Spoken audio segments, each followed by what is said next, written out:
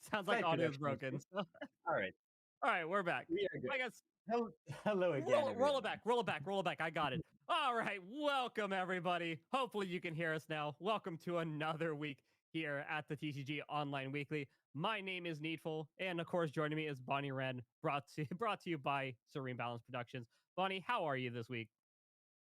Hello, hello. Pretty good. Just stopped another regional. Always feels good. Always is nice to know that I'm not completely washed out. Listen, it's you come back for one season, then you retire, and then you're like, nah, I'm back to Yeah, casting exactly, again. exactly. No, it's been a pretty exciting exciting last couple of weeks. We had, of course, the dev stream. We had a lot of couple things come out of there.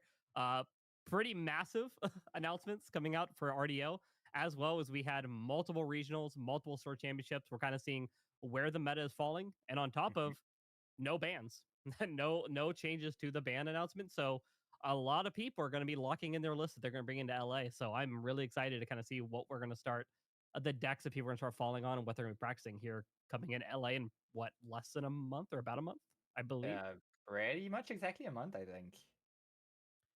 Yeah, I think we're we're very close. Are you? Is there anything that you're think? Are you coming? For one, you making it to Ascend LA, and two, I am not going to LA now. ooh, also, I hope you make it.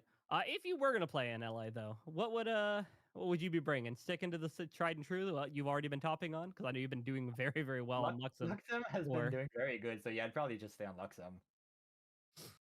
yeah, Luxem seems like it's been a very good spot in this meta. I think you were talking earlier. I think what's your only the worst matchup for you is Gembu and Horse and Taxes. I believe is the Gambu is worst two. a horrible matchup. Horse and Texas is only bad because of how I deck built right now. Like, if it became popular, you can definitely play around it. Like, the best counters we have for now is like Shieldmate, Library Witch, but they're not that great right now. Shieldmate, especially because there's so much like floating memory hate. Everyone's on Sensor, everyone's on Terrible. So the card just feels super bad right now, but you need it against that Vanitas deck, right? And Yeah. that's why the new RDO cards are so promising. The Angel Attendant, which is a bigger library witch, instant slam dunk 4 of in my deck. Oh yeah, the Angels are something that when we first started seeing the advance of Imbue, we only got teased one of them, but I was like, that seems pretty good. Now that we've seen a lot more of them, and then generic, just advanced Imbue with effects that are honestly insane. Having the Angel to remove one power from everything on the board while it's in play is nutty to me. Oh That yeah. is card is absolutely nuts that we're getting a card like that. And I think it's going to shift a lot of these level 3 game plans pretty heavily to a point of I think it's going to be a lot more relevant that you're going to see people going more into the level 3 strategies rather than playing maybe this like aggro early game mid range strategy when they'll eventually end up three in that kind of regard. So uh, on the one hand, I love all those new tools we're getting. On the other hand, I fear for what they're going to give like aggros to compensate all these new control tools that we're getting, right? Like the board wipe angel is amazing. I love it. I've been clamoring for the past 2 years that we need better board wipes in GA. But if they print that, what are they giving to those aggro decks? we weirdly enough, me and a group in Dallas, we've been talking a while about like what is going to happen with RDO with all the new guides we're getting, with the Angels being able to go more advanced in view.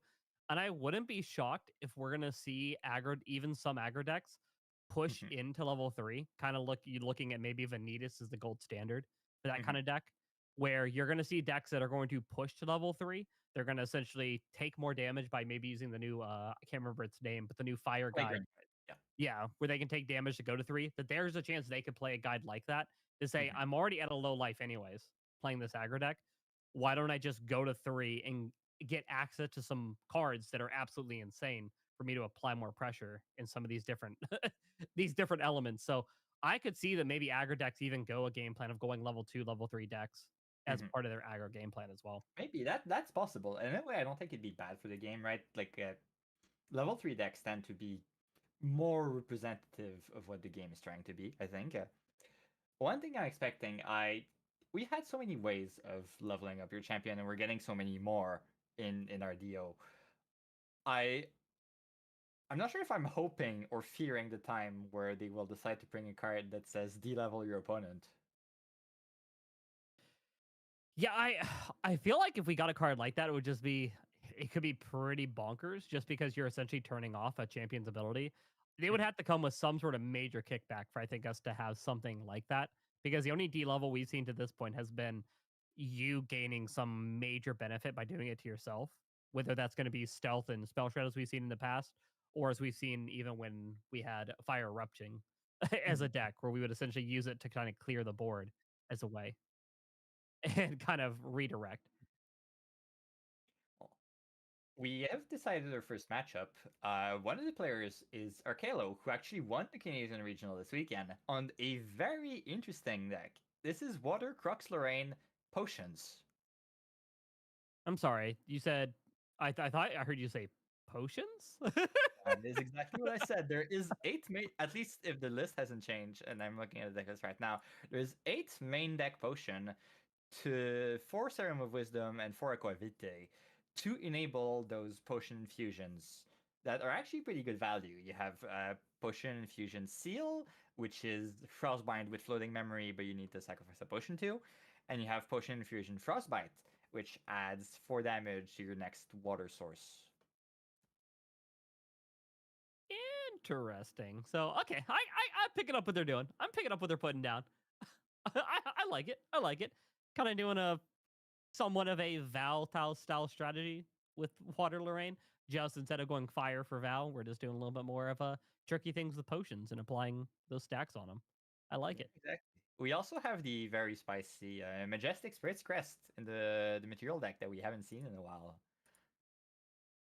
And on the other side, we have, well, as you can see from that nice picture over that the little bucket of chicken, we have Suzaku in the slightly more mid-range build that we've seen pop up pretty much around Boston, with 3 of Hearts and Liminal Guides. Yeah, this version, definitely I think the more popular version that we've seen now. Mainly because you're not kind of hands down, I really hope I win kind of strategy. But into decks where normally would be an instant loss for you, you have a little bit more control and a little bit more ways to dig yourself out of a bad spot. Yeah. And so in this event, like many others, you don't see your opponent's deck list, so must be pretty confusing for Killer Fox to see in front of him a Serum of Wisdom pass from his water opponent. Yeah, at that point, like, do you just be like, is he playing like Water Arsana? Like, what's going on here? The last time I saw Serum of Wisdom was when I was playing it in Luxem like a year and a half ago. I think I think I might be in the same boat as you. I think the last time we ever played Zero Wisdom in any of our decks in our team was straight up, I think, in Luxem as well. And I think it was to fill a gap when we were doing the team event. We were practicing for it. I think that was the last time we ever used it. So I mean, to be fair, it is a crazy powerful potion. Um, Yeah. Being able to glimpse 3 and draw a card on demand is the bigger thing as well. As a lot of people kind of forget that is you can save this potion and do it like before in response to a draw, or in some cases in response to a mill. Yeah. And those spawning clans, Recover 3 and Floating Memory will also be very useful against Suzaku. So's the cat. Very few answers to the cat in most decks. Turns out the cat is pretty good. Who would have guessed? Who would have thought a stealth spell shroud 1/3 that gets stronger with weapons and gets the effects of distortion regalia? Pretty nutty. Yeah, Yeah. we're definitely going to see a lot. I think this is like one of those things where, regardless of kind of you're on fire, wind, or water, when you open a cat with a weapon, it's a lot of pressure very early on that your opponent just has to respect. Yeah, and they can't really respect it. Like, you're playing fire aggro. What answers do you have in this? You're not running the Flame Recall, which was the main answer Tamer had to Cheshire Cat. So there's really Restorative Flame, right? You can outrace it in a way. You can recover that damage and hope to kill your opponent faster than they do. Apart from that, there's nothing in the deck list that deals with that. Yeah, Killer Fox is on a 1 of Smokeout in the main board. with one more sideboard. So Oh yeah. Ooh. there is a chance you could draw it and just deal with cat. Pretty spicy if you draw the one up, especially in the fire list. But hey, if you got it and deal with it, it's gonna hit the board pretty fast. And I believe that Guarded is Dissipation. That is the fancy Luna New Year promo that we just got. it is very, very pretty too. That's also a card we haven't seen in a long time. Guarded Dissipation. Could you imagine if we could show the art of the the brand new one? Nothing like stressing your producers. So the damage from the hammer swing is prevented from the guarded dissipation, but we still do get the blazing throw. And that allows a Suzaku flip? Yes. Yeah, that makes sense. Yeah, 1, 2, 3, 4, 5, 6. Yeah, that's good. There we Look go. at that beautiful art. Our new guarded dispensation. That's so pretty. So turn 3 flip of the bird.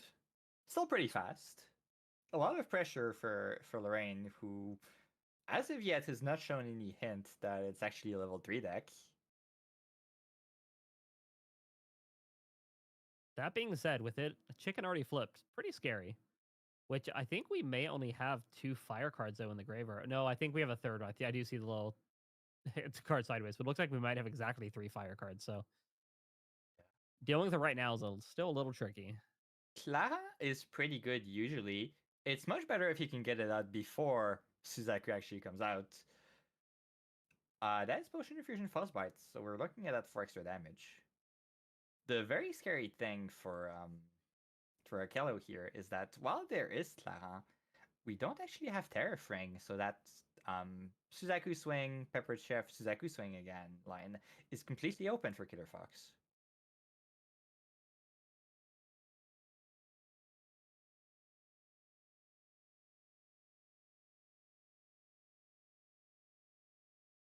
Yeah, and the crazy part about these infusions is the fact that you get the original potion effect on top of the the on sacrifice effect, which is I think really cool, and I would love to see more play into potions like this because it's something we just Well, don't get to see a lot of.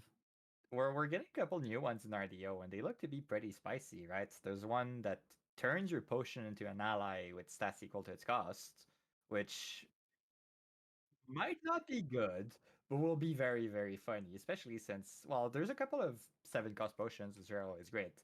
RDO is also adding a 12-cost potion in Astra. Ooh, that is a lot of damage. Inundating Plash, a not that much played card. We do have the famous Watermelon player from California that does love running it a lot. But against a rested unit, they gets +3, so this is swing for 4, plus a sword, plus a potion infusion, 10 damage.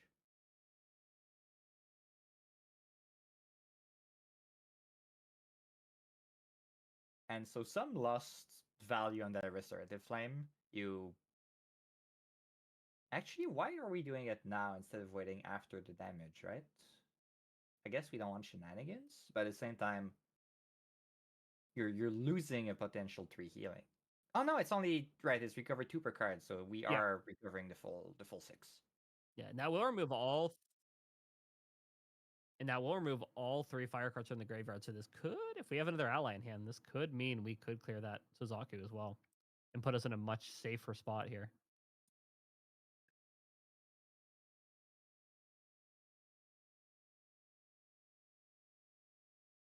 The only thing big enough for this is Paladin. Is there a float in the graveyard? Yes, the clash that we just put there is a float, so we can kill the bird here.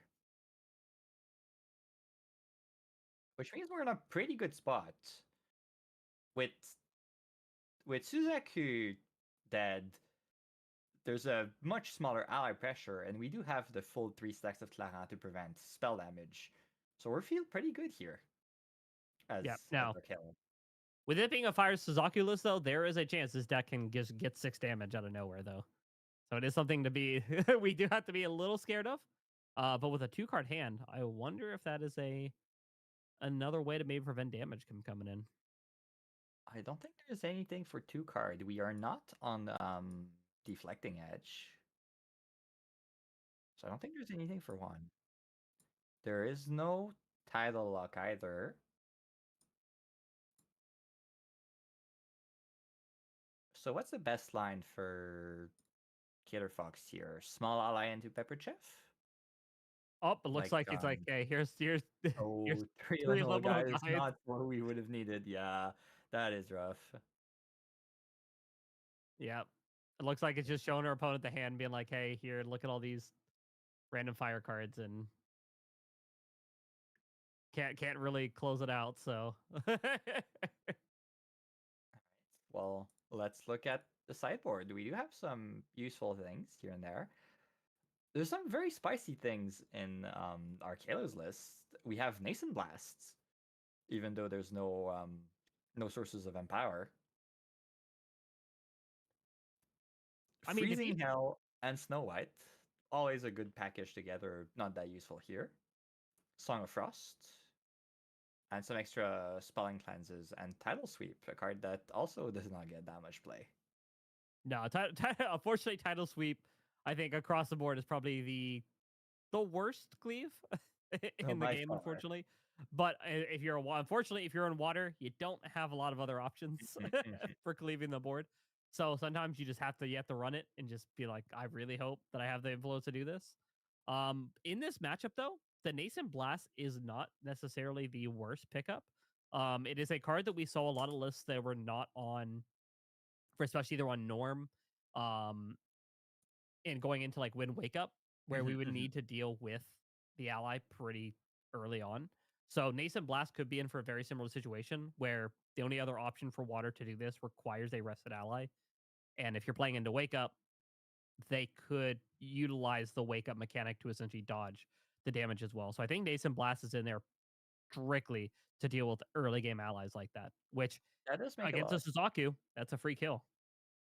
No, because it's a spell, and Suzaku is Oh, has you're spell right. shot like all Spanish Shenjus do.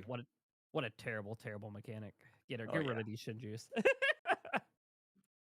Meanwhile, from Killer Fox, Viridian Protective Trinket, the bane of water players everywhere. Yeah, I mean, for sure. Viridian Protective Trinket, especially in a matchup where we've already seen reactions come out pretty heavily. Would not be shocked for that coming in, especially if we have kind of figured out that might be doing some little more tricky things with Lorraine. Um, very easy pickup for here. As well is that smoke out. That extra smoke out, I would not be shocked if that's coming in here. Yeah, you see the cat, you definitely put it in. Maybe even Resolute Stand, right? You're against a mostly combat damage based deck. It's probably worth putting in. I don't think we have room for the Infernal Vessel, right? We've seen the Spawn Cleanse, so it might be worth considering. But since you're already shifting a card for the Protective Trinket, I don't think you have room to put in Infernal Vessel. I don't think so because I mean, the power of Enfeebling Orb, I think, is too strong. We've already seen floating go to the graveyard, so Censor is another piece, especially against water. Water probably doesn't have a lot of ways to deal with Censor besides just giving us influence with Fracture Ice. So keeping the Censor in, it's still pretty safe bet. Definitely better. Which right now I think Safeguard Amulet is your safest drop in this case. If we're feeling pretty confident in terms of we only saw the cat is one of the only attackers, there's justification that maybe Terra Frank could come out as well if we want to bring in the vessel with it. But I think if honestly, if I was Fire Galgia here and I didn't see very much of this list, I've only seen maybe 2 allies in that entire exchange. I would probably play a little bit safer and keep in Terra Frank over the Infernal Vessel. I think we're also adding in the second Crystallized Destiny after that 10 swing that we just received. It's the kind of thing you want in your deck. I agree, and this is a list that you have situations where you can keep up your cards because you could be holding stuff for things like Decree, and you could just keep that up as well. So very likely a something to bring in and hopefully not get one shotted out of nowhere like we saw could just potentially happen. But yeah, after that game, Killer Fox still has no clue that Arcalo goes above level 1.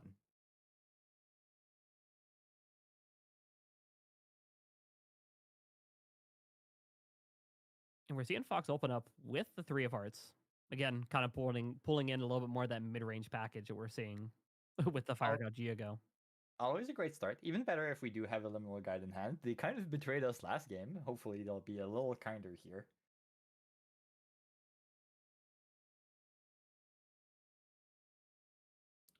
The Aqua Vitae to start. No ways to stack the counters on them.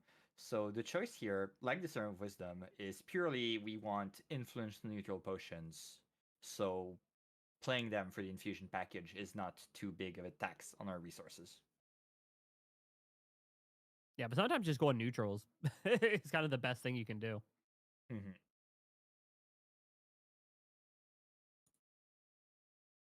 I mean, we've seen decks do that for a very long time now. We've seen Slimes do it. We've seen Tristan do it.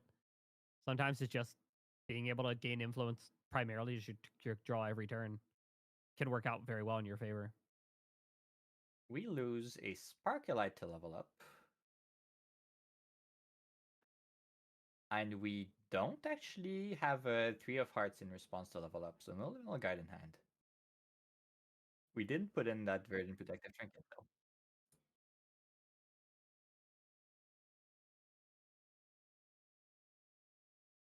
And then just showing our opponent, we put in the trinket, just showing them, hey, this is the only swap we did. Everything else is the same.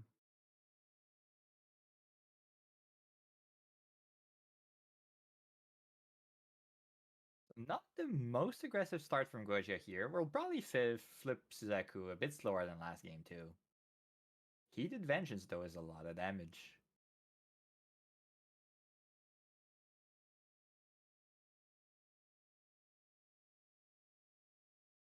No Song of Frost either from Arcalo. Those probably can from sideboards. But we sadly don't see them early enough for them to be useful here.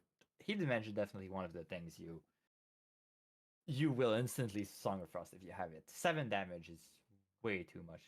5 damage, sorry. Where we already assumed the hammer was out there. Muscle memory here. Right?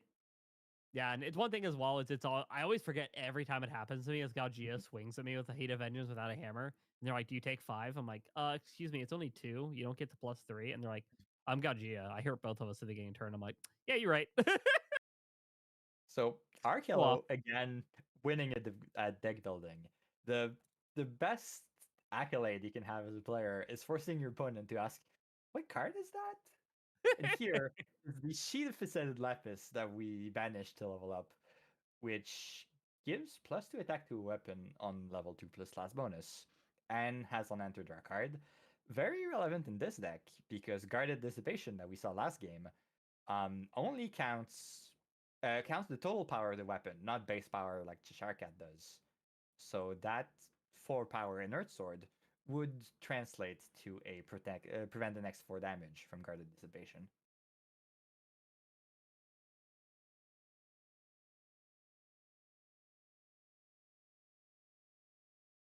And doing one of the best things you can do in this matchup is heal yourself back down. And follow it up with a Paladin. I think the Paladin is even better than the Recovery here.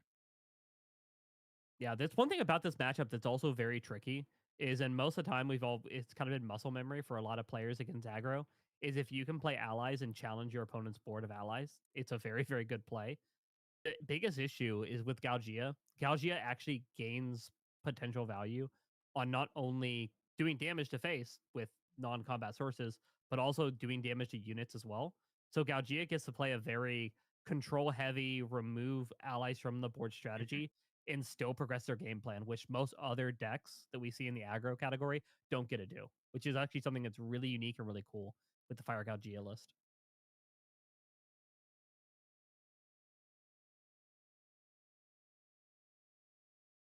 What are we materializing here? We're clearly thinking about paying something here, touching our memory like this.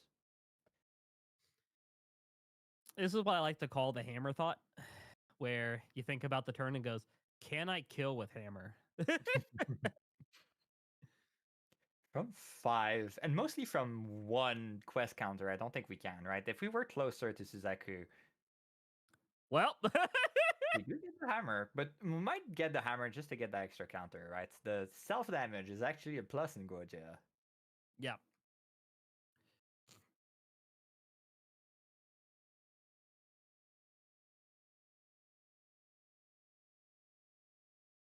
I've been on the other end of this board many a time Oh, where they go, I huh, can I make hammer and kill you? And I'm like, I don't know. Go off, boss. you hold up with those 3 cards in hand, and you hope your opponent is seeing an answer you don't have.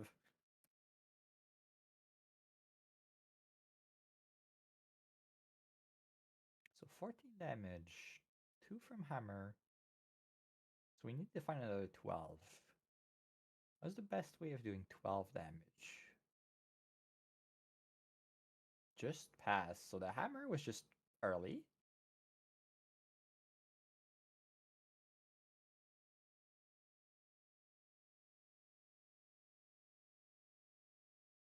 Yeah, could very much be waiting for Viridian Trinket to start committing anything to the board, especially with our opponent having cards in hand. You kind of still have to respect, even with of course, with being closed deckless, we have to respect the potential Frostbind.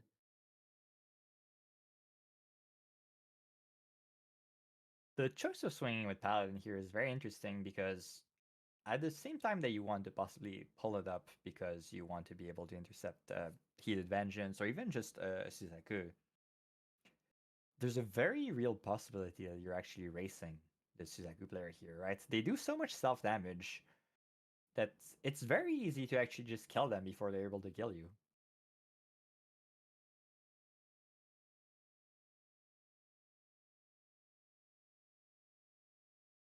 Yeah, Past a could be. certain point, yeah, you have not only the possibility of them dying to their own Suzaku trigger if they don't flip it fast enough, you disable their ability to use the hammer.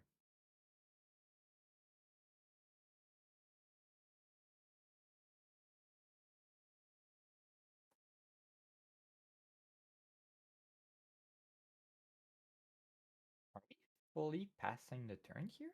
Okay, no, we are playing something at end step. I would have been very surprised if not. That would have been a full break of a hand.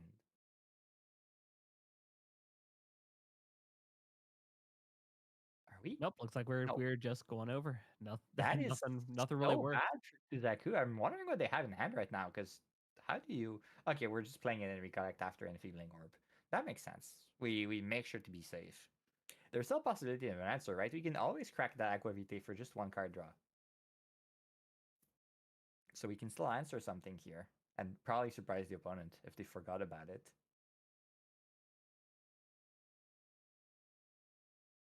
Which makes you wonder if we're at this point we're thinking our opponent might have deflecting edge or something of that sort. Is why we do it, because at that point I think the trinket would almost be the same value as the enfeebling. Outside of course, our opponent may not be able to do anything at the beginning of their recollection, but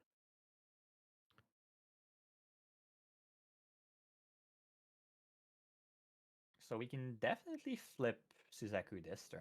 So we're going for the all-in, especially at 14 damage on ourselves. We're not living long after that.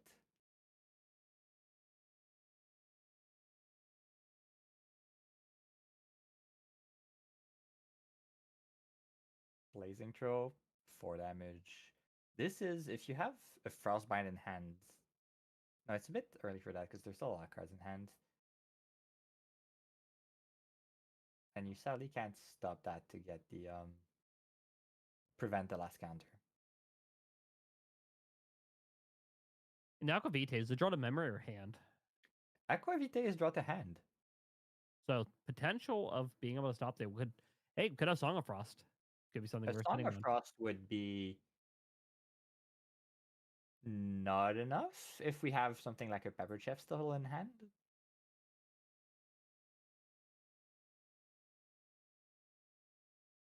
So pop the potion and we'll see what answer we have or what answer we hope to top deck. That's also always a viable option. Oh, do we have something in hand in response to the card draw? Like a Cinder Geyser? No, just a Sparkleite.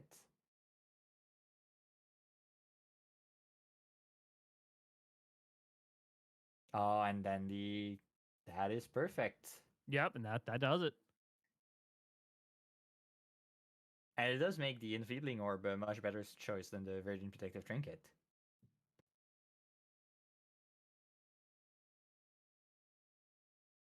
I think it may have been.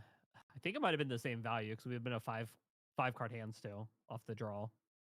Yeah, but I think it's just a little better at baiting your opponent into misplaying, right? The Yeah. right color would have been to pop the potion in Gorgia's Recollect.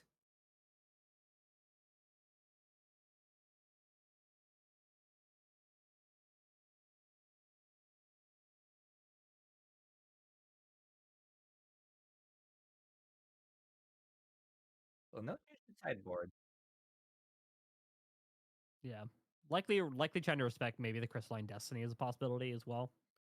Maybe Because the reason there. So yeah. Enfeeblement pretty much again, same pretty close in value, but Enfeeblement just hits a couple more things in that matchup. Yeah, definitely. Though I guess with the Sparklight in hand, Crystallized Destiny is something you want to see. It always feels so good to pop the Crystallize with a Sparklight. Because it not only disables the shield, the damage still goes through. Yeah, because you still attempt to prevent the damage. Let's make it clear. You attempt to prevent it, but then it's like, well, it's unpreventable, but I still pop the bubble, so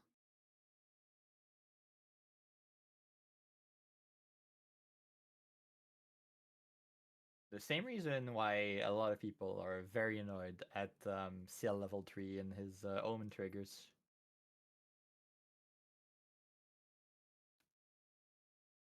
at least it has a spell though. I will say at least that has come in handy from time to time. To be fair, Sparklight is also a spell. Yep. So Arcelo starting this time, very important difference in this matchup versus aggro. You do not want to go second against the Suzaku.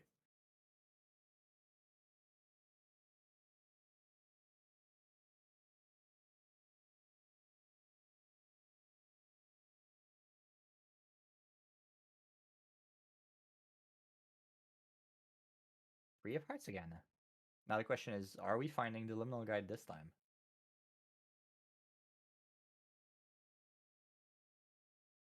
I mean, game 3 should even it out. We found all 3 game 1, none of them game 2. I'd say we find 1 here.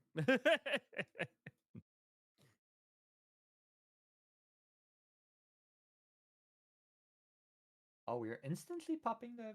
Okay, no, we played Infusion. Okay, yeah. Oh no, we played the Spellsman Cleanse. So we're just popping the potion for value. We have no infusion in hand, and we want to keep influence up. Interesting. Could also be a chance of maybe just at this point, like maybe dig for Dungeon Guide. Because one Maybe. big thing about these lists is if you can get to 2 earlier, it actually makes that kill line a little bit harder for Gojia here. Especially if you could also even clear the ally with the level 2 trigger. Definitely, the level 2 is very good.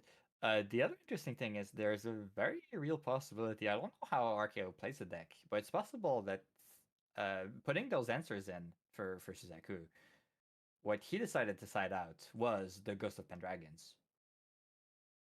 Because you're saying, I'm never getting to level 3 anyway. Might as well remove the Crux and have a better early game.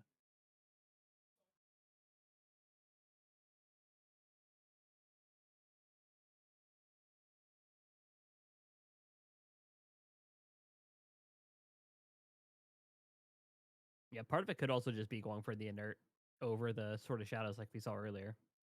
That does make sense. Yeah, since we have the Cheshire Cat in hand, we want the extra 1 damage. Creative Shock, not too big of a loss for Suzaku.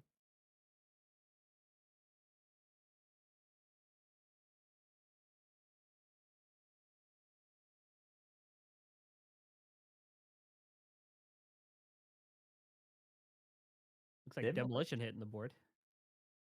Is Demolition a spell or a skill? It's going face most of the time anyway, but that doesn't deal with Cheshire Cat, right? No, I I don't think it does. believe I it think is. it's I a believe spell. it is a spell. Yeah, there are not a lot of direct damage ways to kill cat outside of I think we have what uh if you're assassin, you can use I believe we have one way if we're assassin. Of course, The smoke out is the big one. explosive, A lot of smoke players out. using. Um, Is it planet explosives, smoke out? yeah, we do have stuff that doesn't target. Manflash Barrage, Persian Flame used to be run in Rye and sometimes Merlin. I haven't seen it in forever, but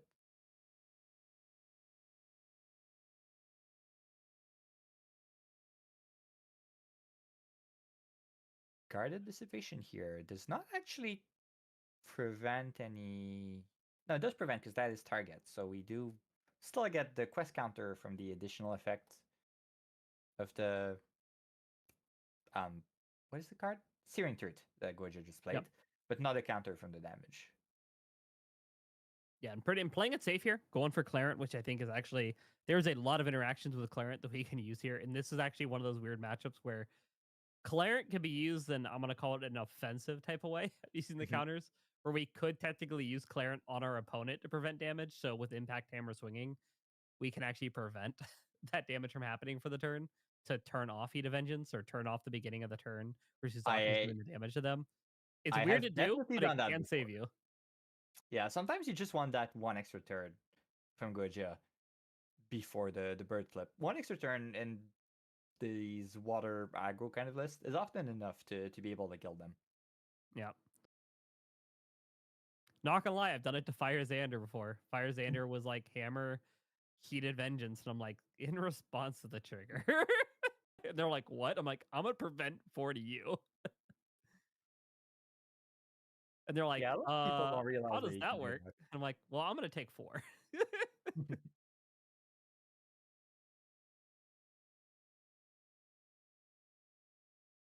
And this time it looks like we are playing it safe and keeping the paladin up. So I think we learned our lesson after last round.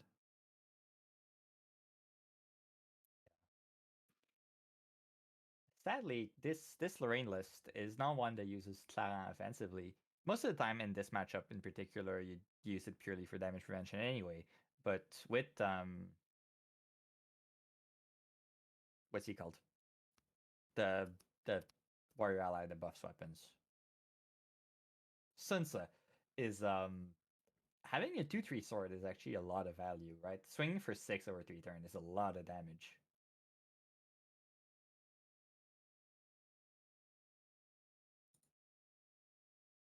Now the other beauty of having Claren out here is means we can protect our allies with it as well.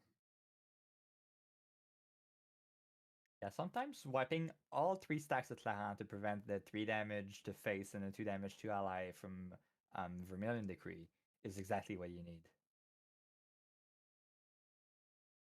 And another demolition coming out. And we decide to take it in full.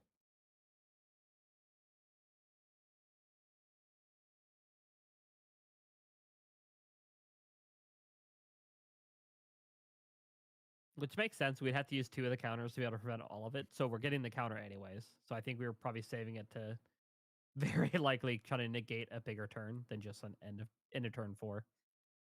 I think it is the right play here to try and prevent the Goja from. No, we let Suzaku flip, so we have some kind of answer in hand.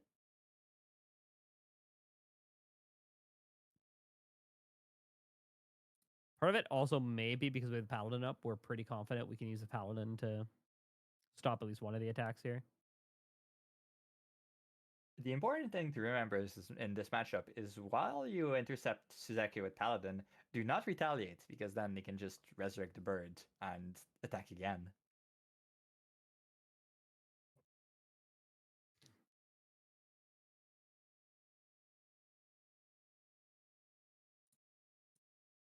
Nope, we're doing the retaliate though.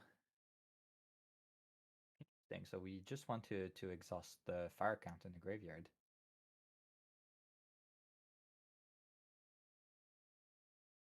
I wonder if we're maybe prepping for an OTK ourselves, like we did last time.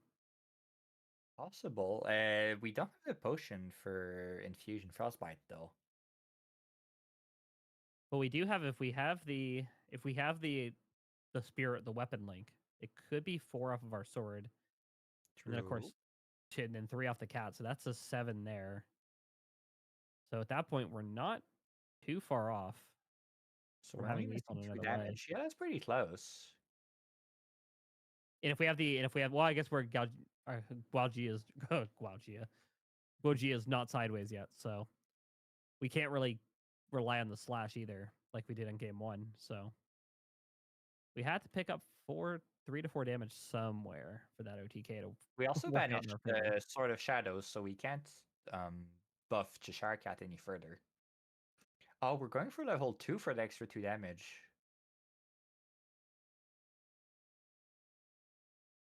So Sheet and Swing Face is enough? Or we're just trying to maybe kill Suzaku and draw a card off of that? Both are possible. We finally show some Crocs, so the gig is up. I don't think it will matter here, though. The game probably ending this turn or the next.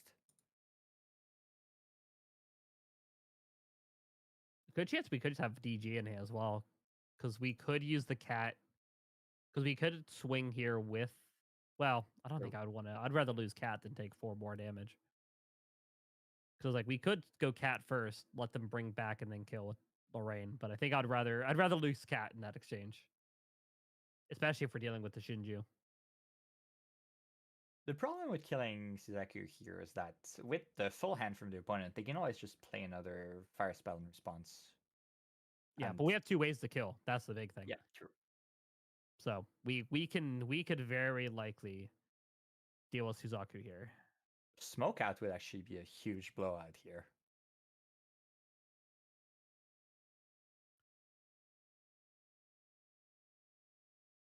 Looks like 3 of those are gone. So we're actually looks like we're willing to posse take the 4. Yeah, If we're gonna it's interesting valuing the cat over the life total, right? I think I probably would have swung with Lorraine first. makes me think we have the DG to 3 as a very strong possibility. DG to 3 is a very strong possibility. And it We does had let us bring and it lets us bring back out the sword as well. Either yeah. No, just a paladin, and we do not have a floating memory for it. Just some extra protection.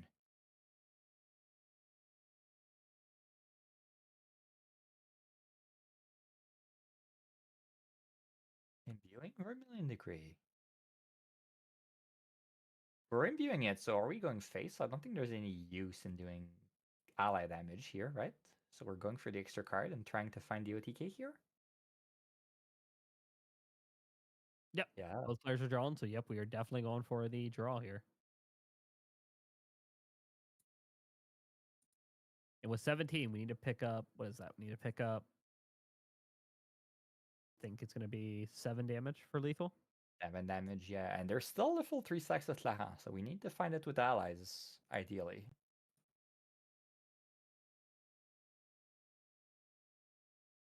That could So even be harder with having to go through a paladin as well. we can. Oh, Terraforming is interesting. I was thinking maybe we went for the smoke bomb in the material deck.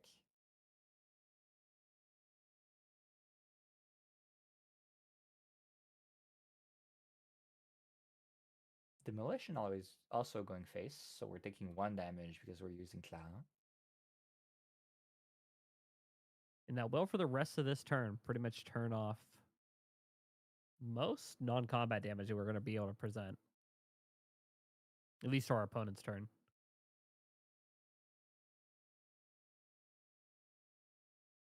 This is a very interesting position we're in from both players.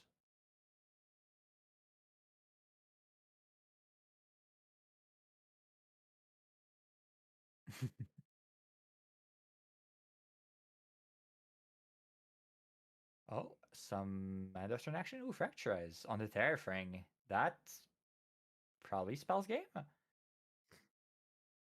3, 4, 5, 6. We have 7 damage on board. 7, but if we're going Lorraine 3, we're gonna bring back out the Sword of Shadows. So that's gonna be 2. That's gonna be additional 1 as Are well. we on? We're on. No, we're on Crux Knight, not Oh, we're on Crux Knight? Spirit Ruler. Oh.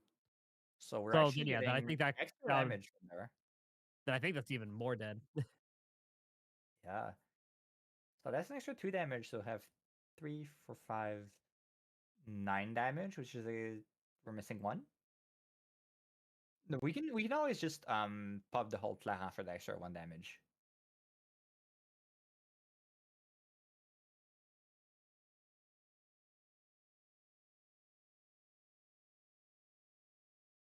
Or play Ghost of Pendragon. That is also an extra source of damage. Turns out that's pretty good. Who'd have guessed? Ghost of Pendragon winning games. When's the last time you saw Pendragon win a game, huh? I don't want to talk about it.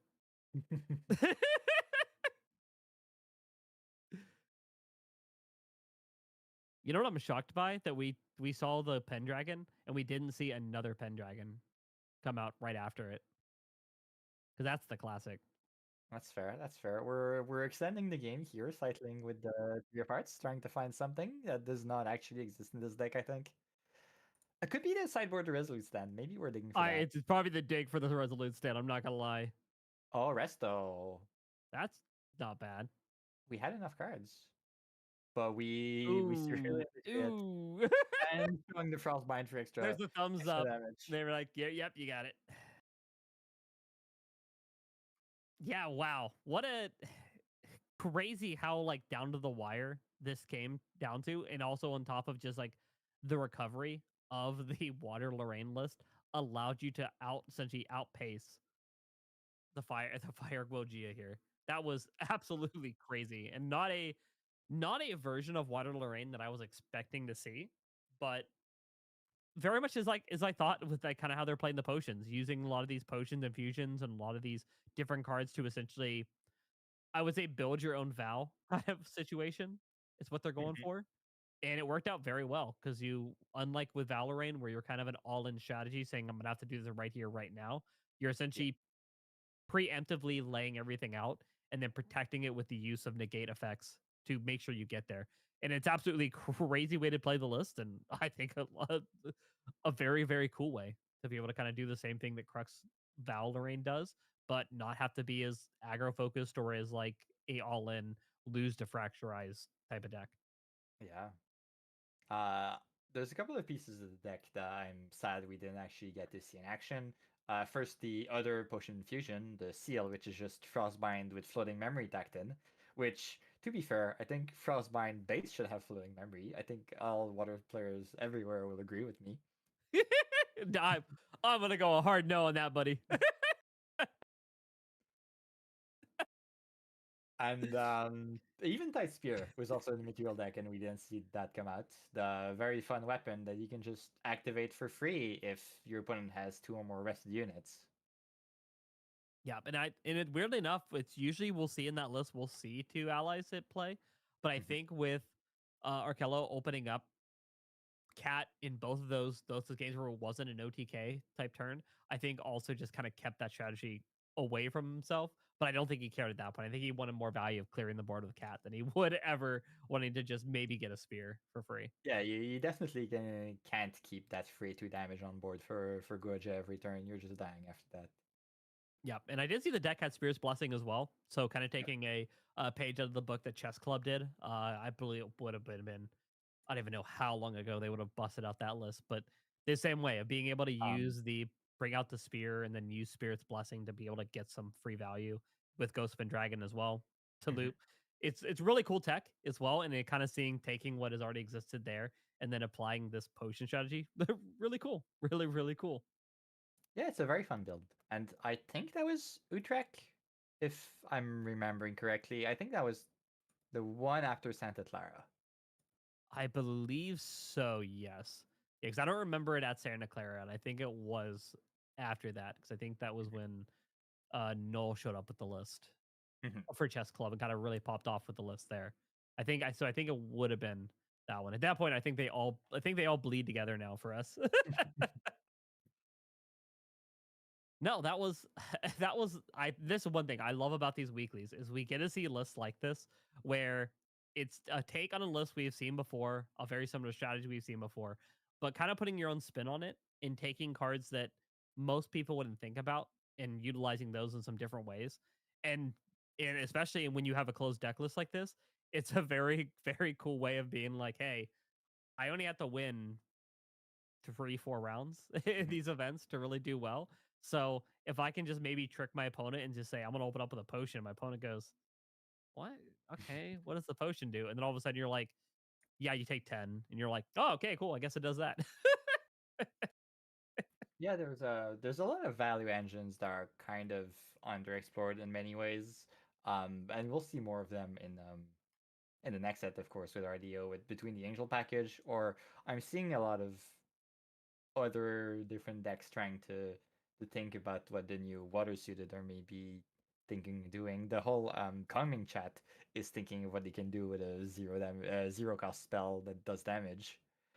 Um, One of my weird ideas that I think is very underexplored is I think a lot more decks should run just standalone Four of Spades because it's an ally that draws into memory. Yeah. Yeah. It's, You don't need a I agree. suited support around it. Yeah. Yeah. I agree. I think for me, I think a strategy I think that is I think less explored that I kind of wish I hope we see more of is I hope we see more of the like Arsana herb like Mhm. setups get more explored because we've only really seen it with the wind version of the deck utilize this.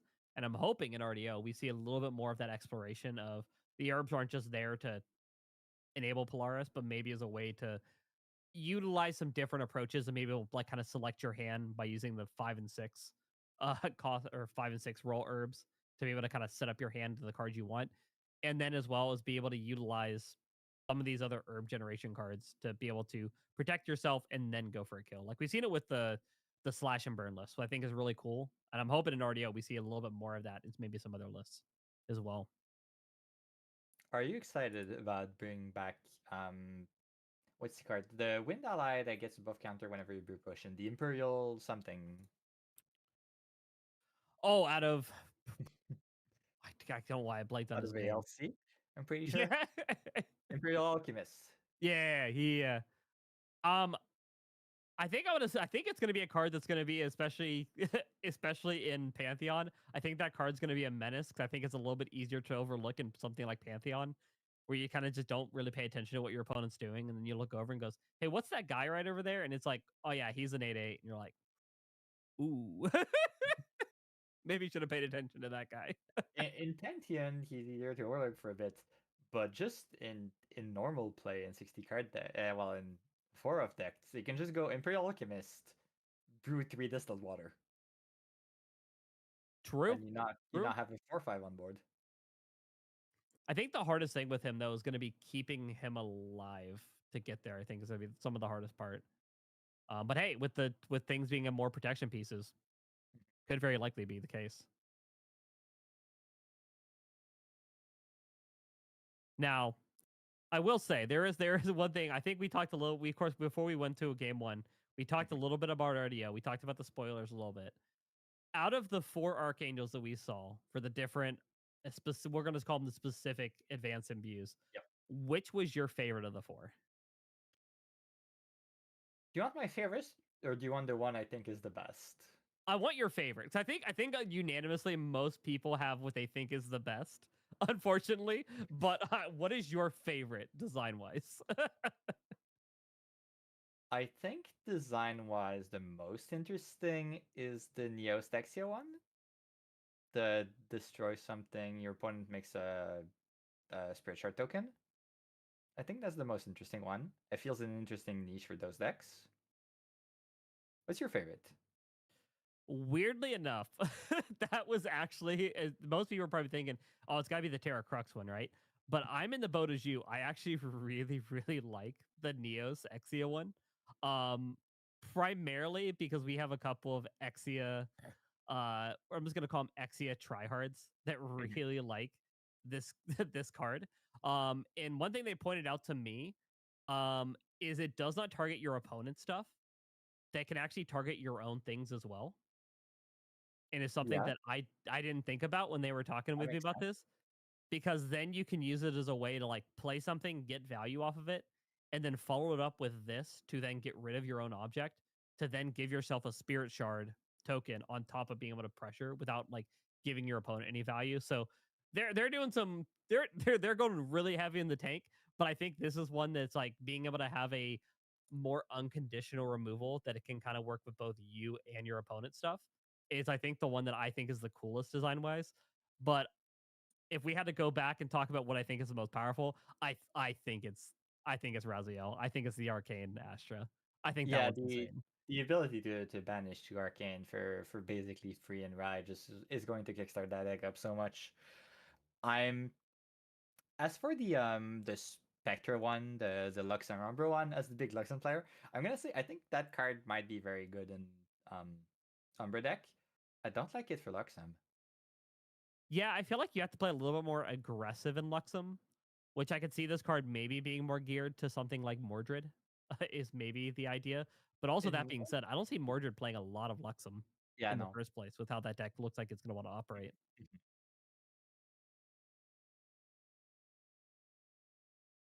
Yeah, there's a couple of interesting new cards for Luxem, so we might see a completely different deck pop out before the current like fully Lightweaver build. I feel like this is a low value piece for something that for a deck that wants to run only high value piece, right? It's a trading piece, but are you going -1 for what is essentially kill an ally, recover one, when you could play like even just planted explosive is probably better in the deck, right? Because you can at least bring it back for your level 2. So Yeah, most true. cards that go down in influence by default are just bad in Luxem. Yeah, I can see it. I can see it. Now, I guess that we could also see, of course, with RDL, with what we saw kind of out of Pantheon as well. We Mhm. could, some of the Pantheon cards that are going to be playable, we could see maybe there be a more aggressive Luxem strategy.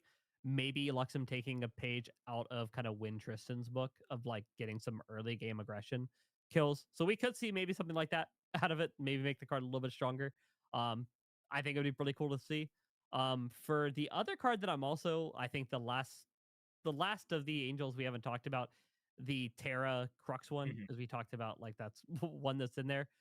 This is one that I'm so on the fence with because I think without being able to set up the top of your deck, this play could playing this this angel could be either the craziest possible play I could ever make in the game, or it could be literally the worst. I could see being able to have a 4/3 to deal with the board could be really cool. And if I preserve something really really strong for when I get to level 3, Mhm. that could be really really cool. But I also feel like I'm gonna run in the boat where I'm gonna preserve the top card and just be like, well, I already know what card I'm gonna banish because it's the card I don't really care about. But that being said, with it being able to be a 3 cost 4/3 to clear off an Ace and Protector, certain lists, especially in like Crux and Terra, could very likely be something important to those lists. Because I know one thing about playing Terra Kongming is it can be very, very difficult to deal with something like an Ace and Protector or a Frostworm Paladin in those decks. So could be a very, very strong play still. But I would need to see it a little bit more in action before I make my full judgment call on that one. For Crux, I'm really not sure because like you rarely want to actually put those Crux cards down unless you're really really bricked hand and there's nothing else you can play. Like you're not putting 3 Ghosts of Pendragon down to imbue this. I mean, you are if you're spicy. You are, yeah, maybe, but then that means you don't level up. Is it really worth to remove the pressure if it means not going to Merlin earlier, right? I kind of agree with you. I kind of agree with you. Yeah, I don't think unless we see a little bit more heavier Crux package, but also I feel like Crux cards are so naturally good. I Mhm. don't know what Crux cards I would play if I was going heavier Crux that would be okay losing. Like maybe Cruxite, Yeah, maybe you just maybe. run more Crux sites to Yeah, be able to imbue and banish them, but it's not really an interesting proposition, right? no, no. I think it's gonna be a very it would be a very weird way to do it. Now, the last card I do want to talk about, kind of before we send it to a Mhm. break, is this is the one that's been talked about with everybody that we talked to like on this, and this is a Seraphix Legion Descent. Yeah. What are your thoughts on this card? Because I've gotten mixed feedback from a lot of people on it, and I want to hear your opinion first before I kind of before I jump in on this card. I'll need to see if we get even more Angel to like fill out the package, but for Luxem at the very least, I think it's a very, very interesting card because the whole gameplay of Luxem is to play a lot of like card neutral cards that are kind of bad by themselves just to get efficiently to level 3 and then to be able to dig your deck out and find your Luxem cards. And this is perfect because that means I can just remove all of the dead cards in my deck and immediately redraw all of my Luxem cards and pop off from there. And it even puts them in memory, so I don't need to play anything again to reveal them on the next turn. Yeah. So in Luxem, it's very interesting. I'm not sure how much other decks will want to play that. It'll be interesting to see. We'll see probably whole new builds around the card because it's very interesting. Yeah, Being exalted is kind of rough, but not too bad because it's already what you want to be doing, right? yeah. For me, this card realistically terrifies me. I'm not gonna lie to you. Um, Primarily because I think there is a world where Angel Rye is an actual deck, Mhm. where I think Angel Rye is a very, very strong deck. And having a Rye deck be able to say, okay, cool, I'm going to rush to 3 by only playing Angels. And then now that I'm level 3, I'm going to play this card and I'm going to go ahead and filter out the entire deck of everything except for my arcane package and maybe some dungeon guides. Because I assume there would probably be some sort of fast level card we'll still be keeping in there. But if the deck can go that quickly and say, cool, my deck is now only arcane. Mhm. And one thing we've seen from arcane cards is arcane cards can very quickly filter the entire rest of the deck very quickly.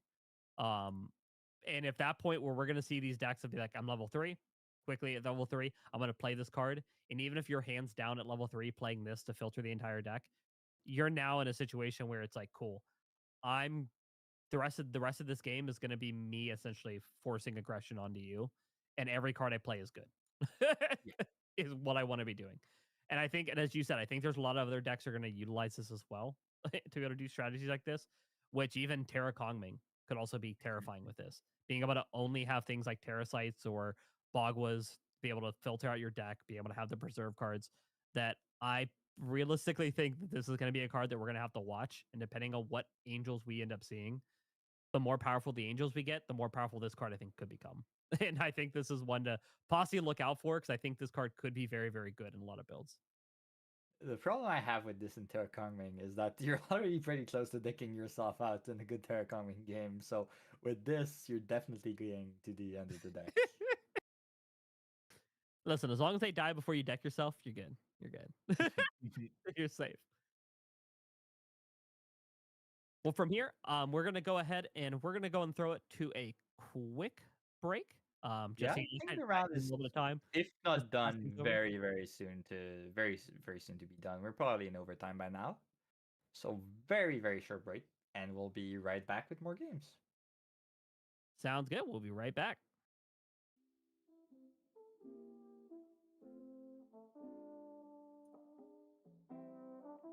Oh, I need to blow my nose so bad. It was me, I think, you said? I'm fine with that. Alright, let's scroll. Yes.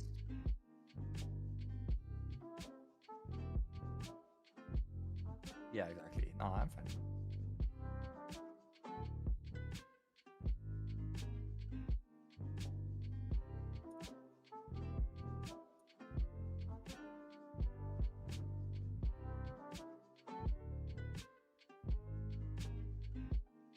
I've yet to get any Maple Taffy this season. Need to correct that. Maple Taffy, like on snow thing. Yeah. Yeah, usually. Oh, phew. It said RTC connecting, and I was like, oh. Wow, bad internet. Let's all shame you. Wait.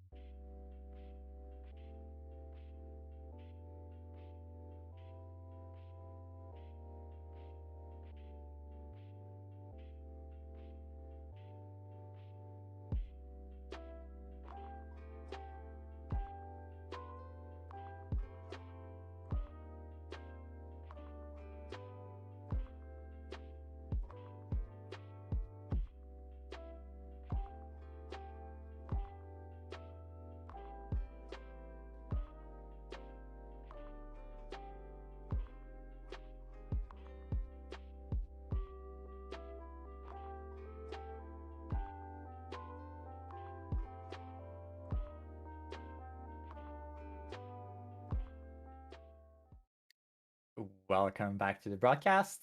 Clem here with me for round two. How are you doing? I'm good. I'm doing good. It's a bit late, so tired. It's been a long day. How about you? How are you doing after that?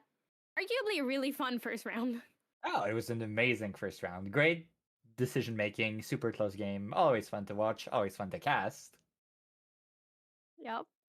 I'll share a little behind the scene for the people watching at home. Do you know, Clem, what the worst part of casting is? Um, there's a lot of things. I can't drink water while casting. As long as I'm on screen, that's kind of annoying. You are pretty much exactly right.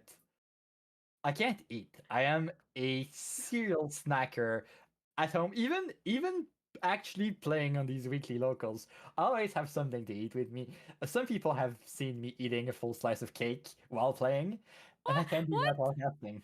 That's crazy. You're eating cake while playing at Yeah, locals. And you're not playing in cake locals either, so it's even crazier. You're I know. actually Sadly, it does not fit in my schedule. damn. I play the regional. That's good enough, right? Yeah, true. That's good. Did you eat cake at the cake regional? I did not eat cake at the cake regional because it started at like Darn. 4 a.m. for me, and that is not a time of the day to eat There's cake. it's never a bad time to eat cake. Like I'm doing a scene right now for theater Mhm. where it's three girls and they're eating cake for breakfast. After one of them tried to cook herself. It's a crazy play. But the point is, they're having birthday cake for breakfast for funsies, and I so that's what it taught me. You can have birthday cake. It's societally accepted to eat birthday cake for breakfast. Clearly. I remember an old piece of wisdom from some random old sitcom that said that whatever's on the table next to the orange juice is breakfast. Honestly, true. And I think it can go both ways as well, because sometimes my roommates would come home at like 1 a.m. and they make scrambled eggs for like a midnight snack, and that's fine. It's That's not fair. necessarily breakfast. That's Food is fair. food. Just Yeah. enjoy what you want.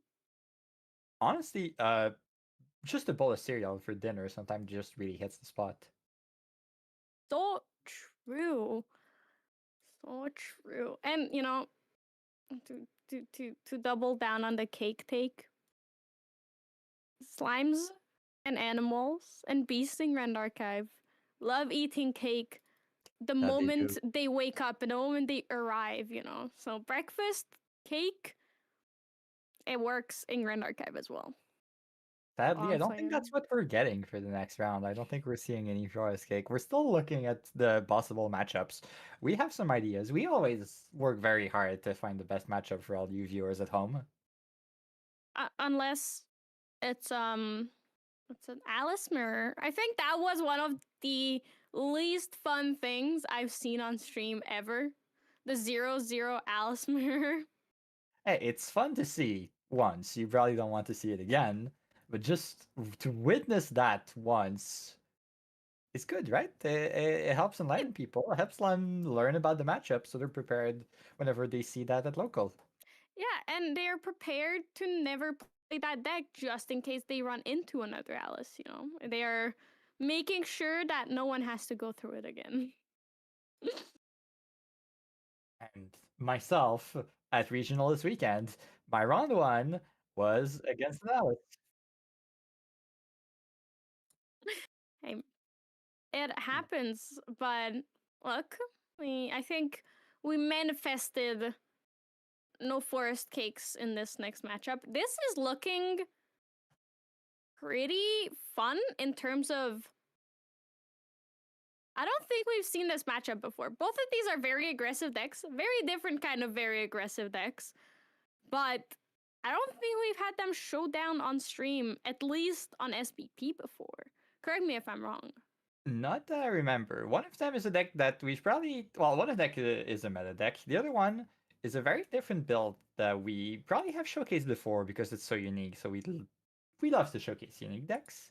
It's Fire Burns Out, Chan, but we actually go to level 3. Okay, it's just your kind of level go to level 3 where it's just 2 cards that care about Terra. Everything else is basically a normal fire the Outchan aggro deck. It's interesting. I cannot hate on a deck that plays Lubu. I physically am unable to. But overall, is it worth the value? Maybe, maybe not. We'll see. It's interesting. Apart from that and the dungeon guides to help get there, it's mostly classic Fire Zero-chan stuff. Actually, they're Gentle Respite too. That's It's unusual. For 4. 4 Yeah, copies actually. It's just it even helps going to level 3. On the other side of the true. table, we have um, water Aetherwing aggro, often called the Carpsong Coda build, because that's the other remaining kind of the deck. You use the Aetherwing to dig to your deck, put the big toad in the graveyard, so you'll be, well, not as happy as someone playing it, but you still a frog in the deck, right? And Oh then yeah. you Carpsong Coda to burn their face for 6. Yeah, it's definitely scary.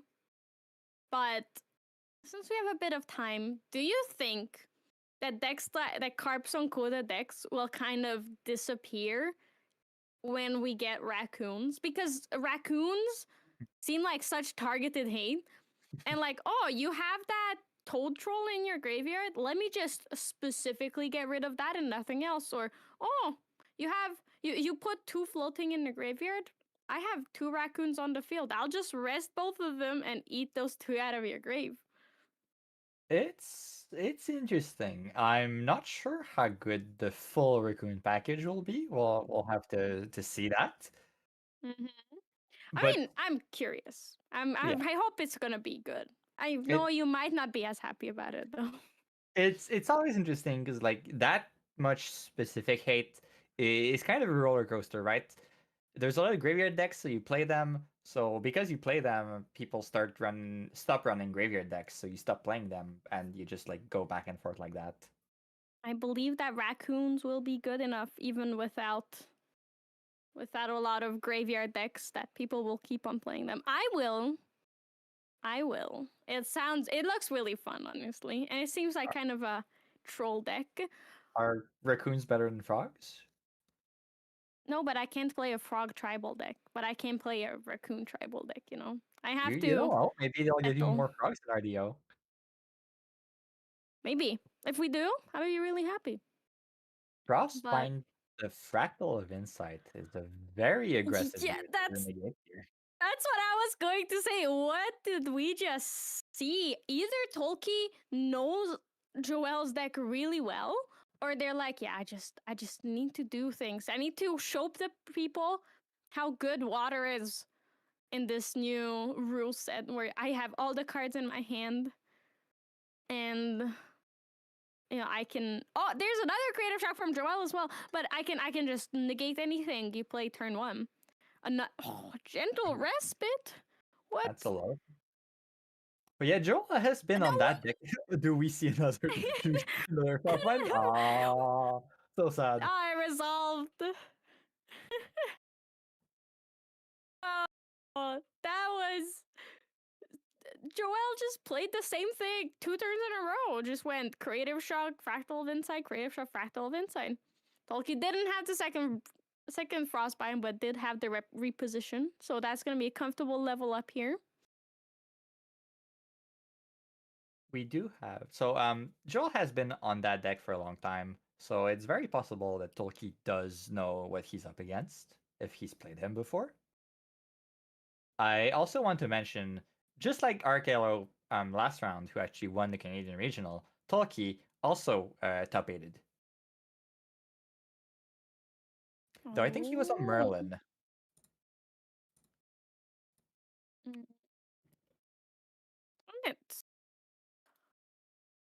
It's a bit of a different deck, I think, the Water Diana and Merlin, but honestly, Quite. skill is a skill. Yep. Yeah, he was indeed on Merlin. So I don't think we have the players here tonight, but little challenge for a producer. Let's put different top 8 players from Canadian Regional every round. I don't think we have them here tonight, sadly enough. I mean, but we're getting pretty, 2 out of 4 rounds is already pretty good. Crystalline Archer is such a good card. I really, really like it. How do you feel about it in this matchup against Terra Diao-chan? If you are the Terra Diao-chan player, what do you have to take care of it? I don't think they have much, right? Like most of the burn they have is face specific. Yeah, I have to agree with you. I'm Yeah, pretty sure. looking at the list, they don't seem to have much. Like they play 2 dungeon guides and they swing into it. It's probably their best bet. Yeah, but like that's really it. It's pretty tough. That's usually it's a remove on site, and obviously I think Joel wants to do that as well. But it's so hard right now. In this deck, it's basically impossible. That Crystalline Archer is gonna swing for a lot every single turn. Yeah, the one respite that Joel has, except for the one in the graveyard, obviously, is that Tolki did not have any Aether charges for his Aether Wing, so no free value there this turn. I We lose the mean, 1 damage from the distant, and we don't yet dig for another float for Crystalline Archer next turn. true. Bonnie, we haven't seen Quicksilver Grill in a while. What do you think is under there? That is very interesting. In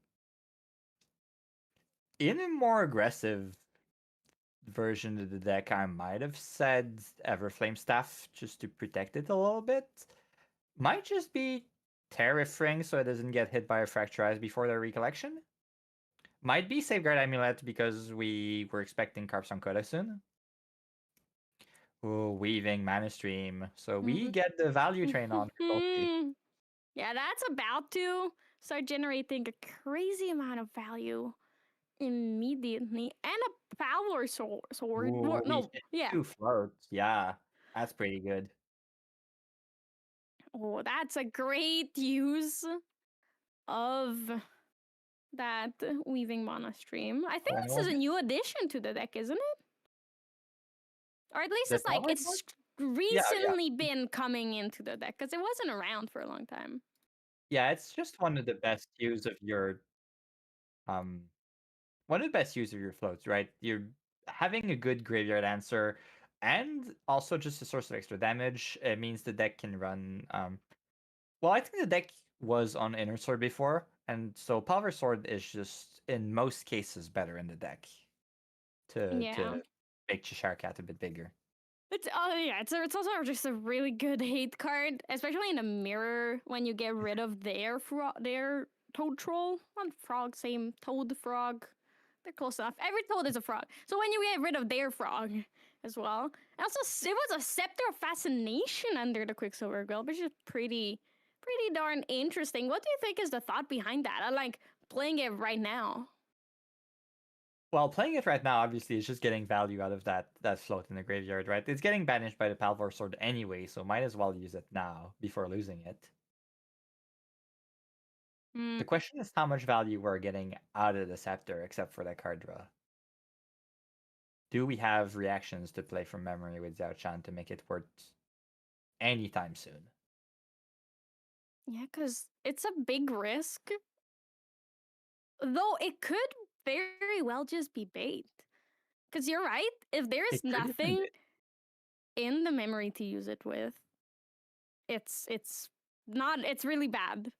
But if it's there to bait out a Fracturize for something like the Tariff Ring, it's a lot better. But then, why would he have activated it now still, Cheshire Cat! Cat. It's the cat! That is a lot of pressure on Xiao-chan here. Yeah, that is exactly what you were talking about. The Cheshire Cat coming in and getting buffed by the Power Sword is exactly what Tolki wants. He's having the dream matchup with the dream hand, having the Crystalline Archer. Even though he's not getting as much value as he could out of it, is still, it's not maximum value, but it's still a lot of damage coming in every turn. There is the Power Sword with the Cheshire Cat, and he already managed to shoot with that Aether Wing with the Aqua Mirage Whisper. So overall, a very slow start from Joel here. Usually this kind of deck, well, first off, there's a very big difference between finding your Fire Bloom Flourish at the start of the game and not. Yeah. And There it well, is. we find the As first you one. speak it Oh, into wait. existence. But yeah, we've played, what is it, 4 cards without seeing a single burn spell. The Fractal Spark kind of counts, but we see the first one here, which is, oh, it's the Recover. Interesting. That is the Restoring Embers.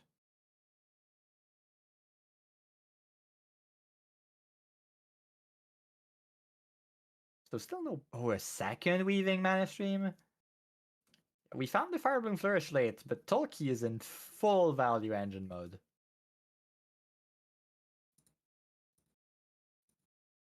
Yeah, it might be just a bit too late for all of that. Sure, there's some recovery. There's not a lot of fire cards in the grave to kindle with, unfortunately. And so his influence was more than 4. But at least Joel got to recover off of it. Though it might be too little too late considering that Tolkien's board is pretty massive. Terraforming means we don't die this turn. Yeah. But we have not played any burn yet, so it's not like we're killing the Diana this turn. So I don't Yeah. think it makes a difference. Yeah, and Tolkien still has the Ranger Strides. Like Tolkien not still has. Tolkien has the Ranger Strides on the field, and that is going to be there for a bit. Yeah, So so we're going to be swinging for that 11. Oh Cat. wait, sacrificing Cheshire Cat has the ability of Ranger Strides, so that is sacrificing 2 Ranger Strides for a ranged 8. Searing Rebuke, but sure -3. Prevents 3 damage, but is that enough? So we were swinging Yeah. for 11, so this is 8, so we go to 18. And then Tolkien, yeah, takes 3 damage from it. But then we can just swing with the Crystalline Archer. Crystalline Archer, yeah, isn't there? Oh yeah, Glimpse first. Glimpse went Glimpse 9. for 9. Glimpse 9, put 1 into graveyard. Definitely going to find at least 1 floating memory. Attack with the archer for game, right? You don't even need to find float to attack with the archer. The 1 damage is lethal. True, because Joel is hands down after the Searing Rebuke. Like We do still have the Scepter of Fascination, so we could wake up Xiao Chan and maybe kill the archer. So the optimal thing is to put a frog in graveyard if we have a Carpstone Code in hand. That, or Joel could also have a second Searing Rebuke, so still use the Scepter and play 1. So Tolkien does need the float to guarantee it here. True. Although we already had the float from the Weaving Mana Stream, right? Oh, true. Maybe he's hoping. What are we finding here? What did It's gonna be a second Searing Rebuke. Oh no! No, it's that Frostbite for win here. Saving the Crystalline Archer, and we are going face for 4 damage. Yeah, you don't need the Shimmering Refraction. The Shimmering Refraction is useless if there is a Frostbind in your hands down. This is the one downfall of the Outchan's ability. When anyone plays a negate that you need to pay for. You just can't. It's unfortunate, but honestly, that game went pretty slow. Joel just didn't find any of the burn spells that he needed. Yeah, that's the downside of this slightly more late game value focus of the deck. It's not as fast as a pure burn build is. And as we can see here, sometimes you just really need to be that fast because your opponent can be quite fast too. Yeah, because like Dungeon Guide is great, but if you don't have time to go up to level 3, if you don't have the influence and the wiggle room to be able to sacrifice that influence to go up to level 3, it's not really good. But Bonnie, sideboards. Let's look at Joel's first because I think that's the more interesting one. He picked Out one of the really two. quick. I'm pretty sure that's Varican Acolyte. It's the best way you have of dealing with the Aether Wing, because that has Spell Shroud, so you need to find a non-spell way of dealing with it. And Varican Acolyte is pretty good at that job. I feel like Resolute Stand is also probably a very easy include in that matchup. Yeah, that's absolutely necessary. I think. I think the nullifying, not nullifying. Oh wait, I thought it was a nullifying lantern. I'm so used to it, but people Yeah, it's still a don't play mirror. it. Gambu, yeah, Gambu can run free. Same with Carpstone Coda Dianas, so Mhm. it's not gonna be coming in really. Meanwhile, from the other side, I see three top C degrees that are probably very good into this matchup. Yeah, they are for sure going to be coming in. Now, do you think something like Staggering Strike is worth it in this matchup just to deal that extra damage? Or would you still rather just stick to your normal gameplay? Unless there's something that you really want to remove from the deck, there's a lot of things you want to side out. But the deck is pretty tight as it is, so I don't think you need the Staggering Strike. The one interesting question is Disenchant. It destroys a Fantasia. Ooh. Is it worth it True. against their Chan to kill that Firebloom Flourish or something? I think, honestly, overall it is pretty worth it because even those Fractal Sparks, if Joel sees the Searing Rebuke, those Fractal Sparks can be terrifying. So even just taking care of that, if Joel doesn't see the Firebloom Flourish, can be great value. But then again, like you mentioned, the deck is really tight. So I'm not sure what you would take out for them. It's Feels a really bad. delicate balance. You don't need the tactical retreats for Song of Frost purposes, but it's still a way to get distant for your level 1, so you probably want to keep those in anyway. Exactly. Yeah, it's The hard to tell. extra distance is needed. Apologies. Drowninator, maybe? Because you're not removing any allies in this matchup?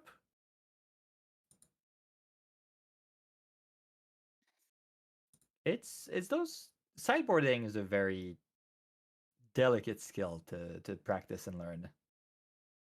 Yeah, I mean, it's true that you will not need it, but I think those are what are coming out for the Topsies already. You know, because we have to remember those have to come in this matchup, both for Graveyard Hate and for the Spell Shroud. Yeah.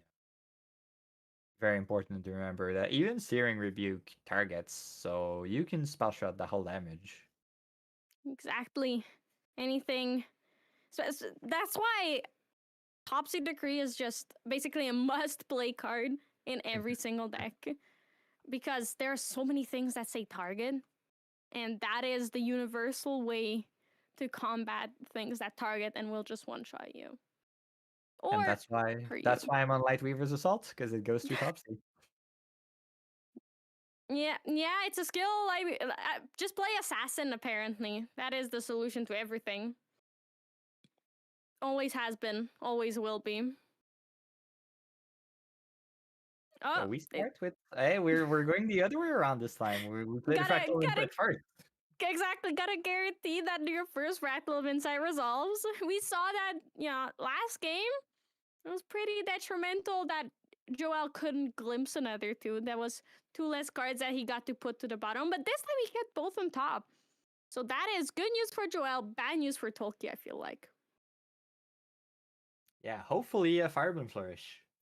Yeah. Turn Oh, one, Shasha your cat off the grate. That is painful.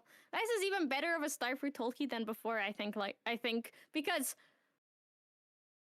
that is the extra Ranger Strides that we saw. Once the Power Sword comes out, that's gonna be hitting for three every single turn. Maybe we're going for the Ranger Strides, or maybe we're just not even leveling up and we're just going for Inert into Palvord and swinging with the cat for big damage. Oh, true. Oh my, that is it's gonna be 5 damage from the cat. It's what are you gonna do about it? Did find Firebloom, so off to a good start for Joel. Much better than last round. Yeah, yeah. I'm curious what road Tolkien's gonna go. Yeah, there is the Itter, like you were talking about, paying 2 for the materialization. So that cat is a 3/3 now. It's gonna be quite a bit. It also, I think, this is the optimal start if you don't have those distant enablers. Wait, Disenchant we did it's for the out. run. The disenchant is out for Joel's turn 2 Fire Bloom flourish. Oh, that is painful. Oh, we Okay. have Oh, the okay. In response for that? response, One cost? yeah. Huh? Shimmering refractions. Yeah, Shimmering Refraction, just to use that extra Fantasia on board Yeah. to deal 1 more damage. I mean, might as well while you can utilize it. Incredibly painful for Joel, but it seems that we were right, and disenchant has to come in. And look, unfortunately, when Joel had it, Tolkien also just had the answer. That is how you play this game. Just have it, the answers. Ooh, backup charges not spelling good news for Joel, needing the influence to go up. So he's digging. I think that Fire Bloom Flourish was a large part of his plan, as it is for Fire Dao Chance. It usually is, and also losing the counters to cast that Glimmering Refraction means that we don't have that surprise Searing Rebuke out of memory that can prevent a win from Tolki, or that can even spawn 9 damage out of nowhere for Joel. That So is, we're much less threatening than we were just half a turn ago. yeah, there's that play alone, that disenchant alone, took so many resources away from Joel. He's missing out on the card draw, on the potential card draw from Fire Bloom Flourish. Minus from Fractal, he's down a Glimmer counter. This is the worst possible position he can be in after such an amazing start. We're going distant here, so I guess we're choosing to level up instead of getting the Palver Sword. We're not banishing any floats from the graveyard, so I can see the low value proposition of that play. Yeah. It's yeah, and as I was gonna ask, is that an undercurrent advantage that was played? And yes, it is. So now, if Tolkien has the Crystalline Archer, the trifecta's assembled again. The cat with a sword on board, with a distant Diana, and a Crystalline Archer coming in for 4, almost 8, almost 7, almost 8 every turn. And the other big thing about all of our attacks being big is that we're never getting double value out of the Searing Rebuke, right? Yeah. If you're swinging 2 damage into Searing every time, that means you're always risking to take 6. Here, every single hit you're sending will pop the full Searing Rebuke. Exactly. That is the wonder of having these 3/3 allies, or allies that can hit for more than 3 every single turn. And because Diana is not forced to attack since you have those allies, it's oh, this is even better. This is a guaranteed 3/4 for Frostborn Paladin on hitting the board, drawing a card for Tolki, and just getting a buff counter, eating that undercurrent advantage up.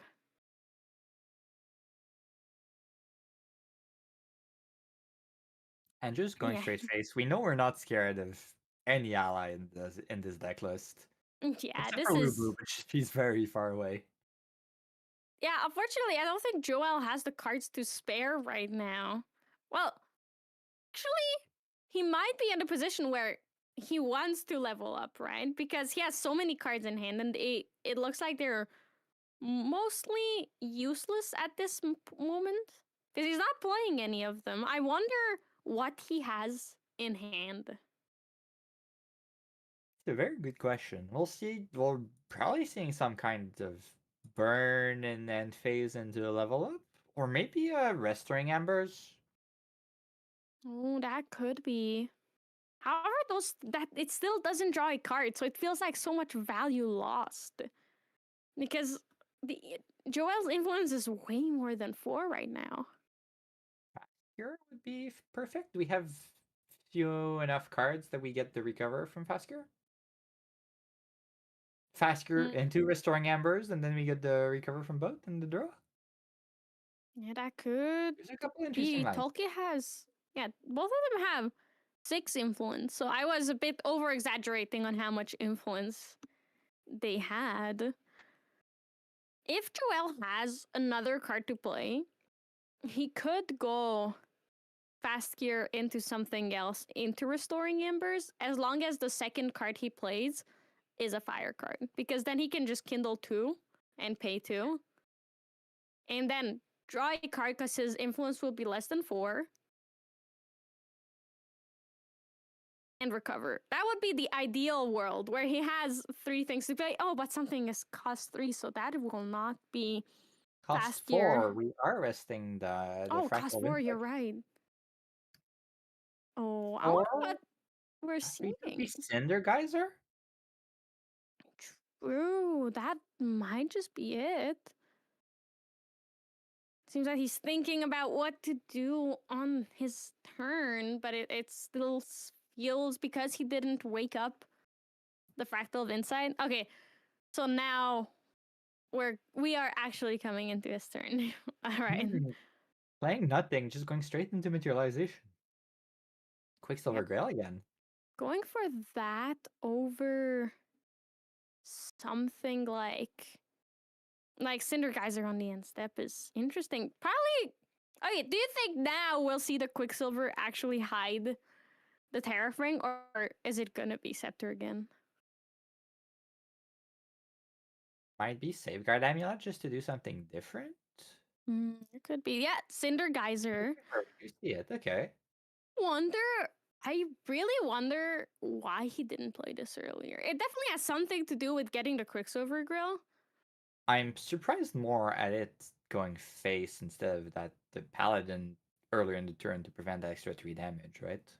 Yeah, but we might just see a magical, not a magical, we might just see a kill turn this turn from Joel. It's not impossible. He is playing a fire aggro deck. All right, another Fractal of Insight. Does he rest it? It seems like he will be resting it on enter. Like not? If it resolves. Oh, what are we playing here? Making distance. going distant. Wait. Oh, we just passed the turn. It was a pass again. I'm on the edge of my seat because I'm so worried. Yeah, there's obviously the flash grenade coming out from Tolkien, because this is a scary place to be in. It's preventing 3 damage is massive. Okay, there is the Tariff Ring this time. Joel being like, I'm not risking the Fracturize on it. Which was definitely the play here, considering Tolkien had exactly 3 cards in hand. Better safe than sorry. And that would explain why he didn't Cinder Geyser the Frostborn Paladin, because now he has an extra turn to take Tolkien out. Hopefully. Yeah, the question is, where will we find the damage? Yeah, because Tolkien's influence is up to 7 now?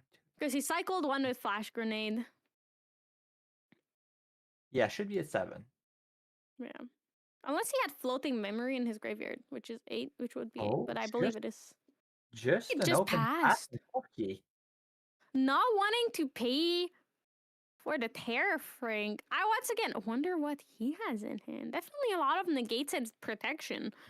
I think he knows that he cannot kill this turn, so he's passing to keep himself safe. Probably some kind of distant enabler too, so we can get the flash grenade protection. Yep, I agree as well. That's the most likely candidate. That, and definitely at least 1 negate in that hand. You can't bamboozle me and tell me there are no negates. There's for sure at least something. Just having 2 Frostbind by itself is kind of non-standard. I saw a lot of Water Diana going almost with no negates, or running the single one of Change Charge, the Aether Charge that negates unless they Yeah. pay 1, just as a little surprise factor.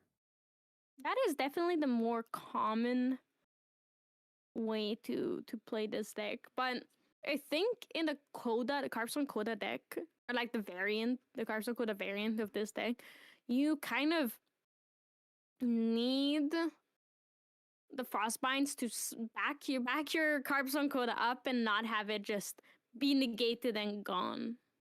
It's a lot less forgiving. 1, 2. We're Going going distant again? distant in response to the creative shock, yeah. Okay, so making sure that backstep, yeah, making sure that Tolkien does have the flash grenade enabled now. So there's going to be at least some damage prevented from Joel this turn. It's basically a safeguard amulet -1. Also, we lost the Maiden of Primal Virtue to that Scepter of Fascination, Oh. so we're definitely not going for that Terra game plan here. Yeah, if that was put down, we're definitely seeing that. That might just be Joel's hand, seeing a lot of those Terra allies. Varrican Acolyte is pretty good. The Yeah, question though is, targeting. yeah, the 808 and Kate. There was an argument to hit the Inner Sword here just to make the Cheshire Cat a bit smaller. Yeah, because Diana can still get the Ranger Strides next turn, go distant, and get the extra damage from being distant while attacking with the Inert Sword. So Mhm. that could be a 10 damage swing, plus the Cheshire Cat coming in for 3. Would be scary. Would be still very, very scary, but Joel keeping a lot of cards in hand again. There is And no playing we- around. do run 3 Crystallized Destiny in the main board for Xiao Chan. True. So there is an answer to those big stacking hits from Diana. Yeah. Oh, and there's the Ranger Strides. All right. I wonder what kind of ordering we're gonna be seeing from Tolkien here, because it could be. Wait, if he had the Cheshire Cat, he could have went Cheshire Cat, attack, sacrifice it Mhm. as a Ranger Stride, play another one, attack, sacrifice it as another Ranger Stride, and can sacrifice Ranger Strides for a range 12. Plus 6 damage from the cat. It's scary how much burst damage this deck and other versions of Diana can put out. Yeah, and all right, so Joel at this point has to have the Crystallized Destiny because he's so confident in just not doing anything to prevent any of the damage coming in. Unless he could either has nothing or has a Crystallized Destiny for this big swing. Oh, Alright. we're something out of memory. There it is! The Crystallized Destiny! Destiny! Coming out to prevent that 10 damage. Now, he does have enough cards in hand to pay for anything but an incap, because incap cannot really be paid for. And there it is, it resolves. Does he have... Oh, we need a little... There no, it is, we're the Charge Assault. Assault. Oh, the Charge Searing Assault, you're Searing Rebuke. Ooh, Oh my god, and that that will is be 6 amazing. damage dealt to Tolkien.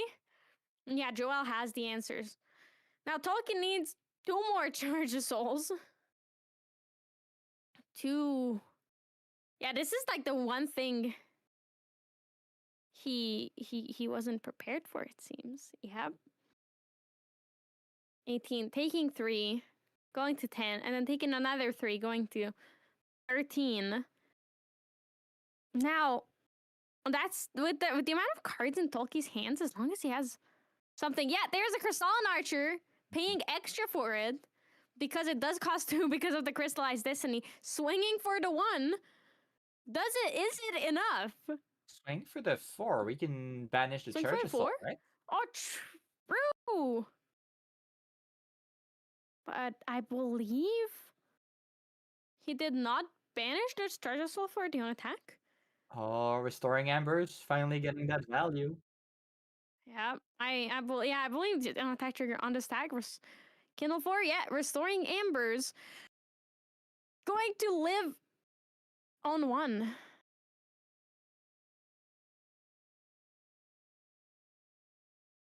Oh, wait, no.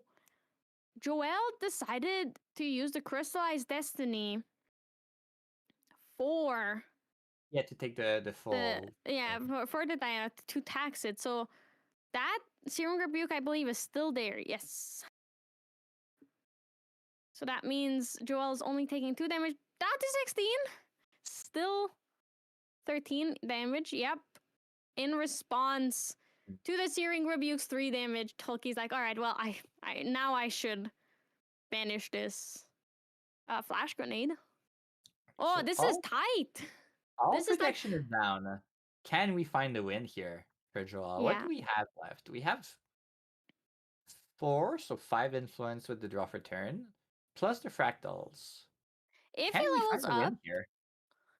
yeah, he would in theory have to level up. But he also, because then the Varukan Acolyte would deal damage. But then he goes down on 2 influence, and I'm not sure if that's worth it or not. Oh, Varukan is not level 2, it's level 3 plus.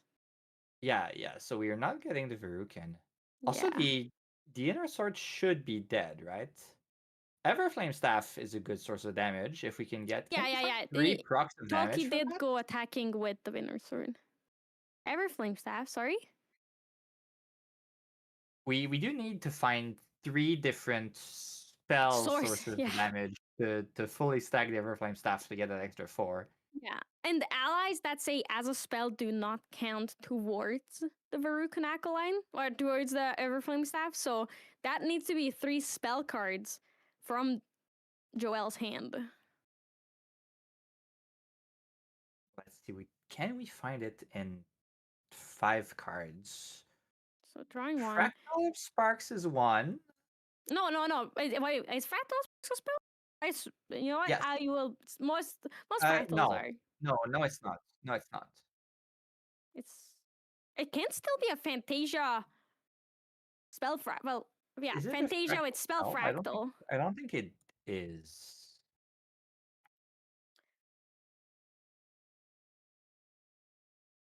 It is not. Yeah, so Okay. then that wouldn't count.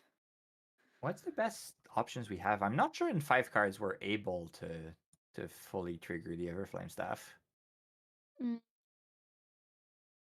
I am Hmm. trying to figure out, but without the Aochan's Glimmer counters, I don't Flowering think. Conflagration has Kindle?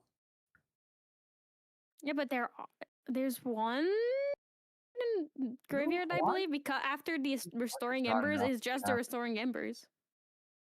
Maybe we're just gambling on another Searing Rebuke to give the 3 counters all by itself. Just let's go gambling, guys. Let's do it. Yeah, I don't know. I don't think there is a way to get enough counters. Dungeon Guide, wait. Banishing 2. That's Dungeon Guide to 2. Yeah. Just to have the counters so we can play something out of memory next turn. That's interesting. We do also get the life buffer, which helps a little. 6 is still very far, though. Yeah. And it's still only. There's 1 card in Joel's memory. It could be another Crystallized Destiny, but that still wouldn't be enough because there are 2 allies on the field, both of them able to attack for 3. Yeah. I think the best bet is a Searing Rebuke. Yeah. A Seeker's Aetherwing coming out as well. So as long as Tolkien can load it, that will be basically 3 allies on board. It does also give a bit of a buffer because Tolkien needs to deal 6 damage now, but he's really close. Let's see what we have. We currently do not have float for the Crystalline Archer. Yeah, but the Charge the Soul. Weaving Or- Mana Stream also works. Yeah, or wait, what is is enough.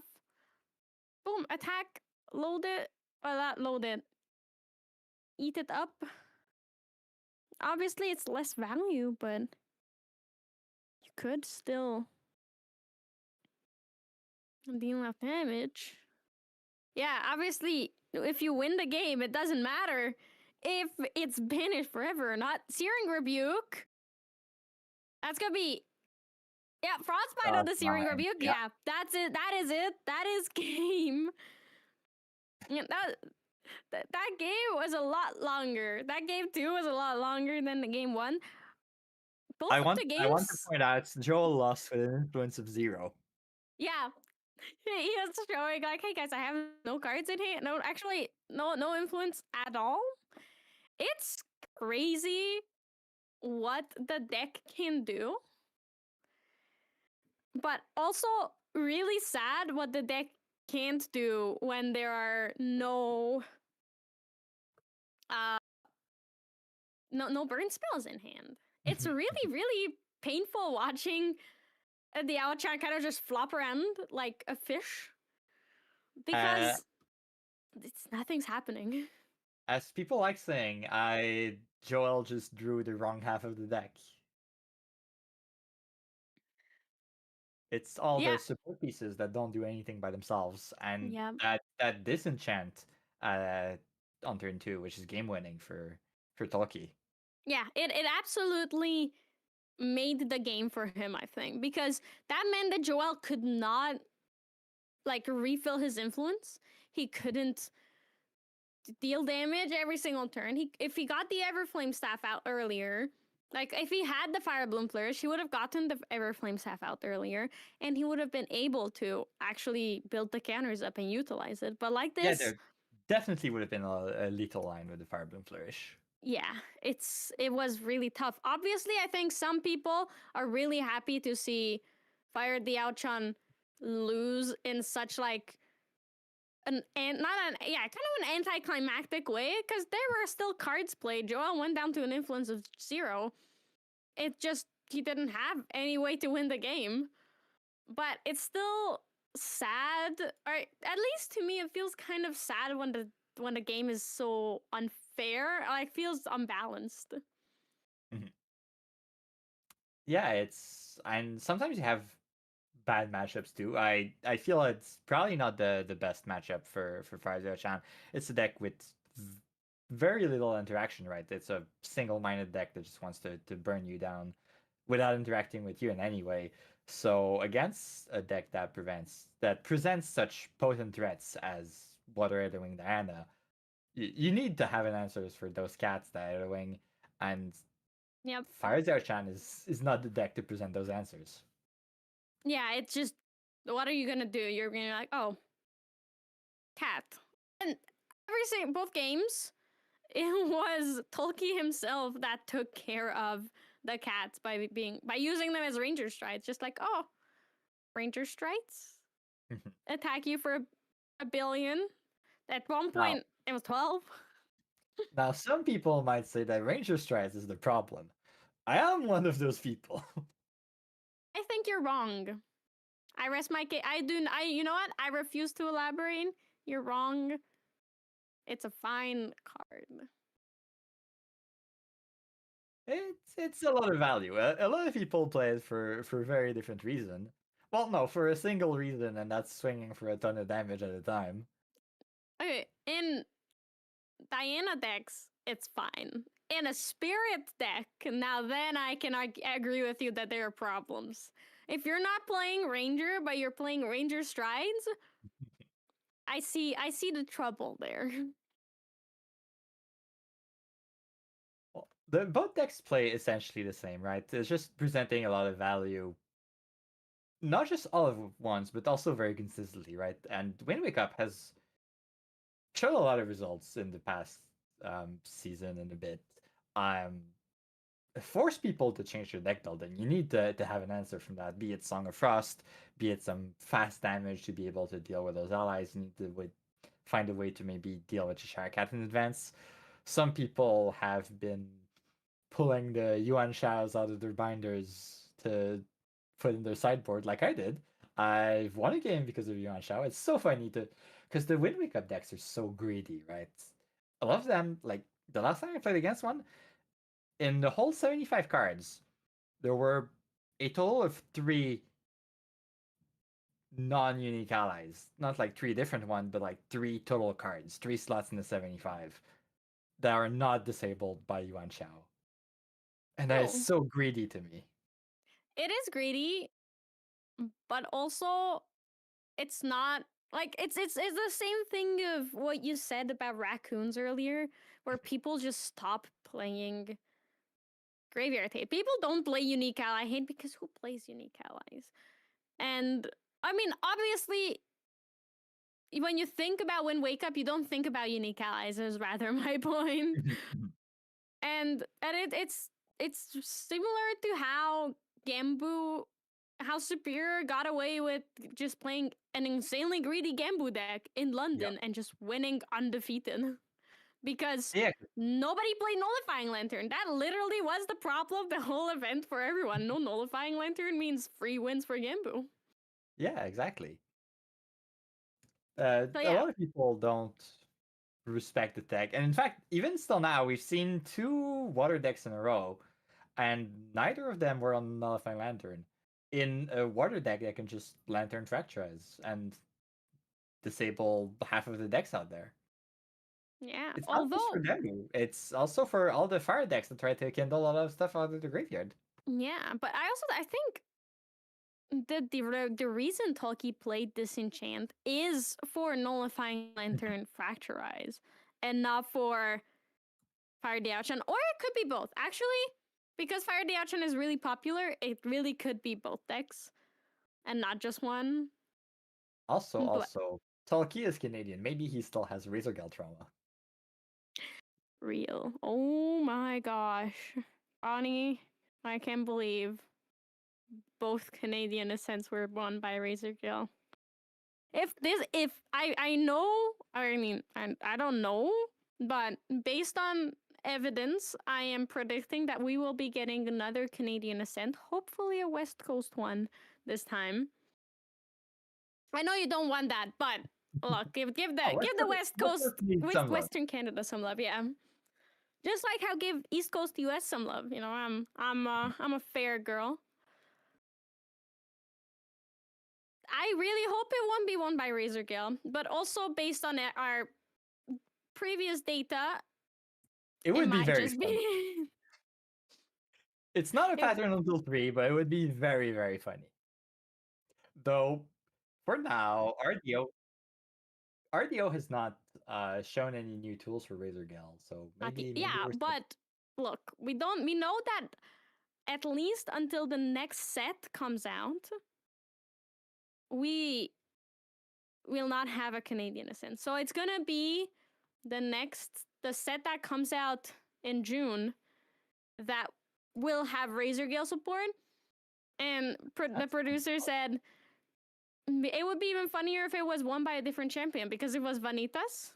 Then it was not Vanitas. Oh, I feel so embarrassed. I was there and I forgot. Kongming, Razorgale. Both clerics, basic, but it could be that we get a new cleric. Oh, I forget that Kongming's a mage, because someone plays Kongming. Maybe we're getting a Razorgale build with oh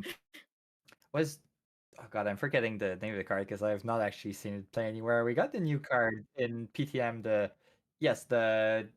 Exalted Fantasia that says that you deal 2 damage whenever you suppress something. The Buffeting Hurricane. It is cleric class bonus, and it is exalted, so it cannot be played in Vanitas. Probably fortunately enough. So maybe we're seeing Xiaochan, maybe we're seeing Arisana, some other random level 3 Razorgale build out there. You can play Camelot. When's the last time you've seen Camelot get played? Oh my god! I've been brewing my Camelot, my Wind Pantheon deck, and it has Camelot in it. Even though somebody says that it's not good, it has Camelot in it.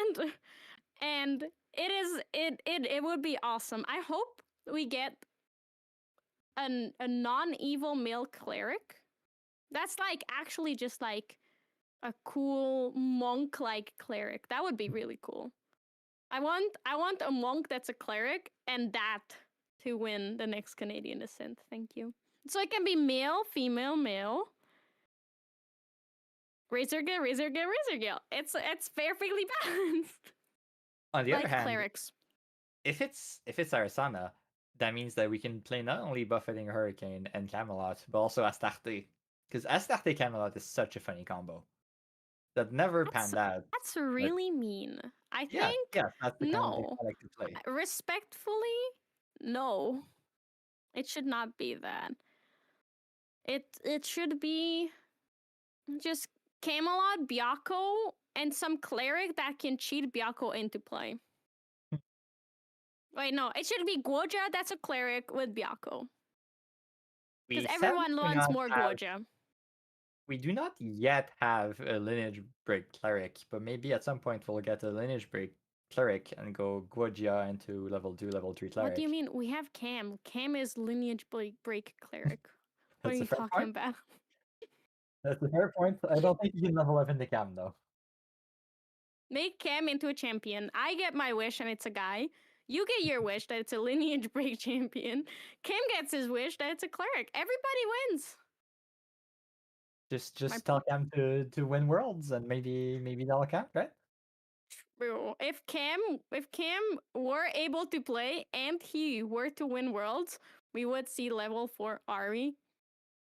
The problem is Cam doesn't play anything that's not Ari, and Ari cannot win worlds, so that's even if he could play, some people we would would be not very get that unhappy far. to hear you say that. Like,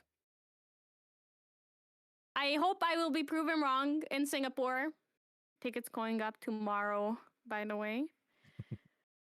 But hey, as of right now, with the sets released since last Worlds, I am not very hopeful. There's still And some now, very out of strong... spite, someone will win it with Arisana.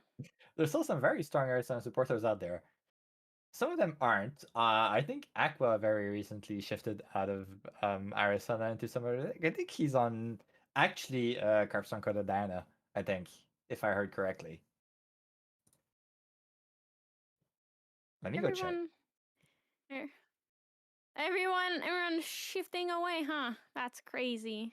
Yeah, I don't wonder why, huh? It's not like the deck is bad. Let's see. Last played event. Yes, he is indeed.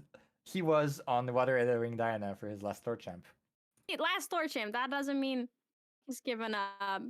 And well, Water Aether Ring Diana is usually not playing Astra unless it's a Distortion Regalia and Ranger Strines.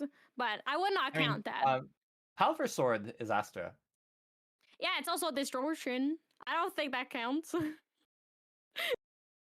wouldn't say that it's an Astra deck. Also, Arcalo saying not with that attitude. I am not making it to Worlds. I am not winning anything. I know that for a fact.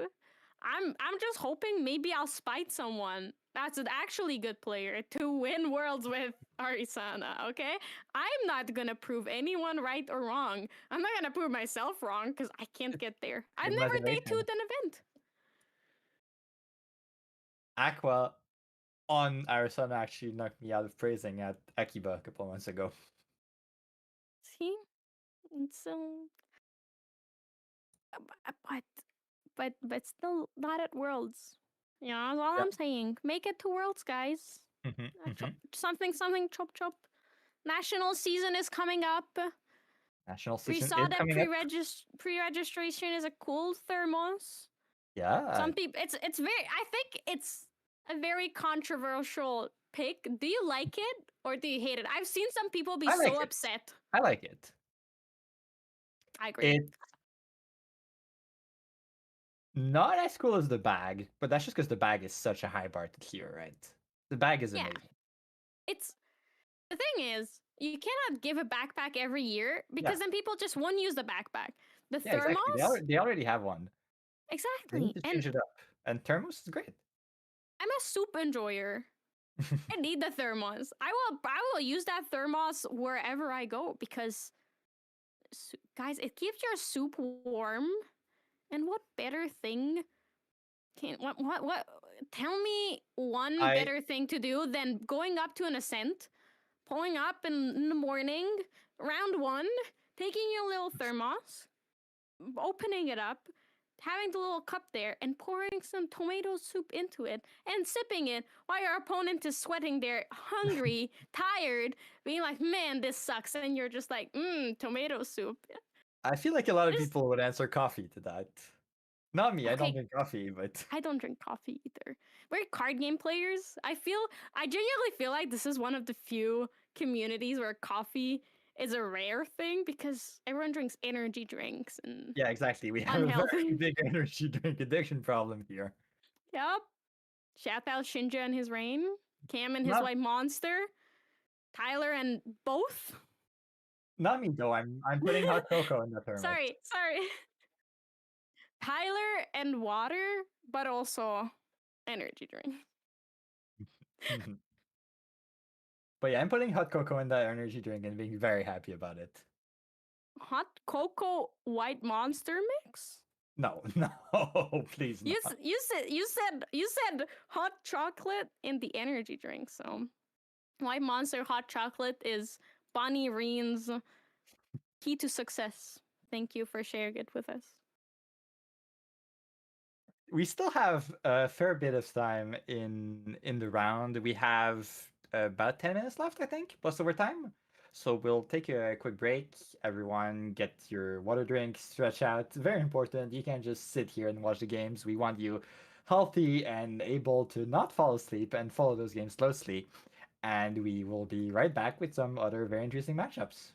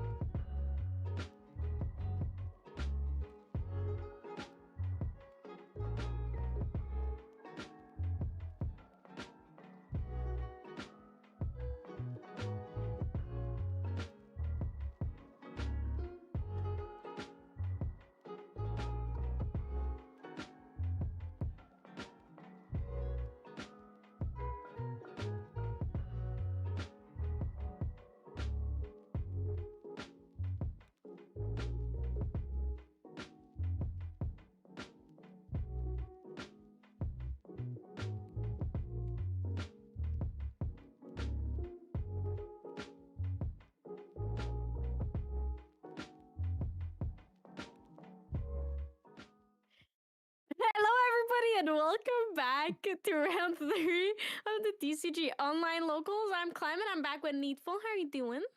I'm doing well, doing well. To down some medicine, hopefully feel a little bit better and ready for Jug these some next few rounds to drugs. go. I want to call it that, but I mean, if you want to call it Dayquil, it's the equal level, then yeah, we'll go with that. Yeah, chug some drugs. Well, I'm glad to hear that you're taking medicine for your ailments, and I'm glad to see that Miko's back on your mic. I missed Yeah, her. Miko made it back. We we had to bring it back up. So it slid down to the side for a little bit. We brought it back. We brought it back. She's I will. back. Yeah, she is back. I will say, watching that last round, it kind of the once again, every time I see an aggro v aggro, I'm like, my brain's like, oh, this is gonna be so fast, and then I remember, oh no, wait a second, this might actually be a while. Yeah, it's a 50-50. It either goes by real quick or is like a 3 games in 65 minutes. There's not much in between. Luckily, we hit kind of a sweet spot there. Yeah, it's a lot of times the aggro players are like, I know what I need to do. I need to like just kill as fast as possible, and then the game's gonna end. And as soon as they get against their aggro deck, they're like, oh man, I gotta think now because and then that's when apparently the advanced calculus comes out. There's like, well, if I do 2 here, then they do 3 there, and then I 2 here, and I carry the 1, and then I can go ahead for turn 4, and I think that's what I'm gonna do. And then they're like, all right, cool. What do you want to do? My turn 1, I'll pass. Yeah, yeah. But speaking of big brain, hard decks to play, next round we're gonna be seeing Wind Xander, which okay, I know how it works in theory. I've seen it on stream. I don't believe I've ever casted a Wind Xander stream, a Wind Xander game, although I could be wrong. But It is a deck. It is that's a way to put it. that is probably the best way to put it. It is a deck that is very very different from what most people see when they see something like Fire Xander or even some cases Water Xander. Where the idea is as quickly as possible to get to 3, stabilize at 3, and then survive until we go for a kill. This deck, on the other hand, has a lot of more intricacies you can play. You can do a little bit more like we see with Wind, we see with Tristan. You're going to play a little more influence game. You're also going to be able to pressure the board with a lot more allies. And you will also see a lot of these lists will also run ally like Sadie, where they can essentially play Sadie, pressure some damage, return it. And on top of that, they're also going to be using prep counters way more than any other Xander deck will ever do. And that's the one thing that's also scary is the opponent is there is different ways that this Wind Xander could be playing. And when it's not an open deck list, you have to kind of think about that of being like, are they going for more of the poison dagger aggressive type of approach? Or is this going to be more the traditional Luxem where I'm just going to build a big influence and then essentially Lightweaver's Assault and the game slash maybe even just be able to heal and stabilize late. So it becomes a very difficult kind of, I would say, like back and forth that you have to make a call of like, is it better to pressure my opponent and get them down and try to kill them quickly? Or do I play a little bit more shields up into this deck? Mm-hmm. I am understanding, I think. It's like main deck Dan's 9th place Houston deck. That was hybrid Merlin if you drew fireballs, Lorraine if you drew allies, and you decide what to do based on your matchup and what you draw, and you play erupting for good measure as well, just in case. Kind of, in a sense, yeah. It's kind of the same way. It's one of the other things. It's like Wind Assassin has always had the luxury as well because they have the ability to create so much prep, and they have the ability to open up games where they will get to 4 prep so quickly that sometimes as you as the opponent, you forget the slice and dice is even a card, and so you pass to your opponent and you're just like, yeah, I'm fine. I've got 15 life. I'm perfectly okay. And they're like, I'm gonna go ahead and make an Assassin's Ripper. Good luck. And you're like, oops. Okay. So Sounds fun to play. Not fun to play against. it kind of depends on the person. We have a Win Luxem.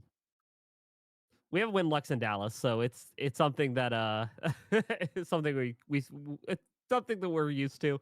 We've seen before, and it's kind of a it's also like the way we like to call it is essentially a knowledge check type deck as well. Where if your opponents know the deck more and more, very similar to like how Tristan operates, that if you know how Tristan generally plays, you have the ability, you'll think about those turns and you'll know that they have the potential to kill if they ever get to that close.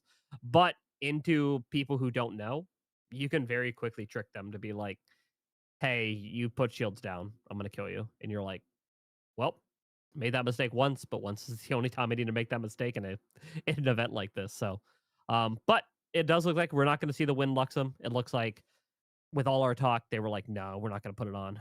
We hate that deck. We don't want to see it."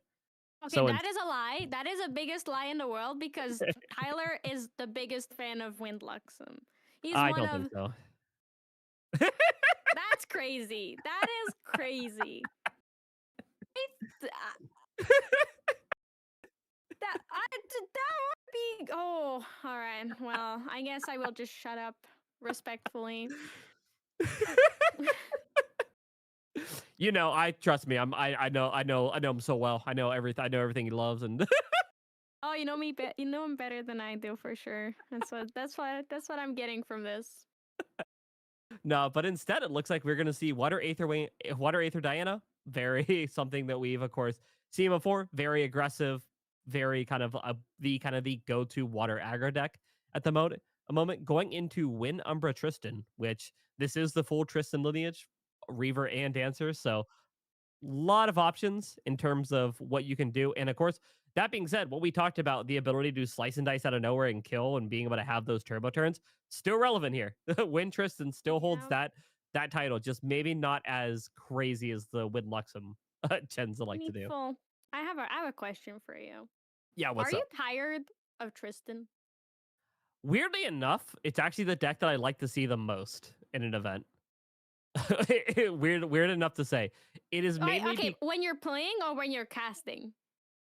Oh, well, guess what? When I'm playing, when I'm playing, I like to see the deck. When I'm casting, it kind of depends on the because equivalent of what deck it's playing against. Because there are some decks where Win Tristan is absolutely the top deck, the top contender in that matchup. Kind of, for example, if you see a Win Tristan going against a Win Siryu, you kind of unfortunately know how that match is most likely going to go.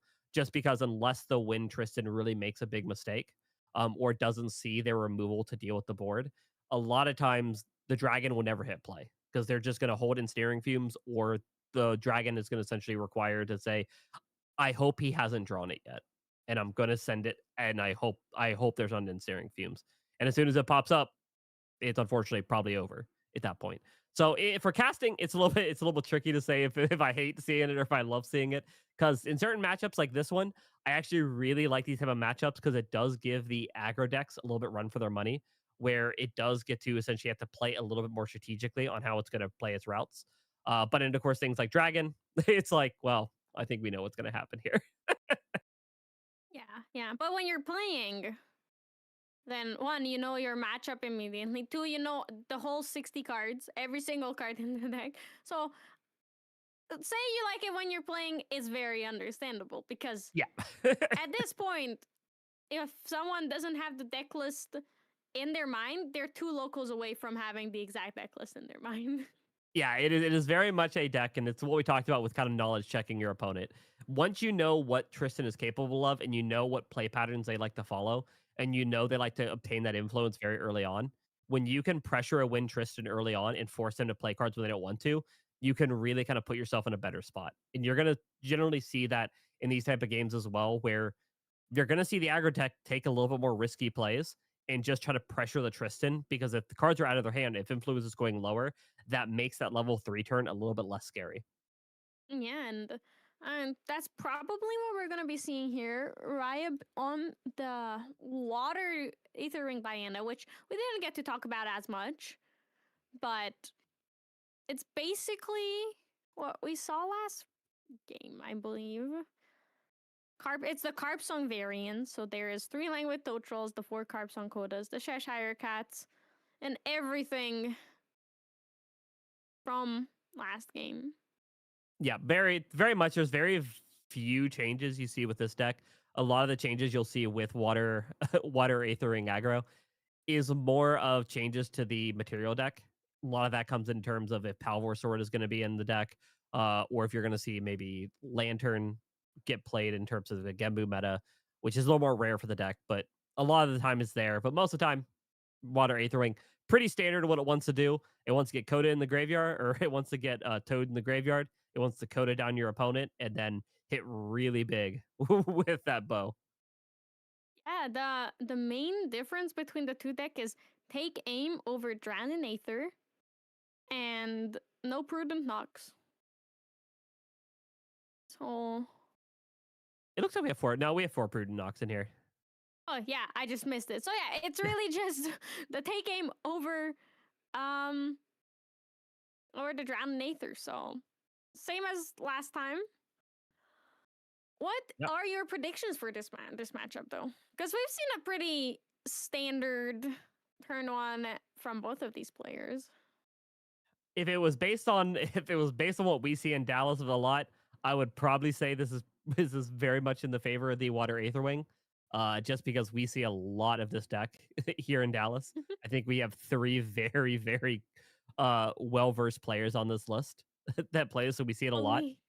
And they know the matchup well, but there are some very intricate turns you have to make when playing this matchup. So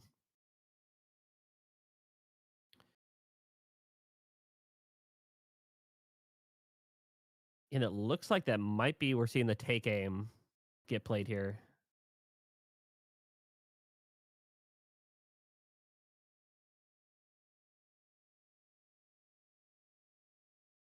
Yeah, one big thing here with the take aim is playing a little bit more aggressive, not really dealing with allies, which, as we're seeing a lot of kind of decks nowadays, kind of pull themselves away from a lot of these more ally focused lists and focus more on these more in game strategies. Something like take aim actually can go a lot farther distance. Joke with the range there. Pun intended. That kind of just pressures some more damage. So I don't hate the loss of possibly the ally removal, just because we are not necessarily seeing as many, but still risky because Paladin and Paladin and Nascent Protector are still pretty powerful cards that need to be answered, and Drown is a pretty good way to help deal with that. Yeah, it's quite the difference.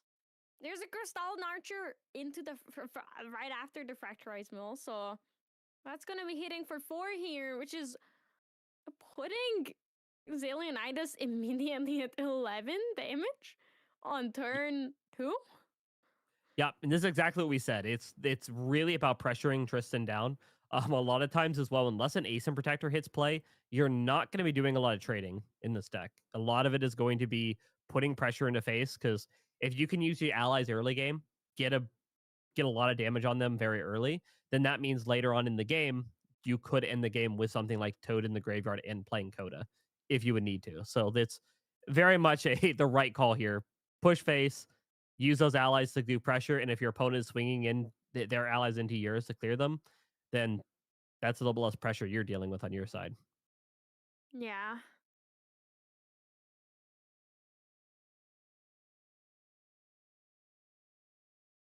And it looks like here Tristan pretty heavily influenced right now. So a lot of cards to work with. Now the question is going to be, is that influence going to remain as this kind of aggression keeps going on towards them?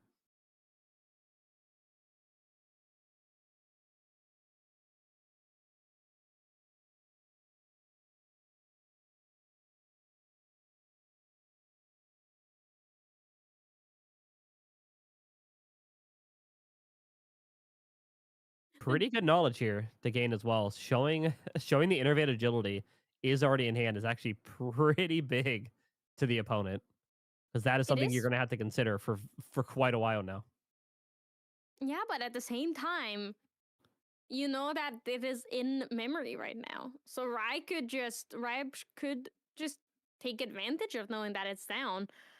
Though obviously with the amount of influence Zalianitis has in hand, the chances of there being another one is pretty high. So it might also just be like a double bait, and giving information that, hey, you need to watch out for this after I recollect, but also being like, oh, I don't have it right now, and then baiting Ryab into committing too much. Yeah. Could also be just say, hey, I'm showing you 4 win cards. So veiling is a very likely thing. Yep. It quickly turned from, ew, Ryab is in a really good spot to, oh no, there is too many cards in memory. There's too many cards shown that will very negatively affect Diana here. So tough. Aetheric Calibration at least, glimpsing a couple. Putting 4 in the bottom? Wow, the gamble, it pays off. Aetheric Calibration going into memory. Sometimes it's better to be lucky than good. You need luck to win games and tournaments, so it's fine. It's fine. And it looks like we are seeing the respect there for the possible veiling. Not really kind of overloading that bow too much. And just setting up that Aether Wing with maybe one shot here, mill a couple more cards, kind of play this more of a tempo game plan. Yeah, no Weaving Monastery going into graveyard as well. So that was a successful mill and glimpse for Rye. Very much so. And that's where you don't want this you do not want the Diana to be in a situation like this where they can just kind of play more of a tempo, like do a little bit of hit here and there, keep a hand up going into your turn. Because sometimes it's not even them playing on your turn that's scary. It's more of them being able to play during the recollection and essentially get a free turn, if you want to look at it that way. The turn before their actual turn is always terrifying, because that can absolutely just allow them to run away with it for a while.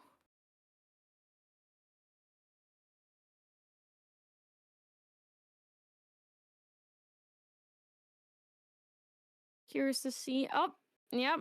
Wind Blast, look out. Is it? No. Yeah. Yep. I thought I was That is going Wind crazy. Blast. Yeah, it is. Get that prep glimpse one. Pretty good. Pretty great value, for sure. I am actually quite shocked we haven't seen an Ace Protector yet with all this influence. Yeah, it's probably an ask and you shall receive, because Zillionitis didn't level up this turn. More so looking to get enough prep counters for the double draw next turn, which he already has. So he has to keep some protective cards up.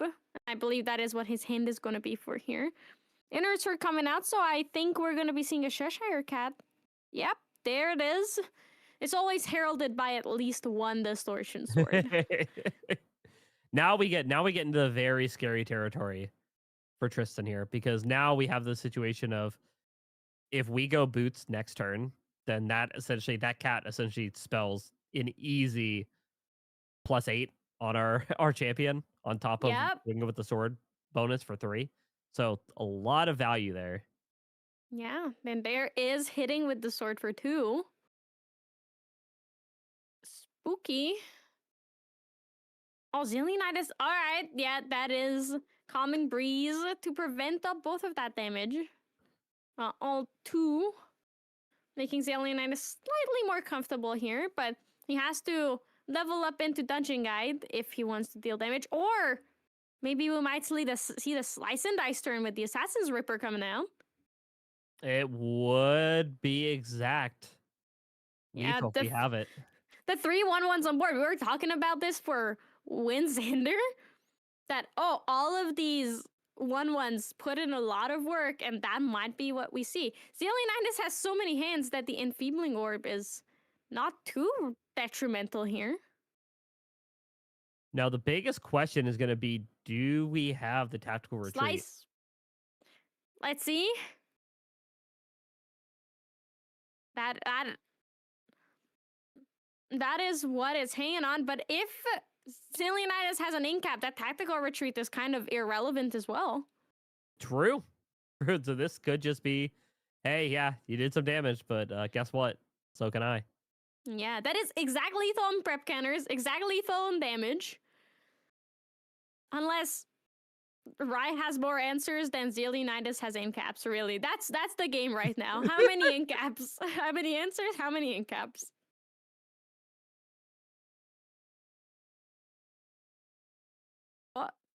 There is something in Rai's hand.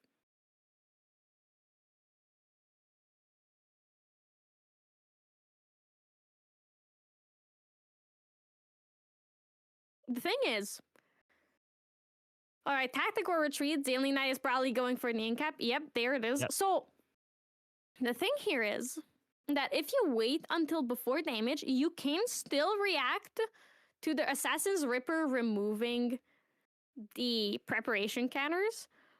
But I think it was the safer play for Rai to be like, all right, let's see if they have it or not.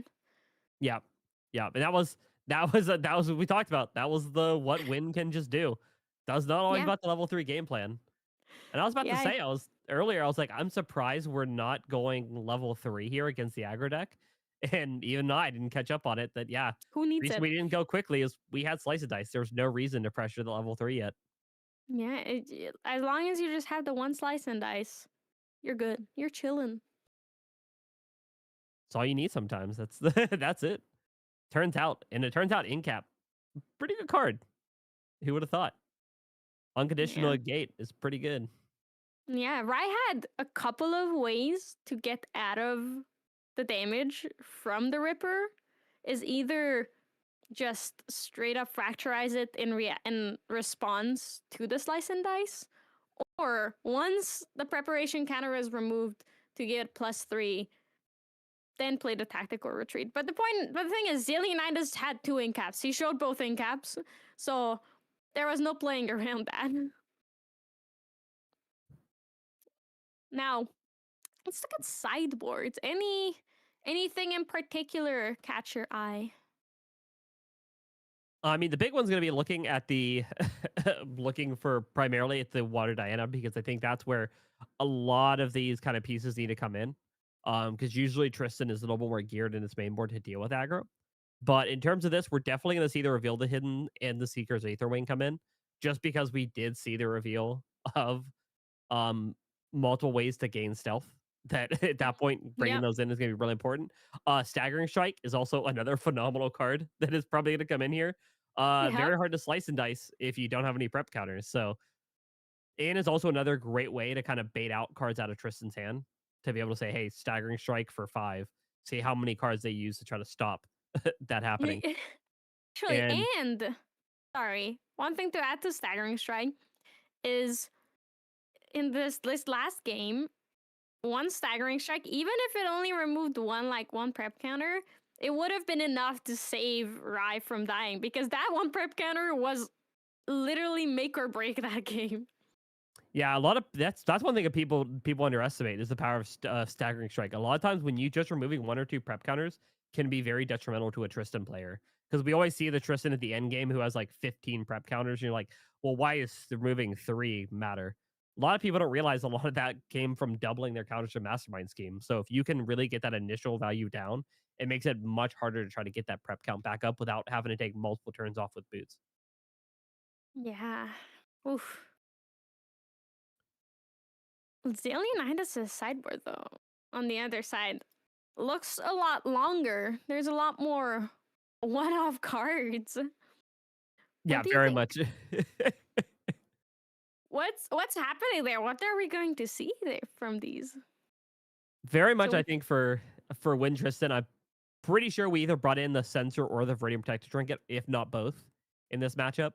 Just because in this match as well, Shadow Reaver is actually a pretty easy cut for them to make in this matchup. Just because you don't really need to grind out that level 3 matchup very much here. And then I wouldn't be shocked if we maybe take out. That being said, Shadow's Claw is so powerful here. I don't think we cut that. So I'd probably say, I think Viridian is probably the safer bet, just because there is so many ways to deal with Sensor in Aetherwing that sometimes it's a very tricky card to play into them. Yeah, for sure. But at least it forces them to use the fracturizes or the answers they have on that instead of your Shadow's Claw, instead of that Assassin's Ripper. So I think it's overall pretty good. At least Very as a true. bait. At worst, no floating for them. So not dungeon guys. No Frostworn Paladins, no Crystalline Archers, no Aetheric, no Weaving Mana Stream. The Aetheric Calibration was played, that's why my mind was on it. It looks like we're opening Ooh. up here with a pretty early aggressive game plan, which, Yeah. again, it's even though it didn't work out for us last game, that was more of our opponent just unfortunately had everything they needed to get there. And sometimes that's one thing about GA is even though the plan didn't work the first time, doesn't necessarily mean you have to make a hard swap away from it because the pressure still Exactly. worked. It was Yep. just we got caught in a bad situation. Yep. Oh, Weaving Mana Stream and Charge the Soul both in Graveyard. So Weaving Mana Stream can be used to bring out those boots, bring out the Flash Grenade if needed, while the Charge the Soul can just be Crystalline Archer or Frostworn Fodder, which I believe I see one of them. Yeah, Frostworn there, probably eating that Charge the Soul. Yep. Going away, getting a buff canner. Now, that is a beefy ally, once again, hitting that 3 threshold. Yep, and turning it to face, not again. Allies are not necessarily your problem here. Yep. Well, those 1/1s do make an impact, but if you are hitting, you just have to hit for more damage, and then they will not make that big of an impact. And yep, there's the sensor.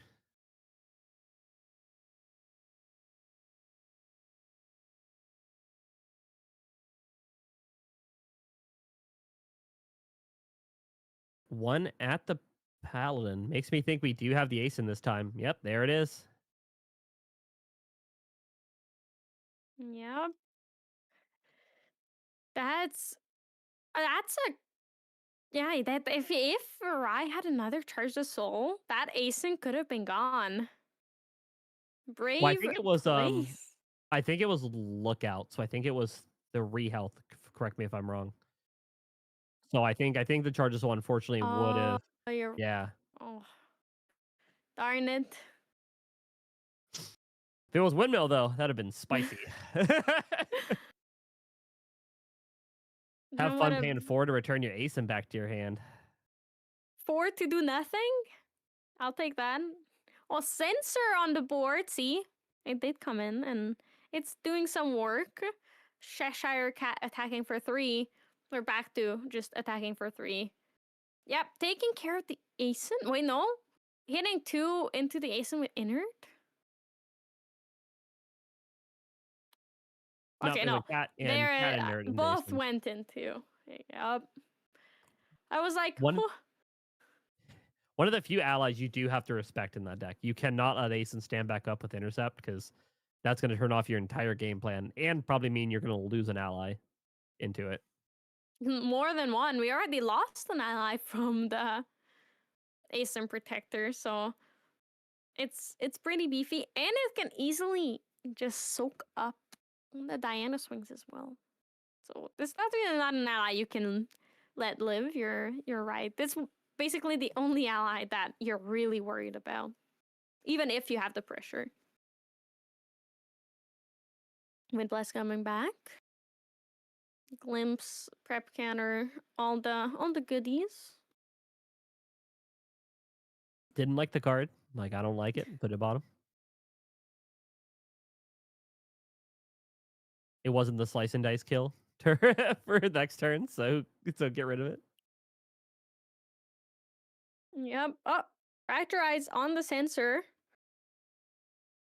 Does Alienitis have the incap? And if he has the incap, is he gonna use it? Oh! Looks like we might be digging for it. Surveil the Rins. Digging. Didn't find it, though. Did not find, yep. And there's nothing. So, that is a pretty fractal now. And there is the Flash Grenade from the Weaving Mana stream. It's like we saw the future. Which, honestly, possibly a sigh of relief here for for Tristan as well, because you don't really want, because if you would have seen Boots there instead, that could Oh, that it's could cooked. spell a very bad turn. Yeah, the moment you see Boots come out, you have to keep your cards in hand and be like, oh, just pray. Calming Breeze, yep. So now Rai won't even attack this turn.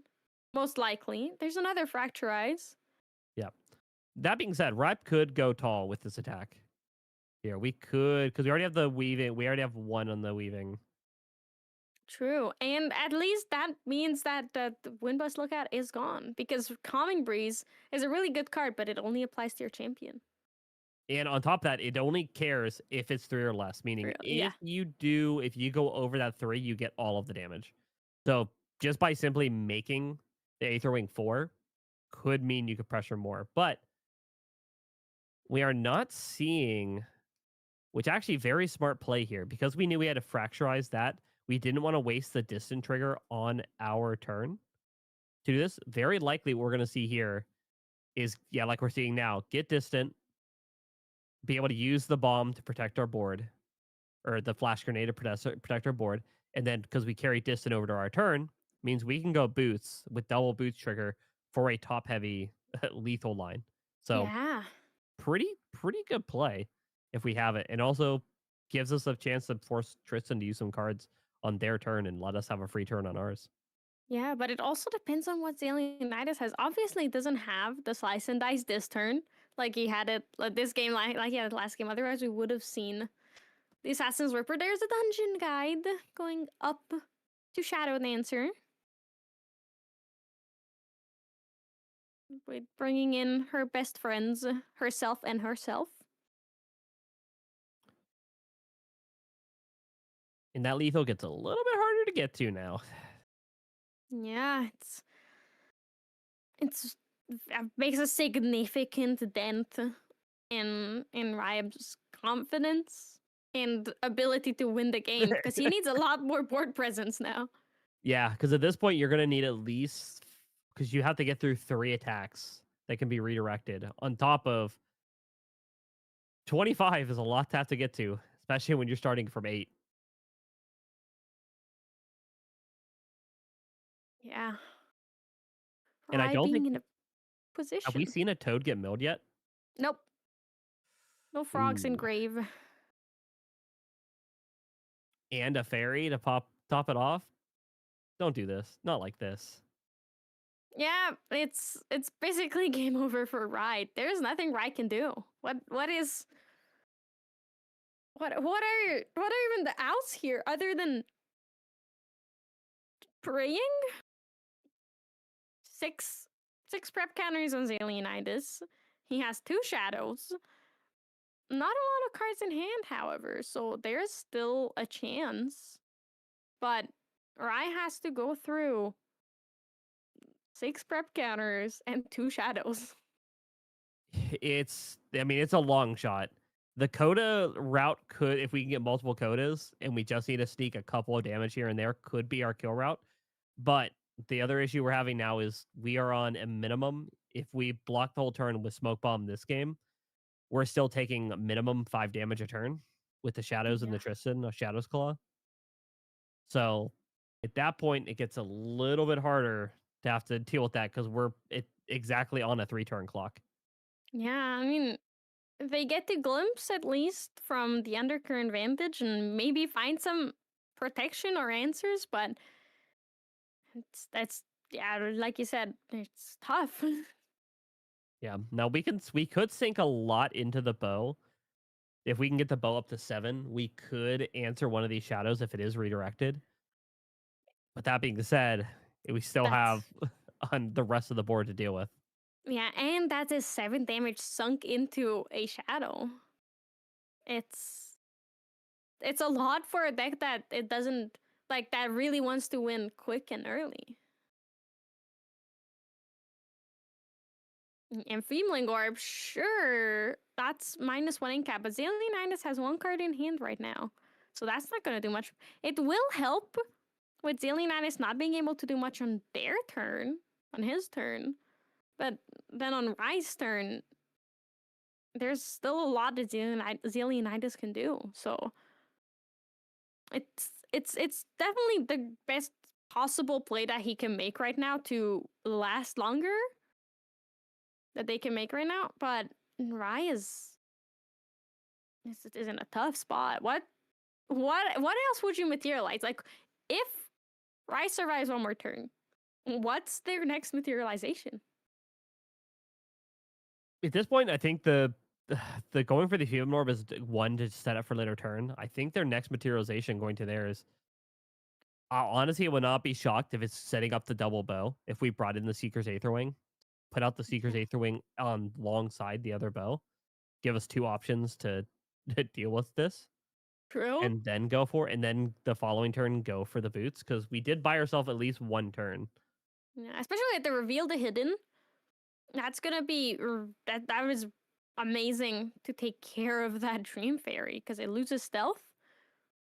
And the Rai got to draw a card off of it. So the Cheshire Cat took care of the Dream Fairy, drew a card, then got to replay the Frostborn Paladin for another card. So influence-wise, they're looking pretty good. And another Weaving Monostream. Not to mention, that was off the top, too. Yeah, the That was gamble paid sinking- off. I think that was sinking 3 into it, too. That's pretty... Yeah. That being said, still need 15 more damage through no prep counters getting used. Yeah. That's tough. And we're at what, 6 prep now? So Shadow Strike's coming in for 10 minimum, 11 with the Claw. I think the Claw might. Yeah, Claw still, I think, full counters. So that's 11 with the Claw, and the Shadow's coming in for the additional 2 after that. So if that connects, that's 15 just in the Shadow Strike alone, in the Shadows on top of it, because we do get around the intercept with the use of the unblockable mechanic. Yeah, Shadow Strike, unblockable if you prepare it enough, which Zillionitis has 6 prep counters. I believe you need 3 for unblockable in Shadow Strike. Oh, there it is. I think it's just just prepared? prep 1, yeah. Okay, As long as it's prepared. But yeah, you it have is to prepare it. Yeah. Oh, wait. What? There is an enfeebling orb. And, okay. Rai being like, oh, I will just intercept it. And Zillionitis having to be like, unfortunately, it does have unblockable because it's prepared. Like, yeah, that is enough damage with the prep 6 and the 2 shadows, because the shadows also get unblockable. All right, yeah, as long as Shadow Strike was prepared, it has unblockable. That is 10 damage from that, plus 1 from the Shadow's Claw, 11 plus 2 from the shadows, 15 damage. That is exactly lethal here. Yeah, and the Dungeon Guide is on board. We did have Fracturize in hand, so we could have Fracturized the Claw to remove that, maybe buy us a turn. But at that point, you're only buying a turn to have to connect 15 damage. Yeah, and the Dungeon... that's 2... Yeah, it would have been 1 damage off in that case for Zillionitis. So it would have helped somewhat. But it's not... It's 1 damage. Like, I think any deck can deal 1 damage to you, even if you have the intercept. Also, shout out to the chat. We'll miss you, Happy Tilt, and you're closing your Discord account. Why is... I love Happy Tilt. Crazy bets being made in chat. Please don't delete your Discord. We're about to see the return of Happy Tilt with 2 periods afterwards. With the new Discord account. I hope it was a joke. Though it does seem that he shaved his head, which we haven't seen pictures of, so I hope not. I don't think his girlfriend would be happy about it, because he had gorgeous hair. I have to admit, like, he had nice hair. So Pixar didn't happen. That's all I'm saying. If Silidar didn't mention it, maybe he could have gotten away with not shaving the head.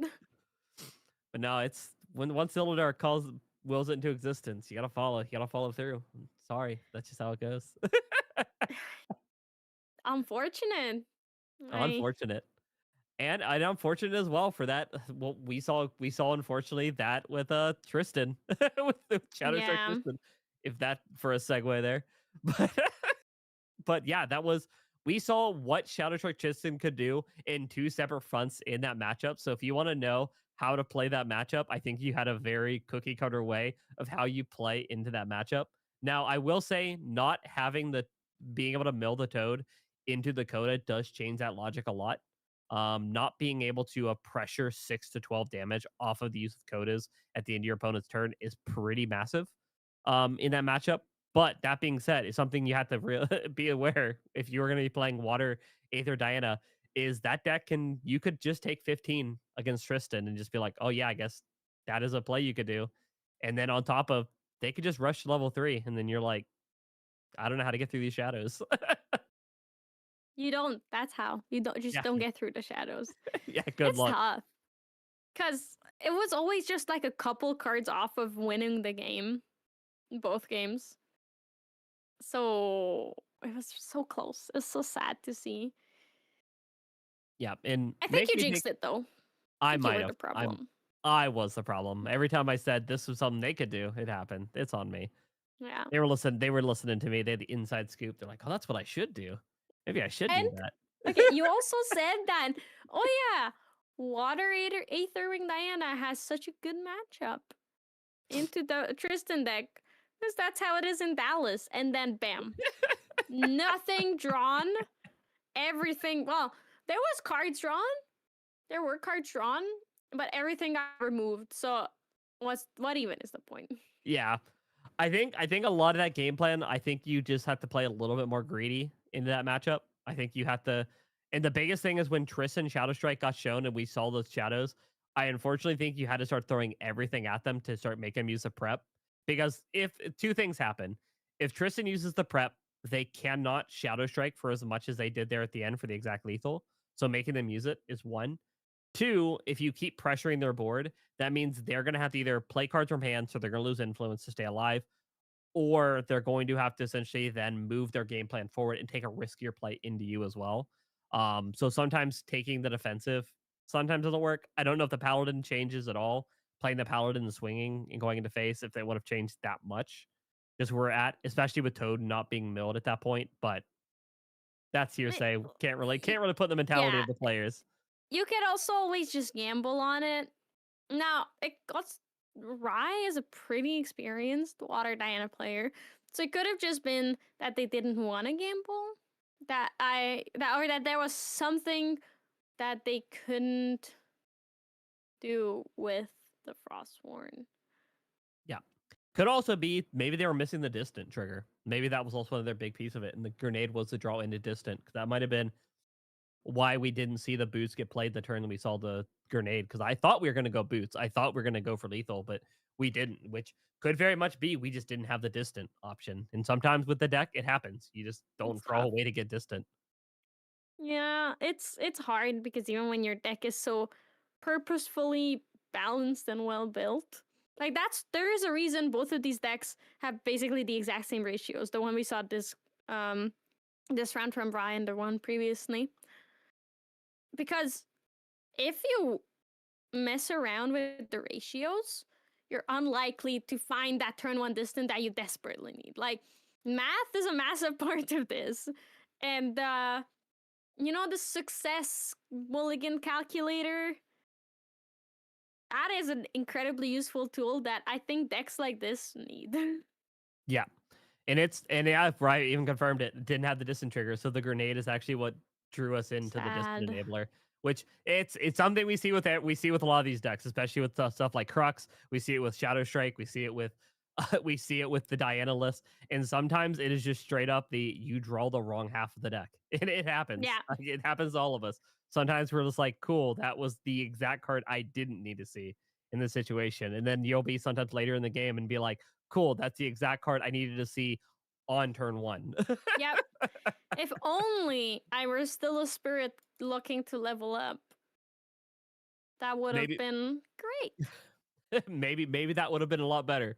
Or maybe once I'm Merlin level 3 and then I see 3 dungeon guides, then I'm like, cool, thanks. I'd love to see those. after I hard leveled.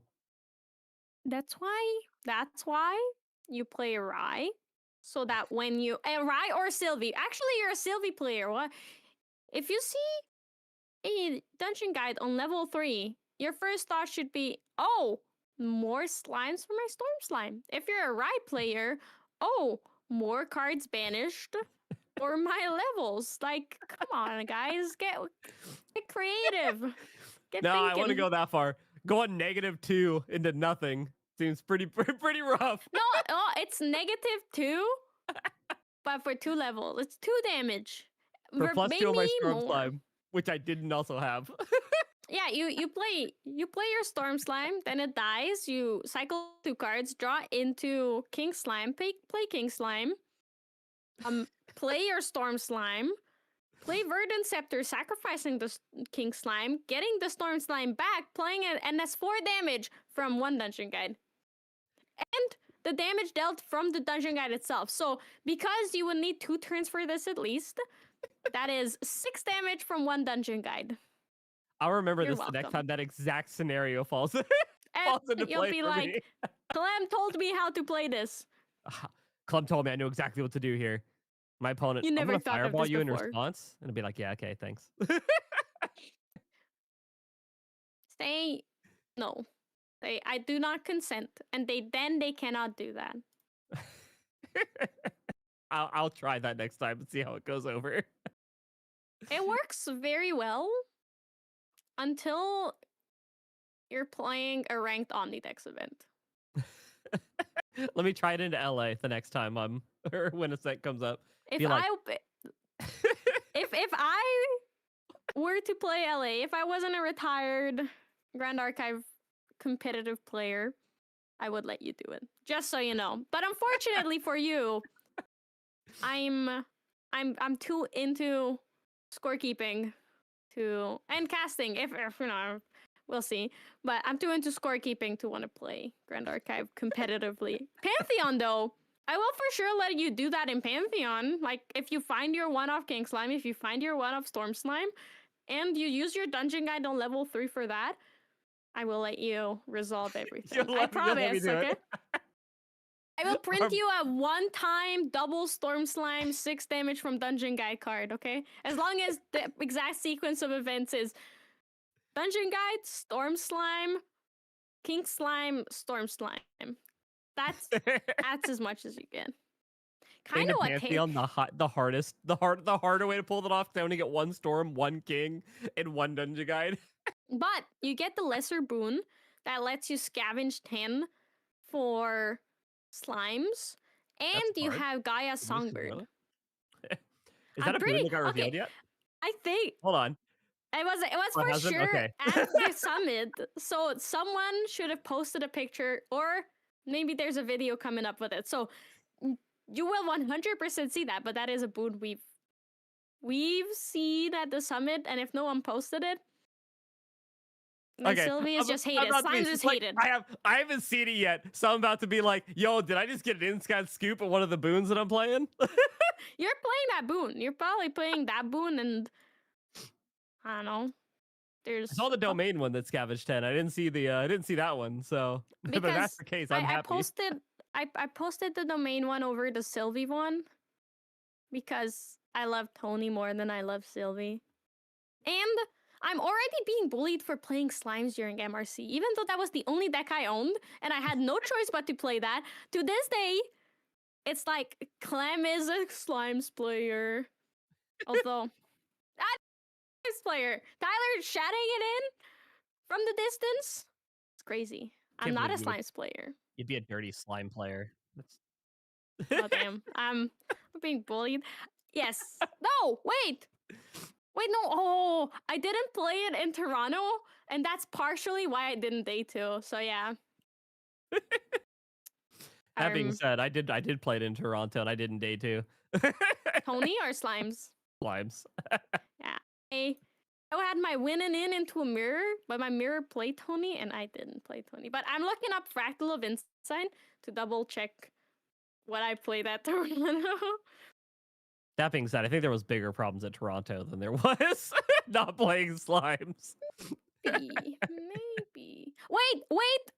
Unless you were Wait. fire slimes. Tyler was wrong.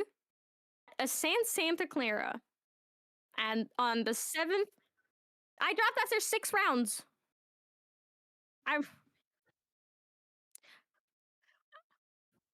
My favorite part about there's this, you guys are only getting one side of this argument, by the way. yeah, wait, that is I'm getting both sides, and the rest of you watching have no idea.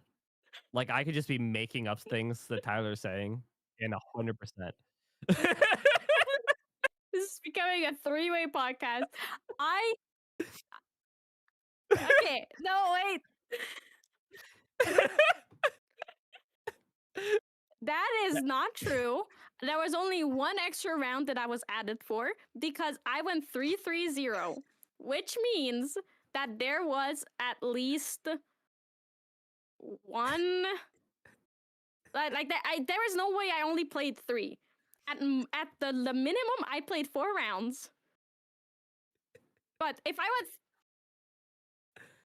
if I went 3-3-0, I won 3, I lost 3, and I tied 0. Also, in Toronto, I also played Tonoris Hybrid, according to Fractal of Insight. I'm looking at the list.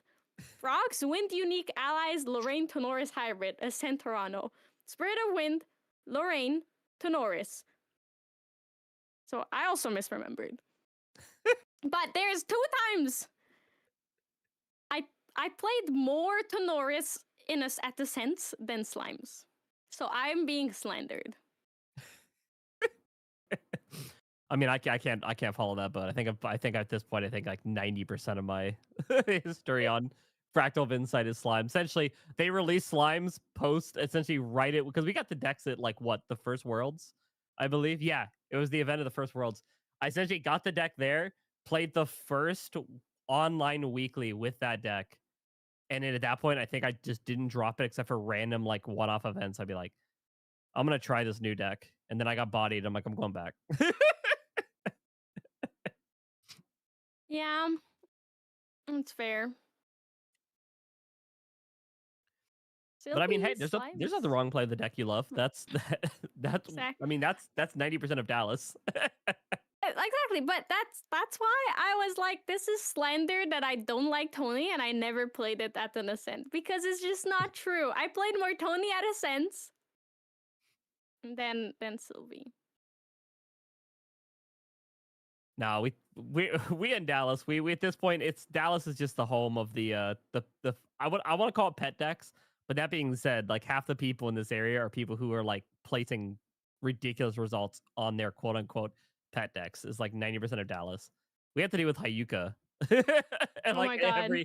during our short championships are rough because everybody else's short championships are like, yeah, I can generally like there's gonna be a Tristan, there's gonna be a Gembu, maybe a Siryu. I think I can deal with that. We go into our short championships, it's like, all right, cool. I'm gonna have Savatal gonna be on some sort of aggro that we have to deal with. Got Hyuka that's gonna be on Rai, so I gotta deal with Rai. I got 3 water Dianas because they just never put the deck down. You got me on slimes and probably one other guy playing slimes. And you got Forever. you got like 4 Merlin simps. You've got Glass in the area that's also playing Merlin. So it's just like our meta is so, and like I think we have like 1 Tristan player in total and doesn't always play Tristan either. So it's just like our meta is so jank. It's just like store championships are the biggest like dice roll of like, all right, what did you do in your meta? And like, man, I just send it. The gamble. It's the gamble meta. That's what it feels like. But that's why an outsider can never win your store championship because they go there with the meta deck and they lose to Hyoka's newest Wind Rai build, and you're like, huh? You know, you're like unprepared completely for it. Oh, Dallas Regional is the funniest thing to me every time, just because it is like decks out of nowhere that is like these pet decks that people are like, how much have you played Rai? And it's like, oh, you don't know. That's Yuka. Who's that? And it goes, oh, you're about to learn. You'll see. But unfortunately now, Hyoka is. We followed Hyoka for a bit in Niagara Falls, so he's more known. He's out there a bit. And also, if you've been around long enough, you also know Hyoka's Rai as a terrifying monstrosity. It is a deck that I'm not normally that terrified about, because normally you'll see a Rye player make a mistake, and I don't ever think I see him make a mistake ever at that point with Rye. That guy's like 5 turns ahead. Masterclass. It's just like they look at opening hand and go, "All right, I'm putting all the cards down with my spirit. Don't hit my dungeon guide, and I win." And I'm like, "I'm sorry, what?" Yep. Oh, Alrighty. So what I think from there with all that, I think we'll go ahead and take just a quick break. And then we'll be back here in a little bit as we kind of get ready for round 4. And we will be wrapping up for that after that. So we will see you guys here in a bit.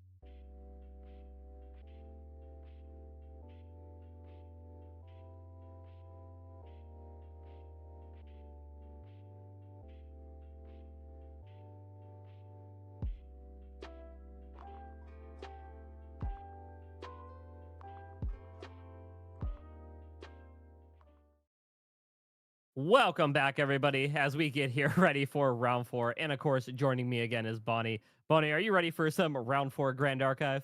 Oh, I'm very ready. No clue what we're seeing yet, but they will probably be very fun. Yeah, it's always round 4 is when we're gonna see like it's either gonna be the 2 meta decks coming out, or we're gonna see the random deck that nobody expected to be like, yeah, I guess I guess this deck is a thing now. Yeah, I did not see Edward playing this week, so I don't think we're getting. Producer is telling me he's on Win Terra Kongming this week, so that's pretty great. Unfortunately, not at the top of the bracket. Still, we might put it on if that's what ends up being the most relevant, the best matchup to see. Yeah, lot Anything of else big you want to say? flexibility on putting decks in that we want to see. We want everybody to see. The big thing about Grand Archive is especially for this weekly, we get to show you the the decks we want to see. That reminds me, I've yet to see a banquet on stream for Kongming. Or for Xiaoshan for that matter. Xiaoshan can also play the card. That's what was missing from Joel's matchup earlier. Clearly would have won in the game. Secret tech is you play it in Sylvie. Oh yeah. It actually that actually the banquet actually got me a store championship. Are you on Terrasite usually? Yeah, so I always play the 61st card in Sylvie as Terrasite is like a I Stellar constantly calls it out, being like, if we made the deck limit 61, would you play 62? I'm like, all right, Silidar, listen here. Like, listen here. We'll always play one more card. It's a free card. Terrasite just says draw a card. Yeah. But it breaks your hand early. Have you ever lost a game because of Terrasite? Not because of Terrasite. I've bricked because I've done way too many advanced elements. I got really greedy. Back in the day, I used to be a very like essentially 4 Storm, 4 Ethereal, 4 Lustrous, and then Yep. guaranteed 4 King, or like 2 to 3 Kings was Yep. one of my original lists. And then I was like, man, it's great when this pops off, but it's terrible when I have my opening hand of nothing but advanced element slimes. Yeah. and, it's a card that I always play the 61st card of it, but it is also, I realized when I saw Banquet get printed as a card, I'm like, that's an easy aggro swap for the Terrasite because I take it out anyways. When Yeah, I that does make so I usually sense. swap it in for an extra card or like for an extra like blocker. But now I'm like, I'm just gonna swap it out for the Banquet. So if I sometimes get against aggro, I'll rush to 3. And the funniest thing to do to them is be like rush to 3, play Ethereal, draw the extra card, and I'm like, he'll 5. And they go, wait, what? And I'm like, yeah, back to you. And they're like, okay. I'll do my turn, do some damage, go back to you. I'm like, okay, I'm gonna get this card. I'm gonna heal 5 again. Back to you. And they're like, hold on, no, stop doing that. Yeah, it got me a win against Fire Daoshan, so I'll take it. it's so funny how so many decks, and I say this as a Luxem enjoyer, just cannot deal with a very minimal amount of recover every turn. Yeah, and the fact that you can keep that card in your preserved and still heal 1 every turn is like, that card's. I love that card. I don't think it has a true home yet. I'm hoping Kong Ming can start. We start seeing more level 3 Kong Mings. Kong Ming starts. It's You like that great card? in Kongming. The problem is Kongming overall is just a little undertuned. Yeah, I think we're missing just that one kill card. That one just crazy like I win Well, the game card. the one that's getting printed in RDO is very interesting to me. Have you seen it? Which one, the 0 cost or the? No, the forecast, the Flangshi. Oh yeah, we were talking about the other day. The one that you essentially, if you spin your, we're called it if you spin your wins, you just do a ton of damage. Well, Spin to the win, two as I'm hearing are producer interesting call it. for very different builds, right? You have the one that whenever you go clockwise, you preserve the top card of your deck, and then you can empower twice the number of cards preserved in your material deck by banishing the Fantasia, which is interesting in some ways. It's an interesting value engine. But the other one is whenever you go north from anywhere, you put 4 counters on it while it's on the stack, and it deals level plus counter damage. And that can stack up very, very fast.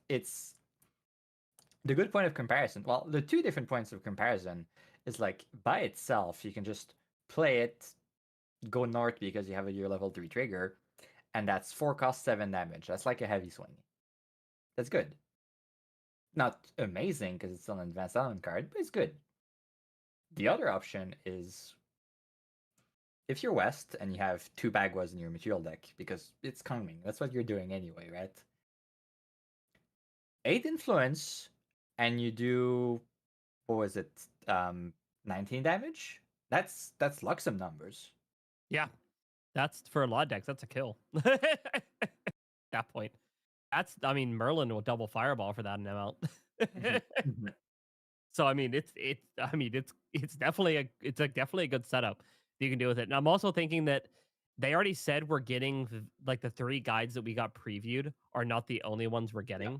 So I'm wondering kind of what guide we're gonna get that's gonna kind of fall into that Kongming game plan as well. And I think that could also be another scary. There's already the mage level card, the Discover the Divine, I think it's called, that says pay for Enlighten level up.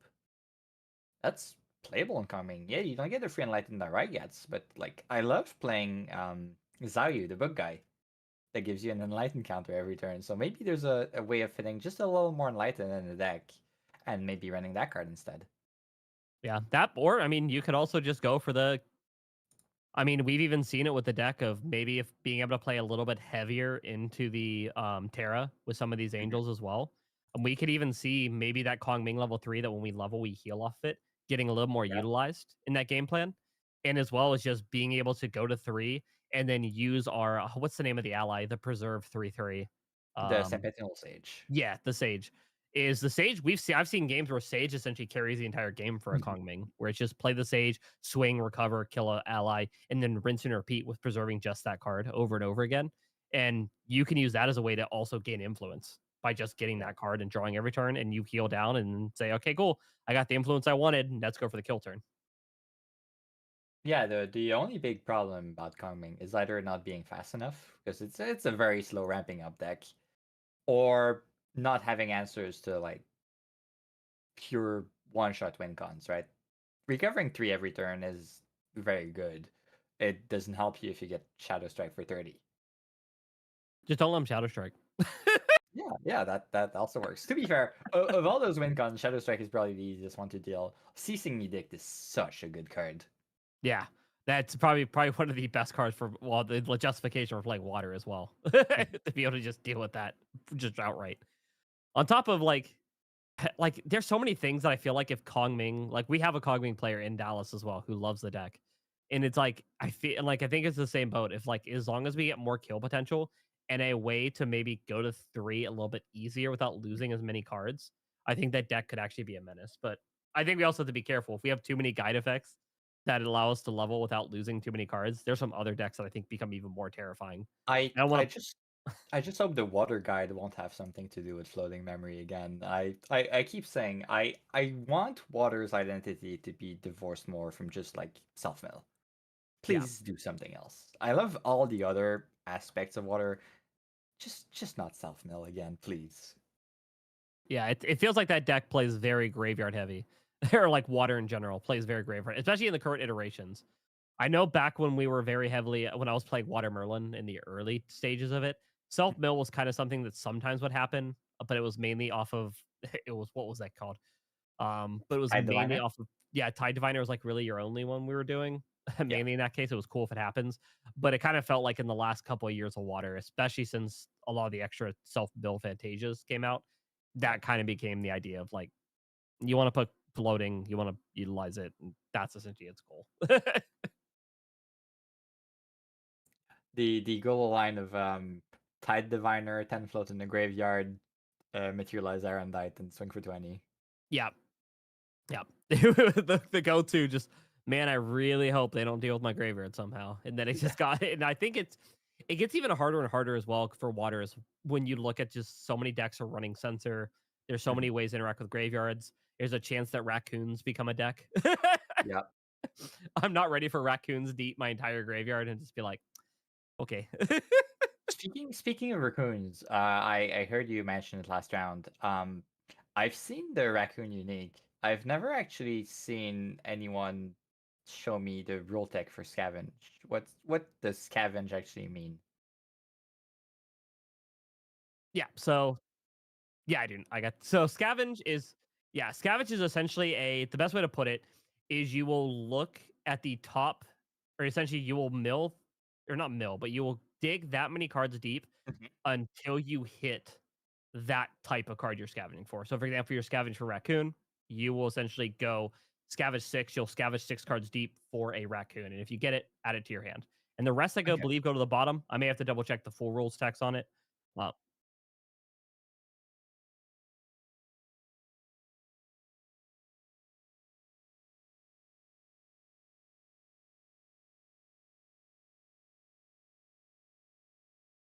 Okay, so until you hit or that number max, so you can okay. That's an interesting mechanic.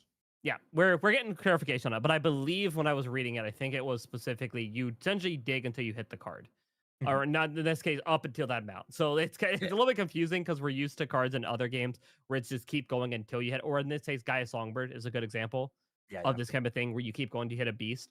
Imagine Gaia's Songbird, but you essentially stop. Where in this case, if you stop when you hit the card, or if you hit the number specified on there. So if it's scavenge Okay. 6, you go to till you hit it or 6, whatever comes first. And then everything that is not the card goes.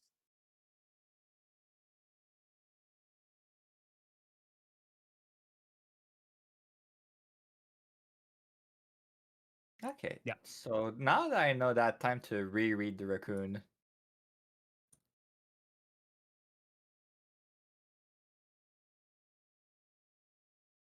Yeah, and I'll say there are some of the scavenge that we've seen in the scavenge domain as well to be able to search for domain. And Hmm. big thing with with boons as well that I also I'm getting clarification on, and was something that I was worried about whenever we were kind of seeing them is like, what if my opponents really team up on me if I'm trying to play a boon that could really change my game plan? The boons are uninteractable, so kind of think of them. The best way I saw it, like kind of told to me, was think of them like kind of masteries, Hmm. where you kind of get them when you activate them, you get the effect, and you do set effect without people interacting with it. And if you have one that's passive to your game plan, they're not something your opponents can just remove and take out of the game. So if you're playing a boon that says, I have access to, I think one of them was access to fire, was one of Yeah, the cards were access to water, that if you have that boon, your opponents can't just take that boon away from you. You have that. So it does not affect your deck building in that regard. that makes sense. I also just realized because I was rereading the raccoon unique ally now that I know what scavenge is, and that's the first time we have a CSR where the flavor text is actually in the text box instead.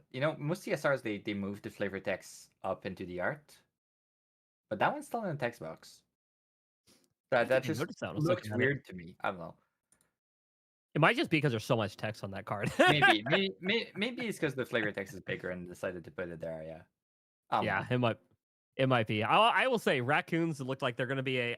I want to see more of them. I want to see kind of what they're Yeah, going to do. But raccoon seems like a fun archetype to build. it's I always love in every card game whenever they just like choose basically an ally type, right? And they give a team, and every animal that looks like it does that specific thing. So here we're already building some identity of raccoons just move things out of the graveyard. Slimes have less of that gimmick because they're more fully fledged archetypes, so they need to be able to do different things. But that's the kind of thing that's really good, right? I'm just wishing eventually we'll get an octopus that's an 8/8, just because every octopus needs to be an 8/8, because haha, funny 8 legs. No, I think they're doing a good job of kind of designing, at least from what we've had now, some of these different archetypes of what they do, giving them an Mhm. identity. I'm really hoping the angels stand this identity of they essentially advance imbue, they get Yeah. better the more advanced elements you play. On top of, we saw with the Mordred recollection, the fairies are very much staying in that thing of fairies are, they're tiny that you don't really know if they're there, and they kind of Mhm. like do tricks and things on you. So giving all the fairies stealth, I think, is a really cool thing as well. I think that could also be incredibly terrifying for future gameplay. But They did print a lot of stealth hate in the past couple of sets, so I think we'll yeah, be fine. We'll be Clearly- playing it for sure. Clearly, they need to errata stealth onto Trisket. Ooh. Oh boy. I've already had a friend make the joke of being like, "Can I play Mordred? Can I play Trisket?" And I'm like, "Man, come on." Don't do this. Not like this. I don't think it'll be great. Maybe. It's probably not worth it. I'm still on the fence if Fractured Crown will be good enough for Mordred. That's also a card that we need to see more of. Yeah, I think the biggest thing, because it's anytime you activate a Luxem card, you have to D-level for that one specifically. Which, But it's activate, so your regalias are fine. oh yeah, true. And the object stays the same too. So I guess if you go to level 3, you play the crown onto Mordred and you still you're right. D-level, I think you still keep it, right? You still keep the effect crown. still stays. Yeah. So yeah, it could be pretty terrifying. Actually, now the more I think about it. But it's also the first attack every turn, right? It's not like just giving 2 attack to Mordred. So Yeah. it's not as scary. You know, it's less value for a deck that wants to swing multiple times on the turn. It also gives, I think of the Fracture Crown, thinking the things that terrifies me is the health bonus. Maybe, yeah, maybe. Because I mean, Jin Immortal is a whole thing with being out of the extra health, but even just Jin in general, being able to go to 35 health is already terrifying enough as it is. I can't imagine now having a attack-based champion that can punch me in the face every turn, to getting to like 30, 40 health. In some regards, I'm not ready for it. It'll depend how many uniques you can run, right? Because you maybe run Yildiz, the new one. Maybe you run the old one just because it's decent if it fits into your curve. It'll be interesting because we don't know all the cards yet to see how that plays out and then how people build it. Balance is my favorite mechanic in the game, right? Anything that references memory and influence just plays into the strengths of GA. So balance is my favorite mechanic. So if we can play Gildas in the deck, that'll be interesting. But apart from that, if we're focusing on attacks, how many unique allies are we actually putting into the deck to get value from Fractured Crown, right? Yeah, very true. Very true. Yeah, and I will say it's going to be, I think the way they designed that deck is you really want to flood that deck with attack cards, just because it seems like you get so much value off of just playing attack cards, that it's going to be attack cards with things to support set attacks going. When it looks like that's kind of how the design they followed. And the Mordred Recollection looks absolutely nuts. I think from what I've seen, the design overall of that deck looks absolutely insane. And I think there's small choices they made with designing that deck that I want to see more of in the future, especially with these recollections being geared more to newer players, that let them jump into GA. I think the best example is like the starter decks you see are more of like introducing the champions, like, hey, welcome to GA. Here's how it is. But there's a big group of players who want to play very competitive. And I think the recollection decks do a good job of saying, here's a deck, go play at your locals. You can do pretty well with the recollection. And I think Mordred knocks it out of the park with just being able to say, my friend shows up and I say, hey, here's the Mordred recollection deck. You have a good shot of actually doing well in the event by just having the deck. Yeah, it's something that unfortunately I think the last couple of decks missed a little. Merlin, Zhao Chan, even Gojo were out of the box not as strong as Sylvian Tristans were. And even those did not have dungeon guides that makes a big difference in the Mordred deck. Oh, yeah. And I think something we were talking about is in locals, is people were talking about they weren't happy that the spirit was a divine relic. They weren't happy about that. And that was actually something I kind of turned very quickly. I was like, hey, that's actually a very good thing for a new player, because one of the most terrifying things is, let's just say you're coming into a card game for the first time. You pick up this deck. You already have to spend probably more out of your comfort range, how much you want to spend getting into a new game. So you spend that money to jump in to get a deck. And then somebody tells you, oh, to make that deck better, you're going to have to go and buy a Grand Crusader's ring. And they're like, how much is that? And you're like, ooh, boy. To be fair, have you seen the price of CR nowadays? It dropped Yeah, a lot. it's down. It's down. It's down to what, $20, I think? Something like that, yeah. It feels insane to hearing that compared to what it's been before, but yeah, but also being able to tell your opponent, like somebody's like, hey, you don't have to go track down a divine relic. It's already in there. a lot of these pieces are already ready to go. And so the regalia you start upgrading are more situational regalia, which I think is a really smart thing to do for the deck because it's, hey, the deck's done. Just play. And Make it's also many tweaks funny here to and there. seeing more spirit design space, right? Seeing how much they can push the power level of a spirit higher if you put some extra restriction on it. Yeah. And I think doing divine relic spirits, I would actually like to see a chain of those as well.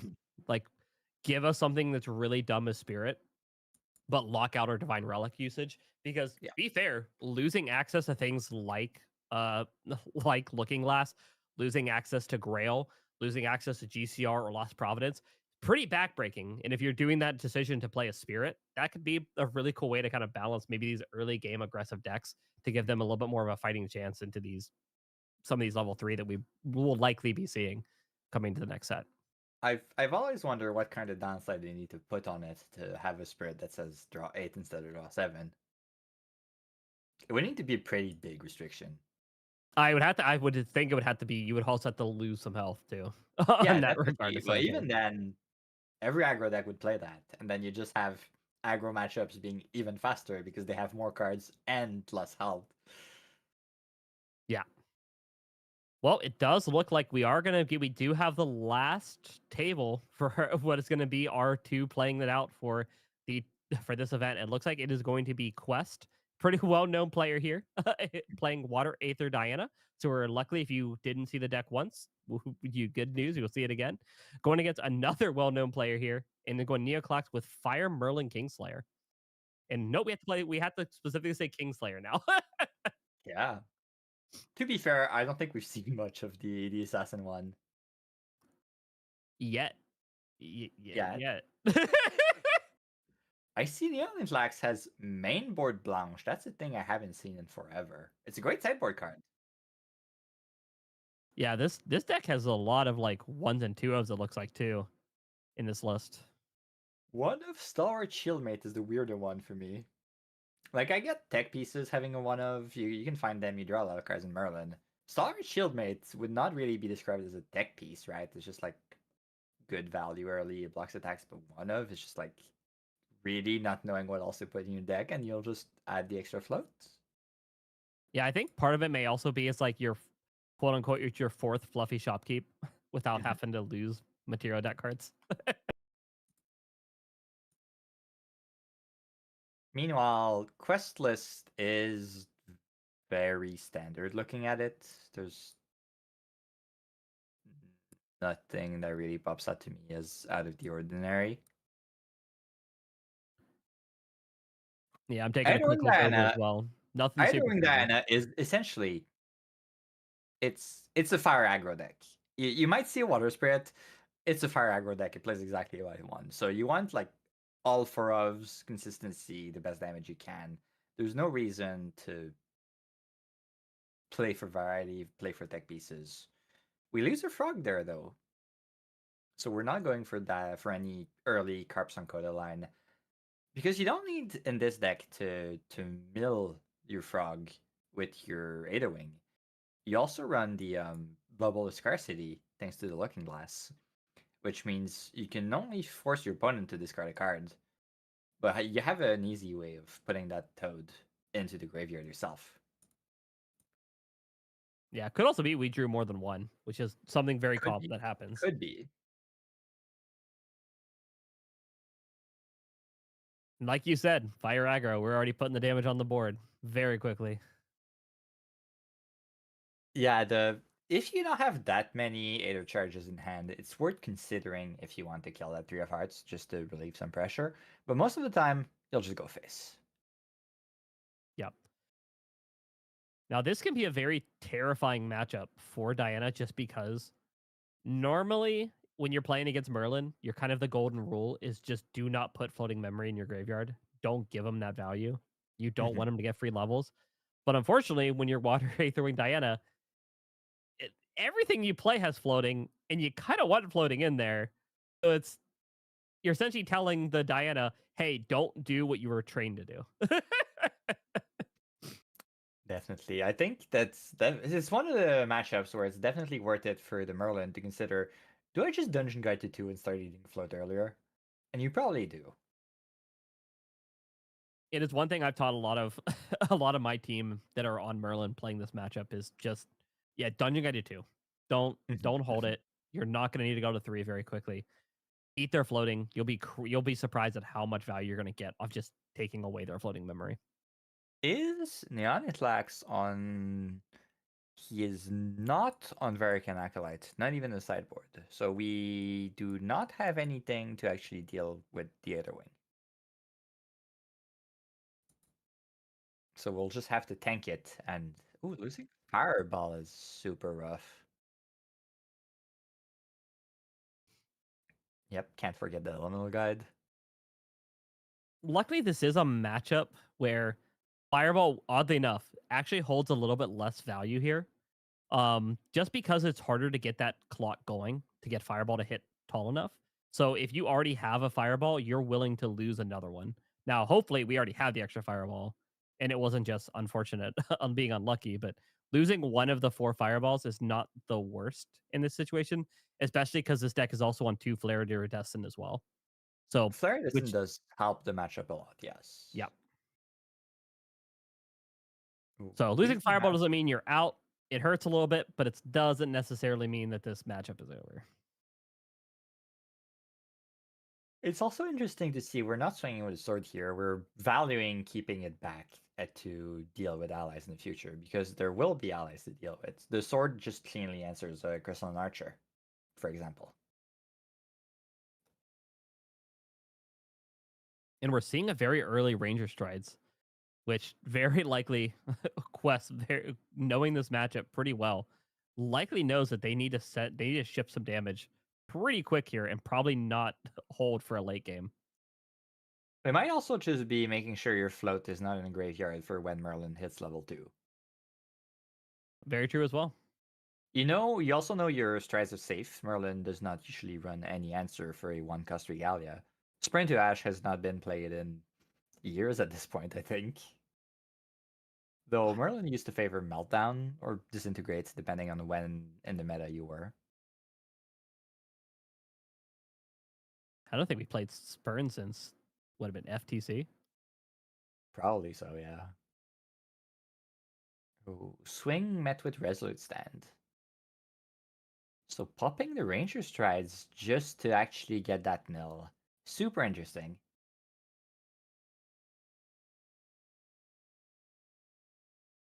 Makes me think we have a Paladin or an Archer in hand, and we really want to get that float in there. Mhm. It would eat it. Maybe both even. We should have enough cards in hand. Because we did see the mana stream go in there. So that means, if we can get one more floating in there, we could do a double Paladin turn or Paladin Archer turn. Put that pressure on and give us a little bit of a breathing room.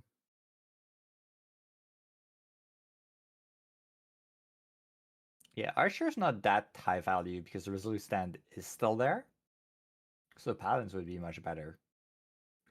Feels kind of a waste to just swing Crystalline Archer into Liminal Guide. Sometimes you got to do what you got to do. Paladin number 1. Did we find number 2? We're about to top deck it right here, right now. Much easier to top deck when you just limps 5. I mean, not wrong.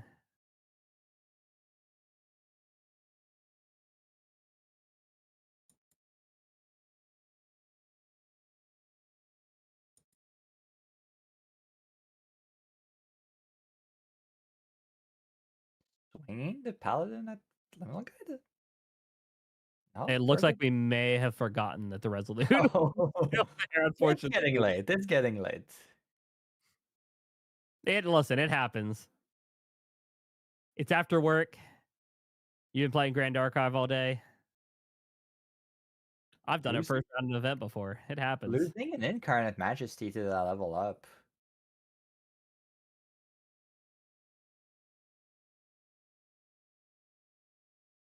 I think at that point we don't care. Getting out that floating memory out of the way, I think, is a little bit higher than our priority. Definitely good value. Let's see what we have to follow it up with. Do we stay on Merlin level 2 for a little bit longer? or do we just dungeon guide to 3? Dungeon Guide to 3 is kind of rough because you'd be getting to 3 influence, which you can come back fairly easily as Merlin, and you do have a good life buffer to do so. But it still feels kind of bad.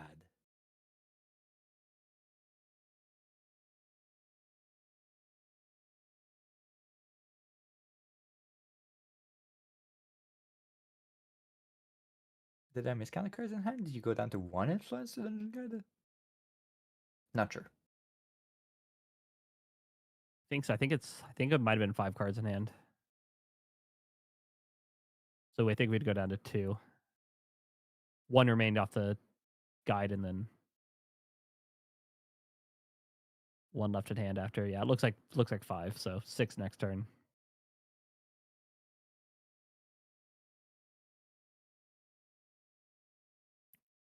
Let's see, what do we materialize request here? Flash Grenade. So we're making sure we don't instantly lose to those double flare iridescence line. It could also be very, like you said, just being able to utilize the draw card using the floating memory now, get value off it while we can.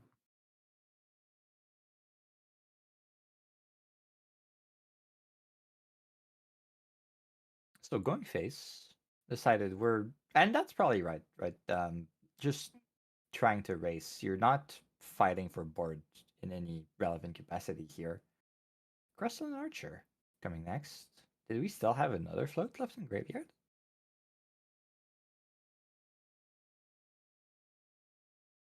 I don't think we do. I don't think there was any floating in there. Oh no, there was. Yeah, there's a Charge Soul. That was a lot of float in the graveyard. That was a lot of float. Are we gonna see shooting the Archer? Reprogram. That works. That's a good way of leveling up. Reprogram's also a card I hadn't seen in a long time. I guess Kong plays it, right? The Nimue build. Yeah, well, we do it here as well. This build is running Nimue as well. 2 main board. So it's mainly for Nimue is there. Nimue with reprogram is a way to try to deal with Dragon if you get into that matchup. Or Gembu, for that matter. Or Yambu, yeah. And sometimes just dealing with certain allies on your opponent's board. Sometimes the Ace Protector is a problem. Just reprogram it. So Merlin, even number of level counters, will be able to swing 4 at most probably the Paladin here. Can't leave that on the board.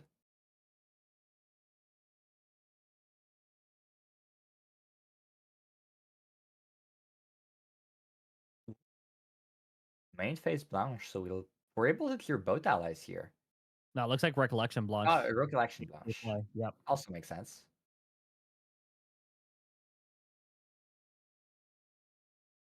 Use these 2 to clear the Archer. It's always possible to save one of your allies, right? Flash Grenade can protect any distant unit, so you can just give distant to, say, your Paladin, and then Flash Grenade it to save it, if you want to. Is it worth losing all of that Fireball and Flare Iridescent protection? Maybe, maybe not. You still need to keep your damage from somewhere.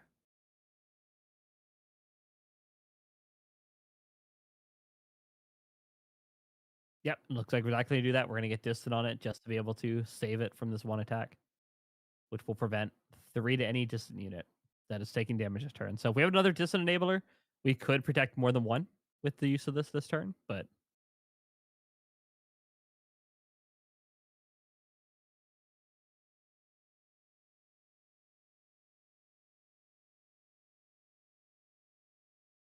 I'm thinking with you. I think we have to clear this Paladin off the board too. No, we're gonna get rid of the Archer.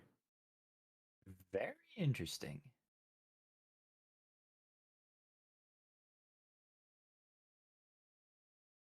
Makes me At the wonder. same time, from the other side of the board, I'm curious about the idea of saving your Archer over your Paladin, right? I think it's the Archer's guarantee because it's more, as you said, it's more about a race with damage. Archer's a guaranteed 4 damage versus Paladin is always going to be 3. Well, the Archer's less guaranteed because you still need to find a float every turn, right? Your Paladin's already online. You don't need further investment. Yeah, true. But we also have another Aqua Mirage trigger that's possibly happening. So if we don't see it floating off of the top 3 or 4 cards, then I think at Fair. that point we're in a much worse spot than we want to be in. So you're always happy playing as Merlin. They level the 3 and they don't immediately have like 1 or 2 Pendragons.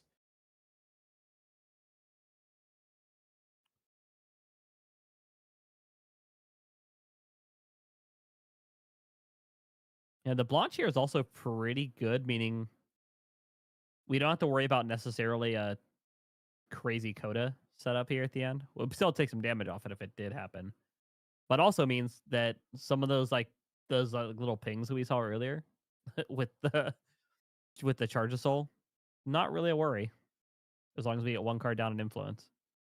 The big problem about playing a Blanche like that to help clear an ally is that now we can just swing at it, right? Either that Paladin or the Palvor Sword that we're considering materializing can clearly deal with her.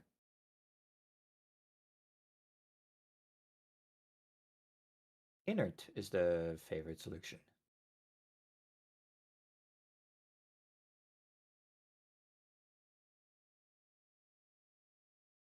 It looks like the name of the game here is just constant pressure now. And that's pretty much the only thing you can do against Merlin, right? You know you'll get outvalued in the end. You're not playing a really real combo deck. You kind of could consider a weird double carps online to be it if you're lucky enough to find them. Otherwise, the only thing that they can do is push damage, so you might as well push damage as best as you can. Cheshire is good. Neon Clax is not on Spirit Blade Ascension or Prismatic Edge, which is the best answer Merlin usually has for Cheshire Cat. So that's going to stay on the board and possibly do a lot of damage. We do have Sword of Seeking, so if we do materialize Sword of Seeking during our even turn with Merlin, we could use that as an answer. That does help. That means we still have 2 full turns with Cheshire Cat dealing damage. 5 damage if we do get Palver Sword next turn.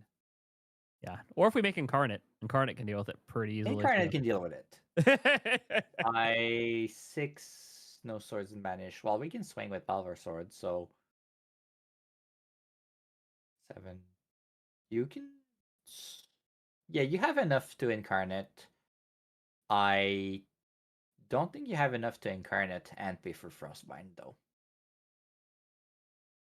Don't think so, because we're at level 6 now, taking 6 off, 1 more sword to 7, so it still costs us 5. So that'd be our whole hand. Yeah.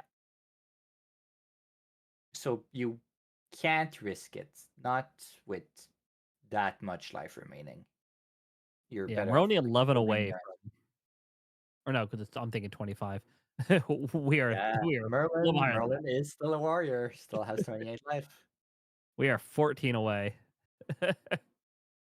from lethal, so and strides are no longer a factor in this match right now, so that also is a kind of a sigh of relief for Merlin as well. Oh, are we going for it? I think we're going for the Incarn.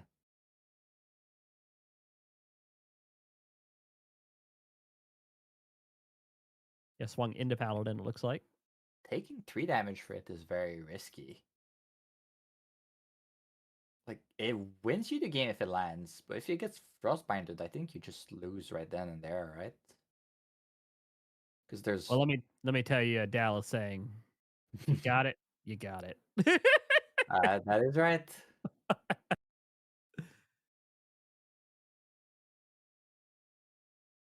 Because we just have an open 10 damage on the board.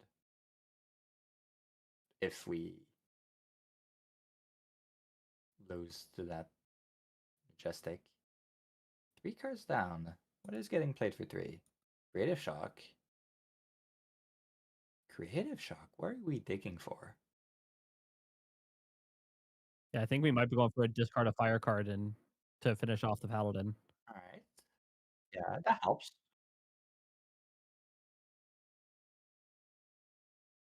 And then Library Witch. It helps keeps us alive. We weren't Less able to so if bait out there's any a charge cards whistle. though. So Yeah. If there's a charge whistle in hand, that doesn't help as much. Bubble of Scarcity, so we're probably playing Carpstorm Coda here?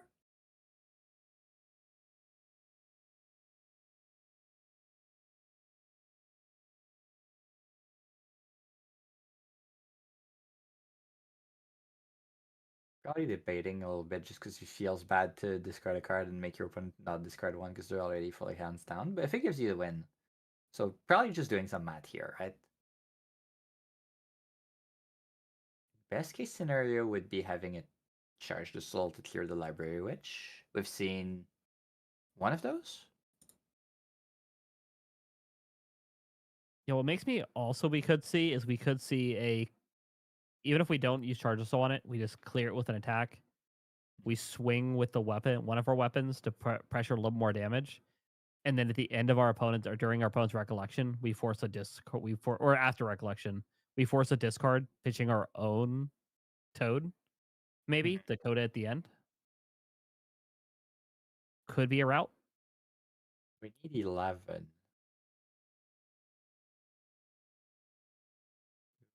Only problem is we have to find 2 damage somewhere that isn't tied to our champion.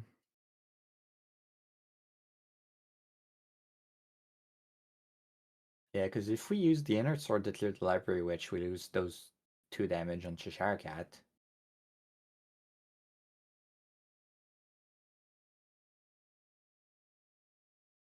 Are we deep in the tank here? Has there been the Judge Call?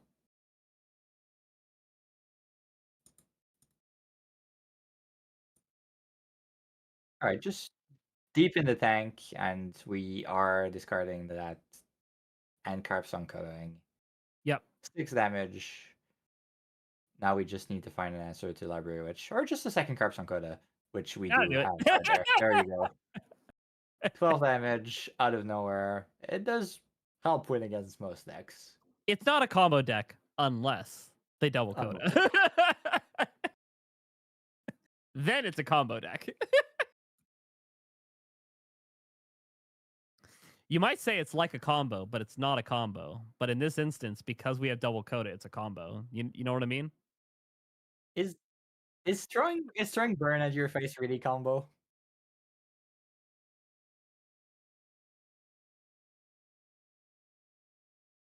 Yeah, he had to get the setup. He had to be able to materialize the bauble.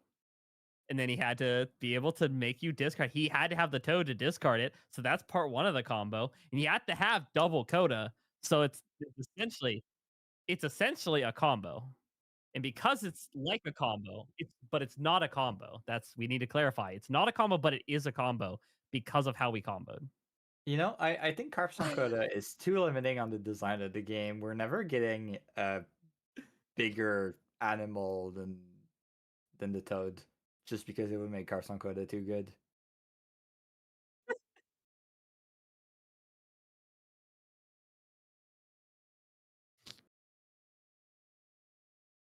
Yeah, I mean, the worst part about it is I'm not ready for Alan to get level 3, so we can start using that. We can just dig for this stupid card now. They just make Alan level 3 something else completely, right? People have been clamoring for Gundam Alan for years at this point. Are you ready for Blood Dragon Alan? We've already seen the X. You already saw the preview from True Champ. We already saw the Exia Tamer Fantasia. I don't want Exia Alan. I want secret 5th evil Shenju for Exia Gojia. They already make Gojia arcane. You can make Gojia Exia too, right? I don't want to think about that. Could you imagine a Gojia that cannot die? Immortal Gojia.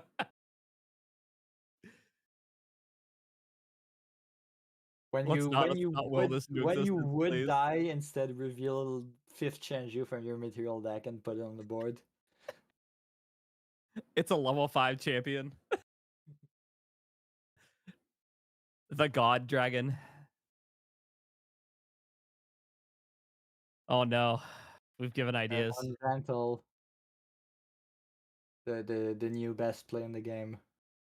Man, opening up Gentle feel like Oh, it's what so a good. card that went from man, this card feels bad to play to being like, can I fit 4 Gentle in my deck? It's so great when you run a draw 6 Spirit, because then your opponent's just like, well, I'll play a card neutral, play turn 1, and then you just like your turn 1 Gentle Respite, and they never expect it.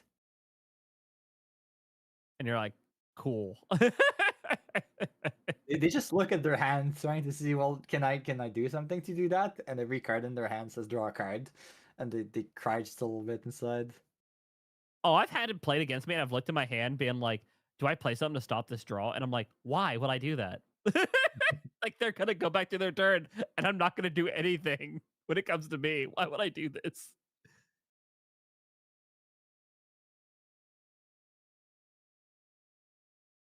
Backup charge or turbocharge is also a pretty good start.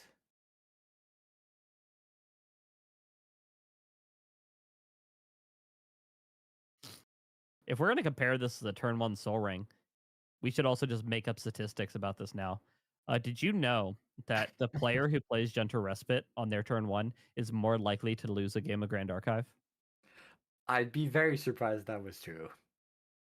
I mean, yeah, the facts are there. I can't deny that.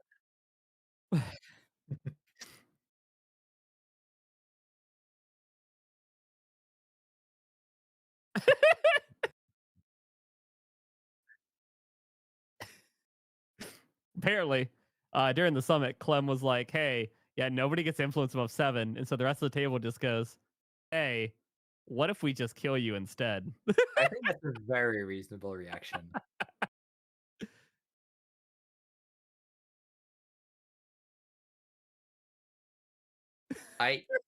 That's why when you want to make sure that people have no fun in Pantheon, you have to make it in a way that prevents them from actually winning the game, You're a Revenant, everyone just hates you.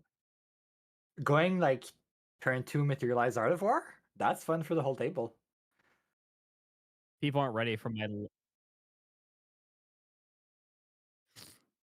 People aren't ready for my Turbo Fog Alice level 3 deck going into the new Knight Pawn generation Alice off of the New Alice does look really fun. So here's the tech. We're gonna go level 2 for the Umbra Alice. So we can play all the Umbra cards to keep ourselves alive. Yeah. And then we go the new level 3 Exalted Alice. And we checkmate to win the game. It's a plan. Yeah, it's probably Like, what rough could in go wrong? Pantheon. It's probably rough in Pantheon to survive a full table turn, waiting for your checkmate to actually trigger. Speaking of Well, things that are rough, you're on Spirit here as Neonic Lax and you've taken 7 damage. How do you feel? not great. Not great, Bob.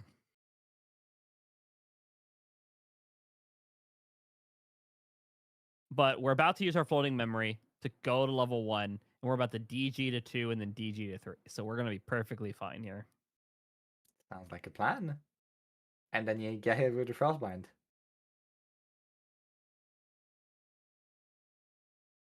No way they have it. They only played 2. Are we playing in Recollect here to... What? Why were you sort of seeking here? I'm thinking we might have Creative Shock in our hand. Nope, I was wrong.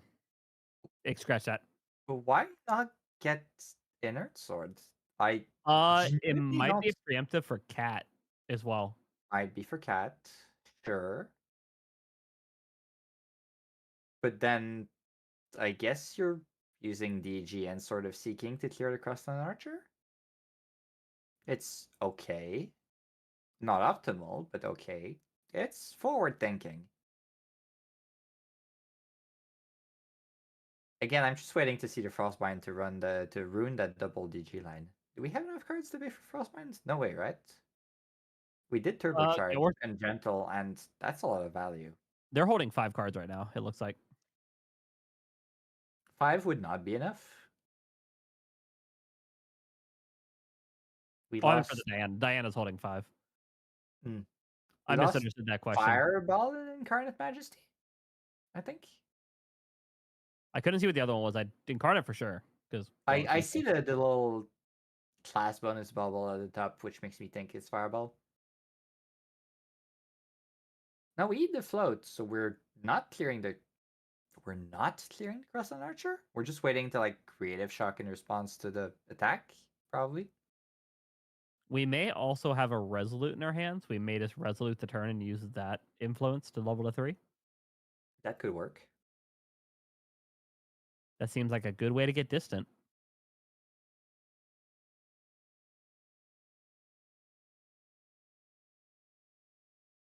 Ooh, Topsy's pretty good. That's a good reason to hold up cards. Turns out we were completely wrong. And you know it's never good when your opponent has to look at all the cards and be like, oh no, what's the worst one out of this?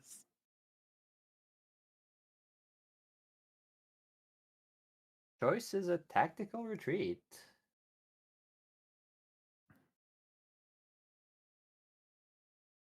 Oh yeah, that's another thing that this Merlin list is not running. Sudden Steel. Or Devastating Blow. People have switched back and forth between those two. Yeah, I've been seeing a lot, actually, weirdly enough, I've seen a lot more Merlins actually switch away from Sudden Steel and the attack cards, mainly just because there's so many ways right now because water is so prevalent. There is so many ways to turn off attacks that they just don't essentially value the attack as much. They would rather have more control pieces. We also forgot to swing the Dungeon Guide.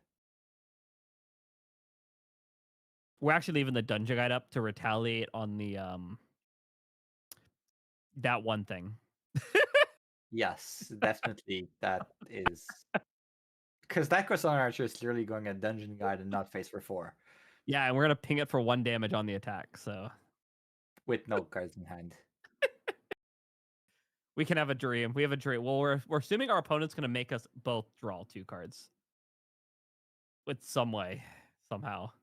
It's fine. It's just being good sportsmanship and compensating for the Paladin swinging into Resolute the previous game. Looks like recover 3 there, and mainly just to load because I think we were already at 0, so not much gain. Digging for that float for the Crossland Archer. Or digging for the frog because we have... No, if we had frog in the hand, we'd use... Yeah, there's no use for scarcity.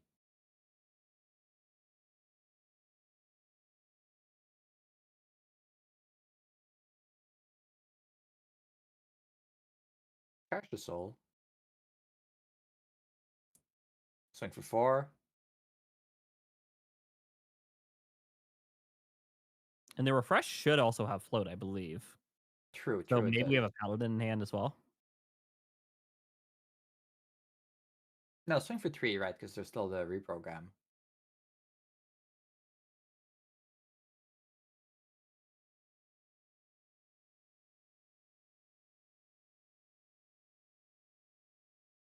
Oh no, he's saying that the Crossland Archer can't swing because it's at 0 attack.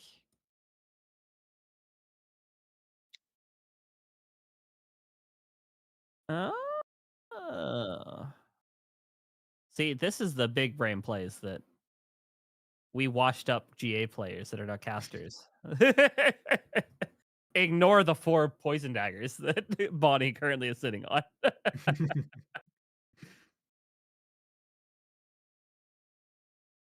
Yeah, the ally gets -1 attack, not the Lax this turn gets -1, like most effects like that.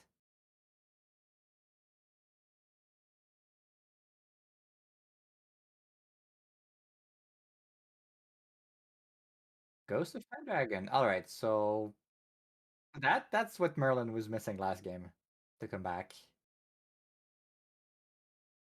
How many mores can we chain?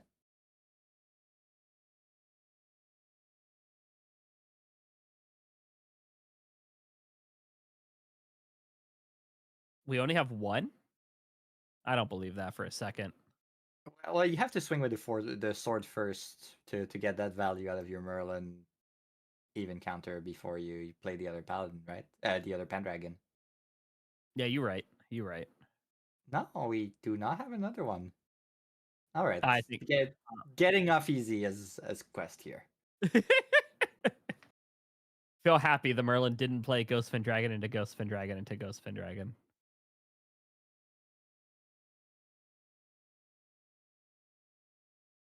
You can still play another charge, swing 2 into double Carp Coda and win the game.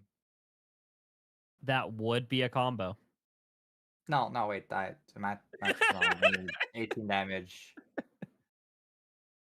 So I was missing 6 damage there. 4 damage there. Let's see how many cards do we have in hand now? 6? And Coda costs 2 to play, right? Coda costs 2. So you can play 2 Codas, but then you're not swinging with the Aether Wing. Here's what we're gonna do. We're gonna essentially end of our opponent's turn. We're gonna pop the bauble to pitch a toad, double Coda at the end of turn, then recollect in third Coda. Definitely. I mean, And you'd be that's how this is so mad at Neoniclax if that's how the game ended. I would have to apologize directly. Be like, I'm sorry. I gave insights of the combo.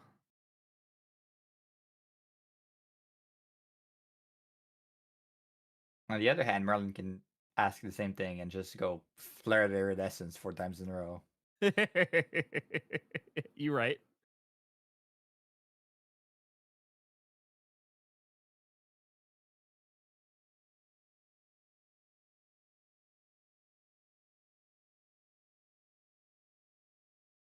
Oh, things that's the thing with Merlin, right? There's so many just value pieces in the deck to make the leveling process so smooth. With 6 cards in hand, it's very possible that 7 cards in hand, that the hand is still fully dead, right? It's like 2 dungeon guys, a gentle respite, and some other chaff like that. Yeah, it's something that you always have to kind of think about that. Yes, Merlin is drawing a lot of cards, but they have so many pieces to get them to level 3 that they draw a lot of dead cards, more than you realize. I think we're going Incarnate Majesty there, though. Yeah. And I That think we have is Frostbind going. payment in hand.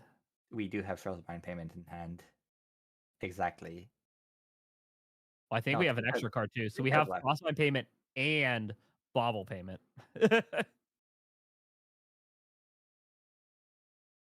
And that's the problem that has plagued Water players since FTC came out. Water just has no answer to Incarnate Majesty. So we're going discard Coda in response to the Incarnate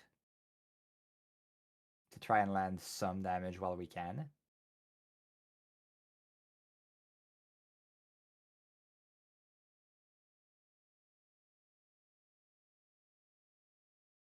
So we still need to find 6 damage on the next turn. Which through Majestic Spirit is a little harder. Which I am a little shocked we didn't just use the double Coda to maybe clear the Incarnate, or maybe we got a trick up our sleeves. Double Coda to kill Incarnate seems like a good plan, but then you're stuck with 4 cards left in hand and still need to do however much damage. Hold up. We're cooking. We're cooking. We smoke bomb past. We get our weapon up to 6 to go in. We go in for 6, reduces it down to 3, and then we Coda again for another 3. Because it's not a spell, it's a skill. Sounds like a plan. This is it. This is the combo. This is it. I feel it. The triple Coda was right all along.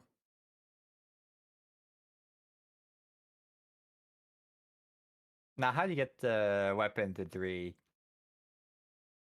with Maybe I was wrong. 5 cards in hand. Maybe I was wrong.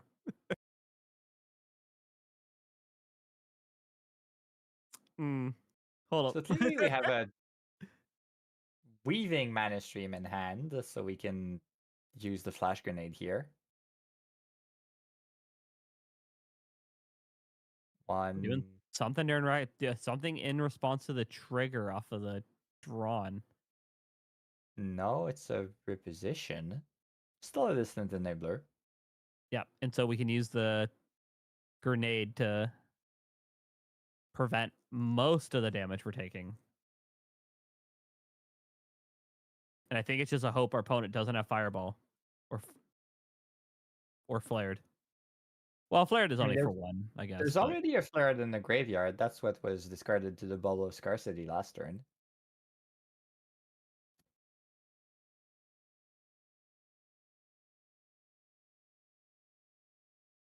Ooh, yep, there's the fireball. Fireball for 8 damage in response to the... Yeah, and that's pick it up. Yep. And we are going to be going to game 3. Votes in the chat. Whoever picked up a draw. Looks like your There's bet still- might be you're still alive. Still 20 minutes left. That's more than enough. 21% called it. It's a draw. I put my vote in for draw.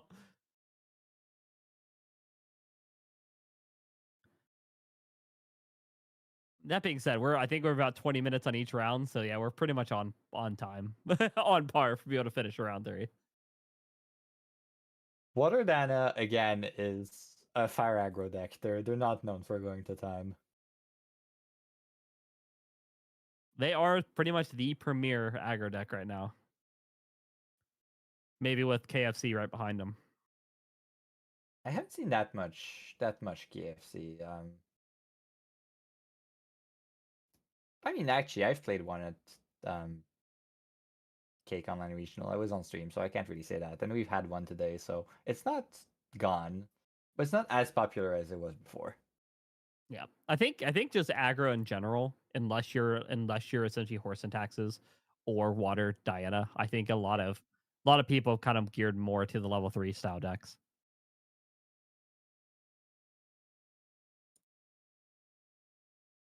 And Bring some technically, I more guess the fight version of changes. Siri is aggro, but that's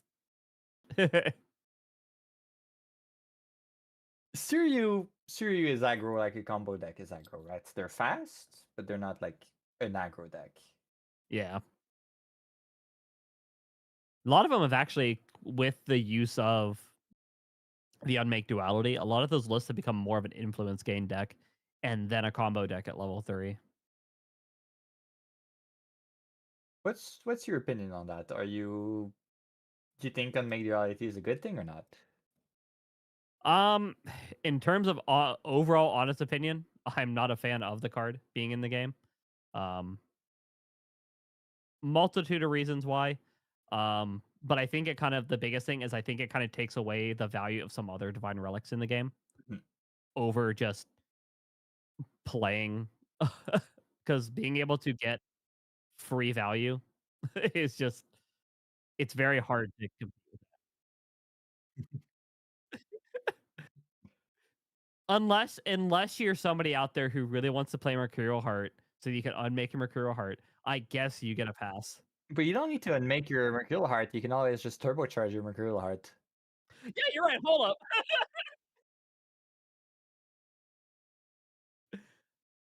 But in Pantheon, you don't get 2 turbo. Yeah, but yeah, you can only play one in Pantheon, but the thing about Pantheon is it doesn't follow the same ban list, right? You can ban Unmake and still play it in Pantheon.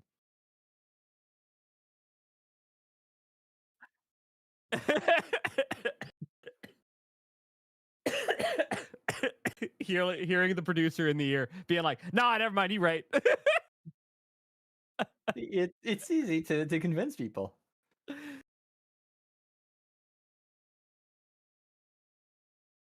Yeah, I think I'm more cool with the card in Pantheon, especially with being one of. There's actually a lot of cards in the game I'm much more cool with them being a one of.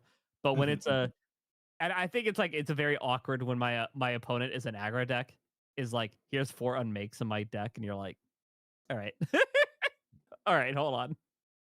It's the same thing. Sword of Iris is much more fair when you can't Ascension it 8 times. Yeah. On that note, print the April Fool champion for actual regular play. They're fine. I want to play some Sylvester. I'm ready to get Sylvester's so fun. buff counter animals. He is so fun. Now, think the new slime party cards they're printing in RDO that gives you slime tokens into Sylvester. Perfect. Say no more. Sold. There's our distance enabler. Pretty good way to do that. Weaving Mastery is the optimal one. You're only just scared of the Dungeon Guide to 2 play. Which, with a mana stream in the graveyard, is always correct.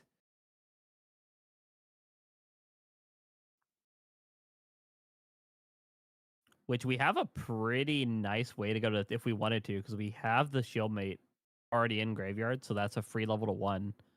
Being able to Dungeon Guide it 2 is pretty good value here. Yeah, the only sad part is not having the 2 cards to pay for Inert, but we've shown that we were perfectly fine going with Seeking.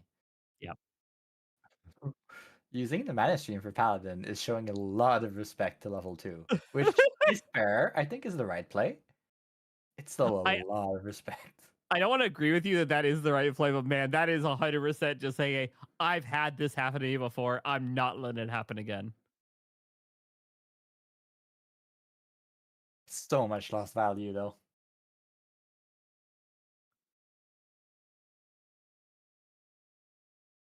I still think you probably Dungeon Guide to... You probably still Dungeon Guide to 2 here. Oh, 100%. Because if you can leave it up, there are so many things you can start answering. Yeah. There you go. Yep. Yeah.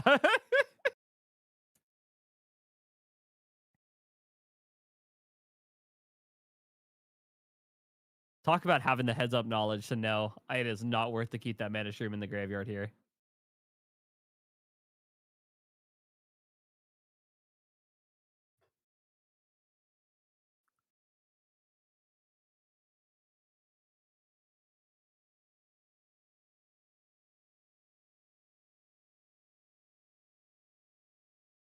No, I have done that exact thing. Two quest playtesting for Akihabara, so losing the Blanche is okay. It's okay until you remember that we potentially could make the bauble, discard the toad, coda twice at the end of our opponent's turn, and then coda 2 more times during our turn. And that would be a combo. Sure would be a combo. Shame we don't have enough cards in hand for that. Well, we're like 5 turns away from that, though. That's Yeah. Are we living another 5 turns against Merlin? Oh, I believe 100% Merlin has only drawn Dungeon Guide so far. Fair, yeah, sure. A hand of 4 Dungeon Guide is very hard to win with.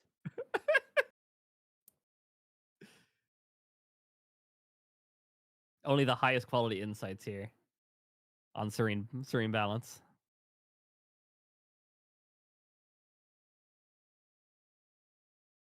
Now, the real question here is going to be, do we stick on Merlin for a while now that we've essentially obtained tempo? Or do we just...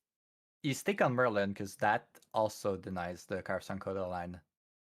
You can just eat the frog. True. It's not a float, but it still gets rid of the frog. Aetheric Calibration.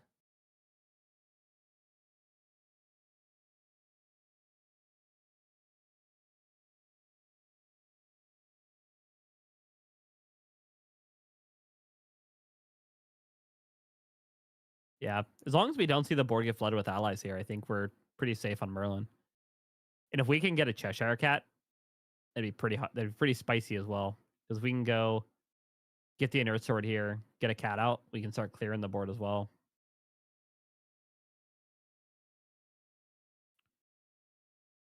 If our opponent makes a mistake of turning that paladin sideways. Neanitlax is not on Cheshire. Is he not in Cheshire? He's not on Cheshire. I spoke too soon. That's on me. Which is, I get the value of Looking Glass for Merlin because of Pendragon, but you're already on Looking Glass. Why are you not on Cheshire Cat? I think just seems Nimue like- is taking that spot, honestly. Nimue is fair, but just the face pressure, right? Sometimes you just play cat and paladins and swing face and you win the game. That being said, playing Nimue here is also pretty spicy. If we can play Nimue and would just be pretty hold up good. reprogram, we have a lot of value into this.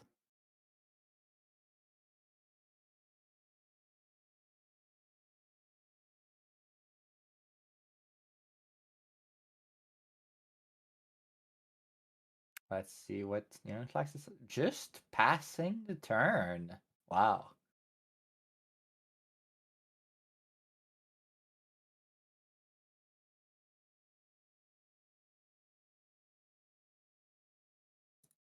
Inert Sword, so we have Cheshire Cat in hand request?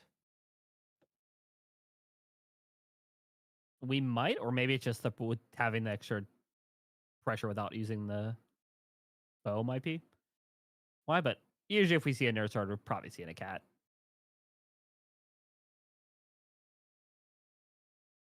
One down, not one down.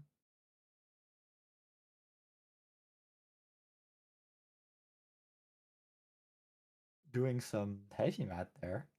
How much damage are we thinking of pushing?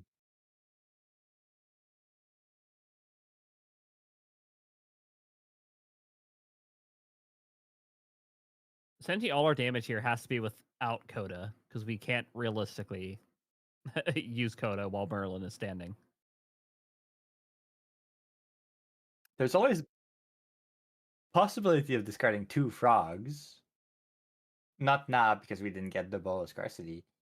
But discarding 2 frog is always a possibility to get past Merlin and getting the Coda. Yep, there's cat. There is Foil Cat.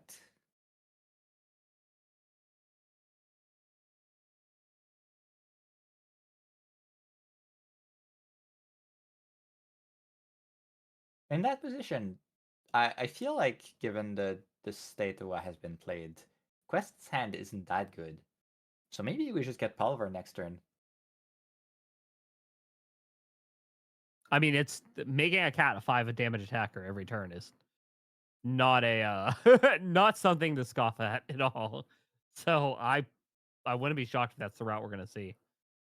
That, or we have the possibly potential kill line, and maybe we could go strides.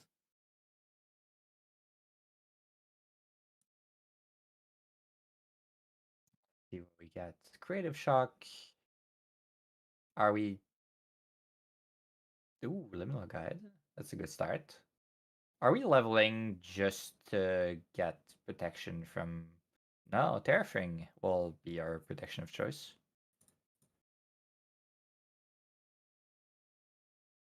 Terrafring to buy one more extra turn, maybe. I'd be a little bit worried here, though, because if one of those cards is fracturized, this could be a very awkward situation to be in. Never mind, that's why. Right, the guy helps. But we're still on 0 level counter. Which means we're not that scary for now. We're not getting our inflows back that fast either. So there's still a good window for Quest to sneak in a win there. Before Merlin starts being overwhelmingly Merlin.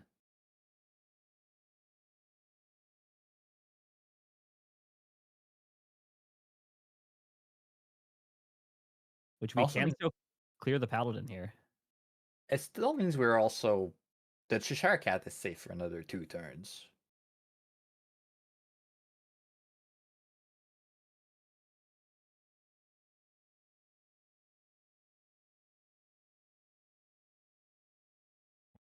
Number 1? How many are we chaining? If we swing at the sword, I'm gonna think we're probably gonna be swinging with we have at least one more. And it looks like we're going to face with ghosts? Possibly? No, that's been on Paladin, right? We didn't touch the life counter, so that has to be on Paladin. Yeah, it was Yeah. a paladin. Hey, the dungeon guide's finally swinging. It had to wait for its buddy to show up.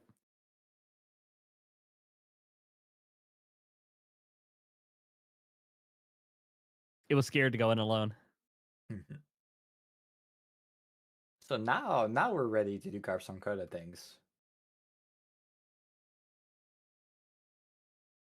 Now the quadruple coda line is enabled. So Palver Sword, we swing with the Aether Wing, Glimpse 2, Glimpse 3. Top deck a frog into graveyard, and then double Carpson Coda. So we hit for 5, 6, 7, plus 2 Carpson Coda. 19 damage, get to 30, and we win.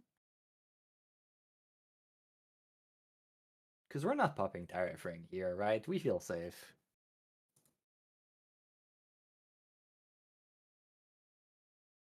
I mean, I'm in the boat. I'm gonna pop Terrafring here.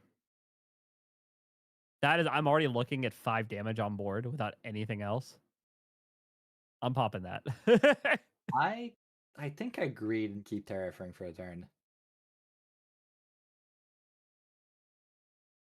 Unless we already have Resolute in hand, I would be popping that ring.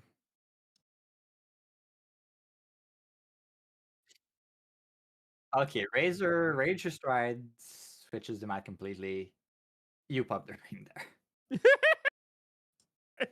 Now I was like, all right. I'm not greeting that much. Another cat. Double cat banish would have been funny. That would have been nuts. Yep, there's the ring.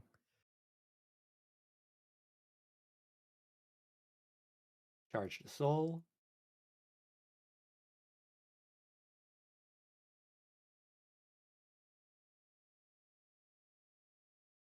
We need our distant. There's the distant. And we can even find a Carpson Coda.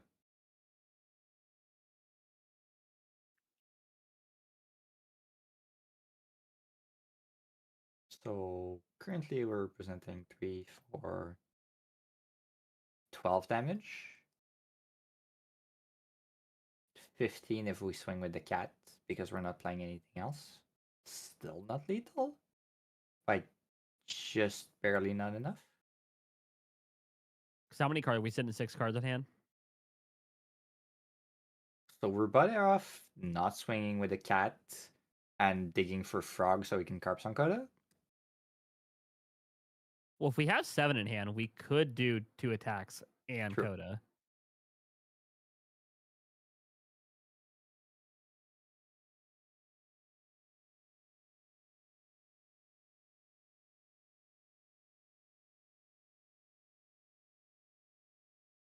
We can definitely think we're thinking about the lines here. We made ourselves distant here. There's no way we don't at least swing with the Aether Wing, right? Yeah, the question also might be because if we're not going for the kill this turn, I think we have to deal with Ghost of Pendragon. I think that has to get off the board because that's a guaranteed 3 damage that we're taking off a Ghost. You can always clear some allies, but it feels so bad when you really need to rush as much damage as you can. I mean, without the tax of the Terrafring, we have lethal. And we've seen an incarnate get banished, so maybe we're thinking we're a little bit safe from the incarnate. Anyway, we're still on 0 level counter. Incarnate is not. It's a couple of turns away.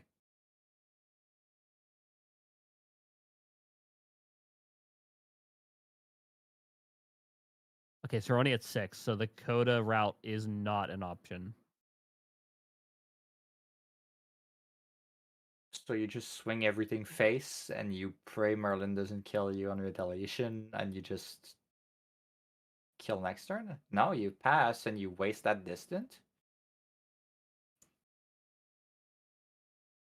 The distant was also tied to a draw though, because I think we used did we use Undercure Advantage, or well, I guess we get glimpse. We used Undercurrent Advantage and recollect. So maybe we wanted to see what what our draw was going to be, and if our draw wasn't going to be good, then we don't commit. And maybe it was our draw just wasn't good. Possible. Or I hope our opponent forgets about the Terrafring.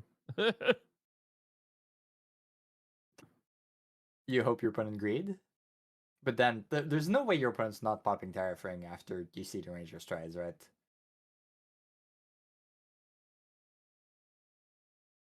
So do we have 10 in hand for Merlin? Highly possible. Through interaction though?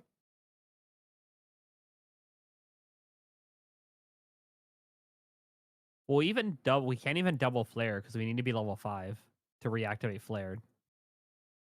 So we're still a turn off from that.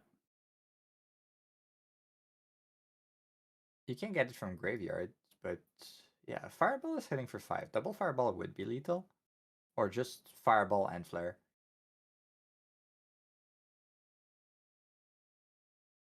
Maybe it's a 10. So yeah, Fireball Flare would do it. Which maybe also because we saw the swing and then pass back here. This also could be we're sitting with enough to just. Yeah, there's a good chance with that many cards in hand, with I think 10 cards in hand. We could just see once everything is put down, we just double Fireball.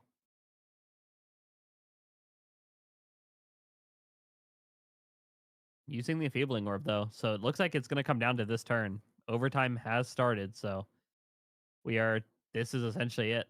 We're going to see the players likely going for the lethal here in these 2 turns. If not just this turn right here, right now. How much of a... Do you think you should have just tried to go for the kill as Merlin before the amulet? Ooh, Resolute.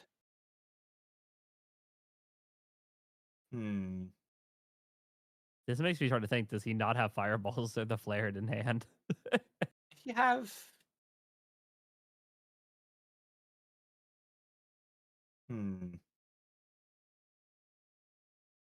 Okay, I guess the Resolute went through. I was thinking maybe you tactical retreat to prevent the Resolute stand. But here we have 1, 2, 3, or 12, so 9 damage. You still need to find 4. So you just need to find the Frog and Coda. Sounds like it. It sounds like hit for hitting with the bow. Gets a dig for a couple cards. Oh, no. Oh, Protect her at no. all cost. Not like this. And 2 cards in hand so we can pay for Frostbind. This is one of the pieces of tech that I've like Merlin has picked up instead of like they realized that everybody kept popping their bubble when they would try to do it. So they're just like, you know what? I'm just not going to do this anymore.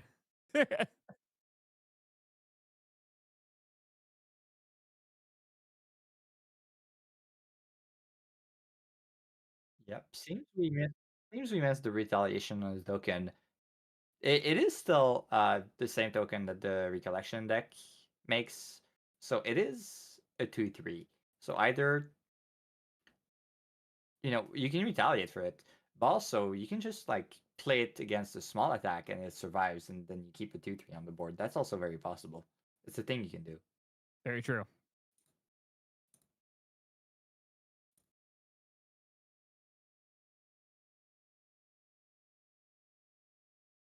So I would be very surprised if Merlin didn't have the win in some way here. We need to pick up. We already have 1, 2, 3. Yeah, I think we have. Because we were even counters, so we're at exactly 9. Because we were at 7 last turn without the counters. Yeah, so we're exactly lethal right now. There's always tactical retreat from Diana. Saves you 3 damage from Merlin. Then you die to the fireballs, obviously, but... Well, they've also got the safeguard still, so...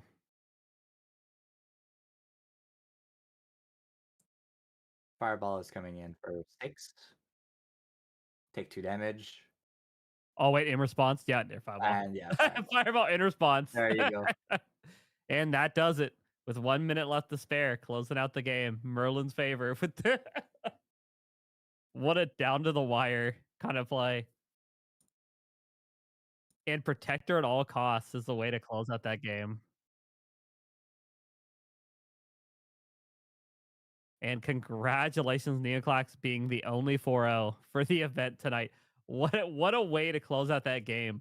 Of most of the time, we saw a lot of these decks focus more on doing a lot of the Crystalline Destiny close out the game. But Merlin kind of just fell in the boat of like, you know what? Most players are doing attacks for their big hits. A lot of things like Fire CL, a lot of these, of course, with Diana, that they said, you know what? Let's just not rely on the Destiny anymore. Let's go Protector at all costs. And yeah, we saw there the power of that card into this matchup. It's just so much harder to interact, right? They can't like pop it with Charge the Soul or Sparklight or whatever. It if it's not negated, it always goes through. And since the redirection is part of the effect of the card, even if they kill the ally, the attack still has been redirected, right? You never lose that. Yeah, it doesn't help you against like a huge fireball or an arcane blast but in the right matchups, it's still so much better than Crystallized Destiny. Yeah, and I mean there's not a ton of Merlins floating around right now. There's not a lot of the CLs have gone away from Oblation and gotten more in favor of the Beguiling Coup route. So I mean, it's a pretty confident play to do right now because there's not a lot of lists, and I think you maybe have what 3 Rise in the world right now that are currently playing the deck. So I mean, it's a pretty safe bet to take into that. And yeah, I mean, it was a very good way to end that game, and it definitely came in clutch for Neoclax there. I really like having that in there for that reason. And as always, Crux is fine. You know, Merlin is still in there. Crux is fine. It is the most fine deck that you can play. You heard it here, folks. Exactly as it needs to. And that's one thing as I we have a little bit of time as we kind of wrap up here. I want to talk about that list a little bit. Is yeah, you pointed out we're not running any Cheshire Cats in this list, so kind of a breakaway from what we've seen a lot of Merlins do.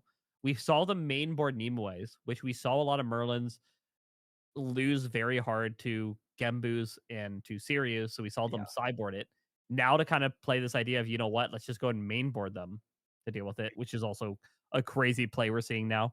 Also, 2 mainboard Blanches, something I did not expect to see in this, but I don't hate it. Yeah, it's good against, you know, Suzaku, it's good against Fractals. There's a lot of matchup it covers. Yeah, and it's in this deck as this deck draws so many cards as well. You can play 1 to 2 of some of these cards and just be able to get to them, just be able to see them. Sometimes, unfortunately, all your Ghostfin Dragons are hugging at the bottom of the deck. It happens. It's happened to anybody who's ever played Crux. You know, you've seen the game. You're like, all I got to do is draw a Ghostfin Dragon the next 21 cards and I'm safe. And you're like, cool, no Ghostfin Dragon. Yet again, I tied around that regional this weekend because 3 of my Lightweaver's Assault were in the bottom 10 cards of my deck. Listen, and it always happens after you search your deck to find your first Lightweavers too. It's always like, I need at least 1. So you search for it and you shuffle, and then somehow the other 3 just end up at the bottom. You're like, I don't know anymore, dude. It's a card game. You're at the mercy of RNG. Listen, that's why I play Slimes. RNG somehow always works in my favor. Oh, Play Guy's Blessing. Somehow Storm Slime is always on top of the deck. I don't know. It just works. I've played a whole regional on Slime, and in the whole day I saw 4 Storm Slimes. Oh no. And I've not played the deck since. I'm in the boat. I play 1 game and I see 4 Storm Slimes. two different slime experiences. Always C4 the entire day. Listen, I get it. It happens. You were saying 3 Rye players in the whole world. But funny anecdote about that. In the online regionals, I've played against the same player 3 regionals in a row. And they were on Rye the first 2 times, and I beat them the first 2 times. And by the third time, they switched to Wind Wake Up, so I just bullied them out of playing Rye. Listen, it's a deck that is very unforgiving. I think everybody in Dallas at one point has tried to pick up Wind Rye to they say like, "Wow, it's doing so well at events. I bet you this deck would be really cool. I should try to pick it up." And then you realize after your first game with the deck, you realize you make one mistake Mhm. and it's just like, oh, the deck just fell apart because I tapped right early. Or I Yeah. rested right early to heal 2 when I should have waited like a half a turn to actually do it. And it's crazy how much nuance there is into the plays and the routes in that deck that you have to think 3 or 4 turns ahead. And it's like, oh, I guess it's not as easy as they make it look. Yeah, definitely. Yeah, it's a deck that I think is. And that being said, next set I don't want to see Oh, Rye. yeah. That deck looks terrifying in the next set. Like I don't want to see that deck. Time to mainboard those Orbo ceilings or something. Oh, 100%. Actually no, I'm playing Slimes. Yeah, do not Orba Ceiling is an overrated card. It actually does not affect Rye at all. Rye actually gets too many arcane cards to make it worth it. So I would You not play Orba Ceiling. you It's don't care on slime. You have baby green. for now. For now. Uh, Oh, yeah. We don't have it do for we have any events to shout out? Nothing happening this weekend, right? this weekend there is a win a case event that is Yes, going on. I yes. believe it is this weekend. We have a win a case event that is being hosted on the same Discord.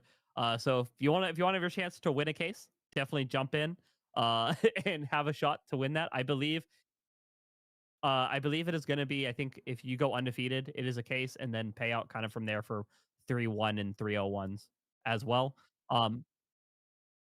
Yeah, and then we'll throw up the scratch you guys. So There it 6-0, is. you'll win a case of PTM. 501, you'll get 6 event packs plus a box of PTM. 16. Uh, if you go 5-1, you're going to get 8 event packs plus 2 boxes of SP3, which sometimes that's actually even bigger, especially if you can't make it out to some of these events or you can't make it to conventions. This is a great way to try to snag from SP3. And even then, if you make it 4-2, 4-1-1, 4-0-2, as long as you, of course, win 4 games, you could also be going home with a box of SP3 as well.